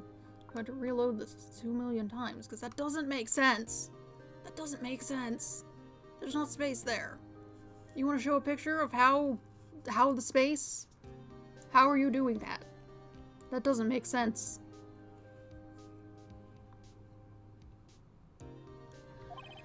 Actually, 2 of them. 2 of them.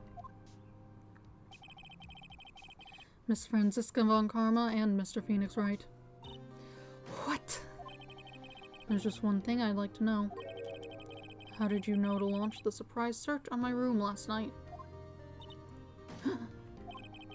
There were 2 pieces of decisive evidence, the cloak and the bust. I burned the cloak in my room and threw the ashes away with the trash. Regina always took my trash out every morning, you know. But the bust. Obviously, I couldn't throw that away. When you executed your search, all I could do was try and hide the bust. And the only place I could hide it quickly was under this wheelchair. How? Miss Von Karma, you had things all figured out, didn't you? I was completely sucked in by your calculated strategy. And now to be caught in the middle of court hiding the murder weapon. There's no way I can escape that. So you've got me. Well done, Mr. Wright. Well done, Miss Von Karma. It all makes sense now. I can't believe that Von Karma thought that far ahead. It's amazing. Uh-huh. You definitely couldn't tell by looking at her. I know I sure couldn't. I can't believe it. Me make a mistake. Why did I order a surprise search of your room? If only I hadn't done that. It seems we finally arrived at the truth. Acro. Yes, Your Honor. Did you kill the ringmaster of the Berry Big Circus, Mr. Russell Berry? Yes, Your Honor. I am responsible for that crime. Acro.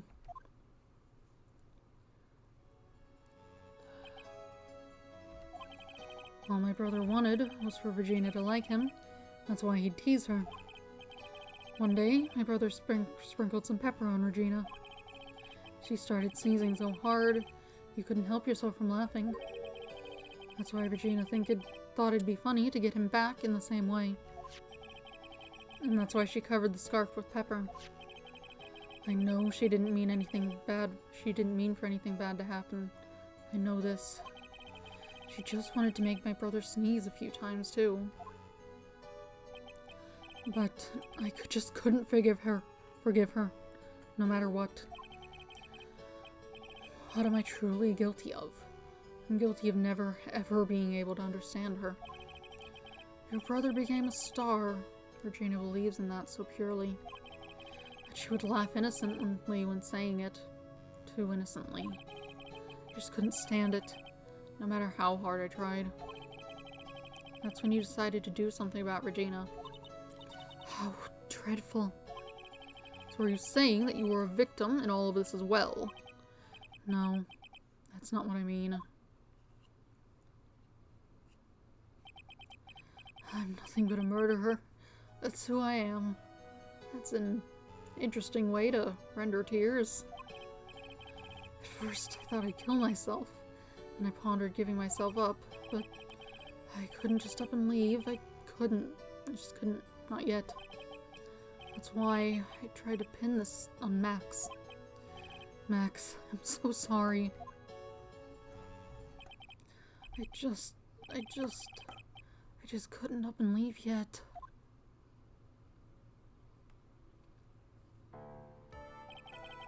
This has been such a strange case. It's almost a reflection of the circus itself. I'm an idiot. I can't believe it. You beat me again. I believe this case is now beyond any point of possible discussion. Thus, I'd like to declare my verdict. Yay.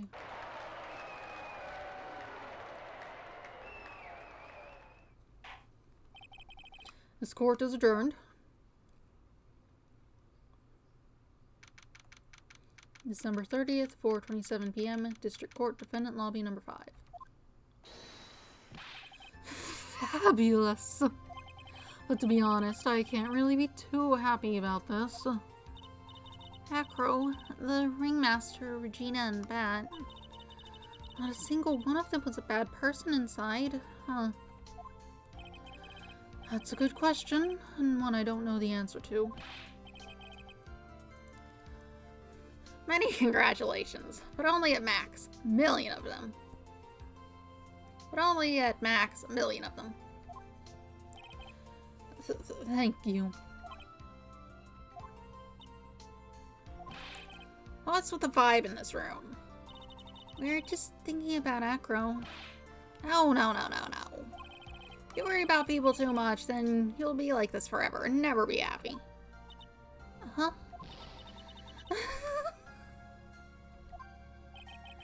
She's been like this for a while now. It's all my fault. Sweetie pie. Bat and Acro, they're never coming back. Now everyone's gonna split up. Regina, Mr. Wright, tell me something. What do you want to know, Regina? Acro said something right at the end. I just couldn't up and leave yet. Does that mean that Acro... is he gonna try and get his revenge on me? He's not gonna do that to you, Regina. Are you sure? You're really sure? I can believe that. Yep, Acro doesn't have any desire for revenge anymore. If that's true, then I want to see some evidence. Huh? I want to know you're not just making up that stuff about Acro not running revenge.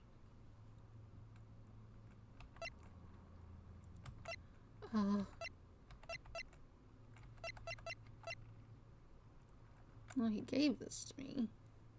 She took off with... Von Karma took off with it, but... So, what about this? Now do you understand there's no need to worry? You're lying to me. That's not... No one ever tells me the truth. No one ever tells me what's going on. Looks like I made a mistake with that one. What did you actually want?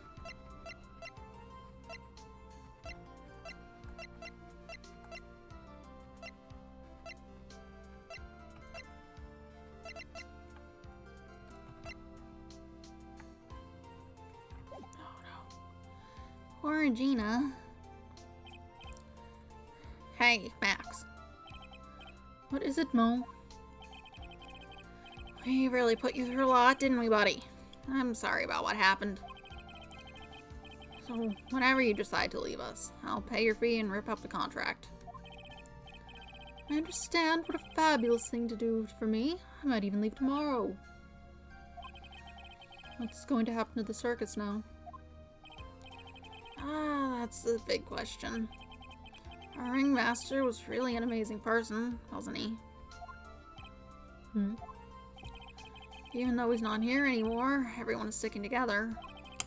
The staff, the performers, no one wants to leave the circus. That's why I've made a decision. What is it? I've decided that I will take over as the new ringmaster.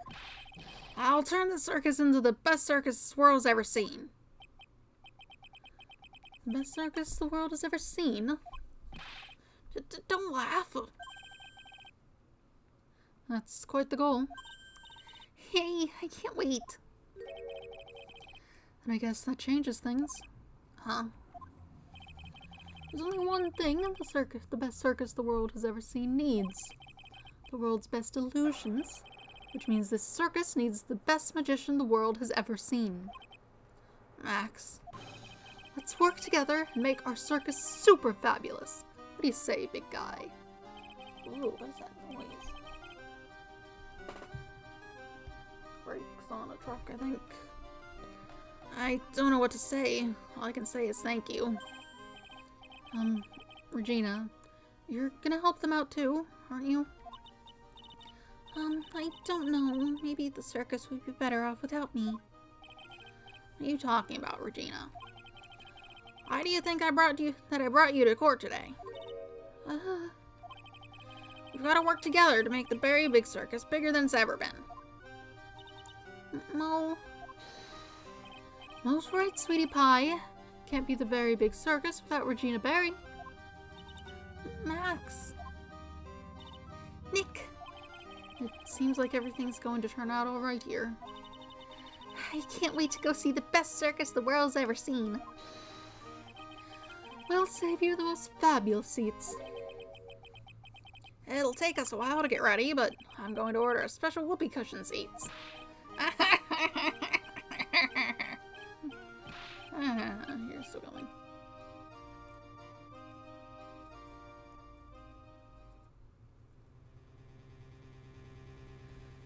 I see what made the case.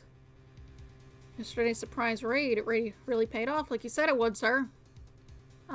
You had it all figured out, didn't you?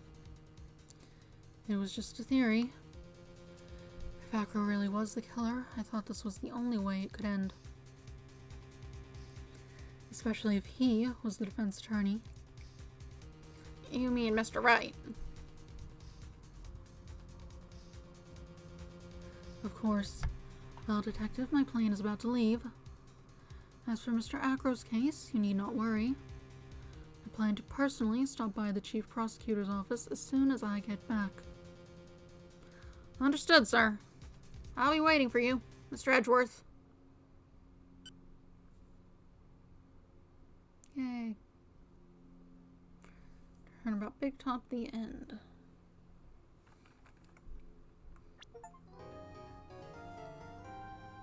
Brand new episode has been added. Farewell, my turnabout. Oh, we're definitely saving. Now it's very much time to stop. That was a really dumb place to put that thing. They didn't even show how that was meant to work. I don't think it would have worked. I think that's just dumb. That doesn't make sense. You can't do that. You can't put a whole bust in the wheelchair. Where was it? Incomprehensible. Oh well. That's over. Hopefully they won't be like that after this. But yeah. Today's Friday. I should be back on Monday and we'll get into episode 4. Nothing else to really say about that. Have a nice day. Goodbye.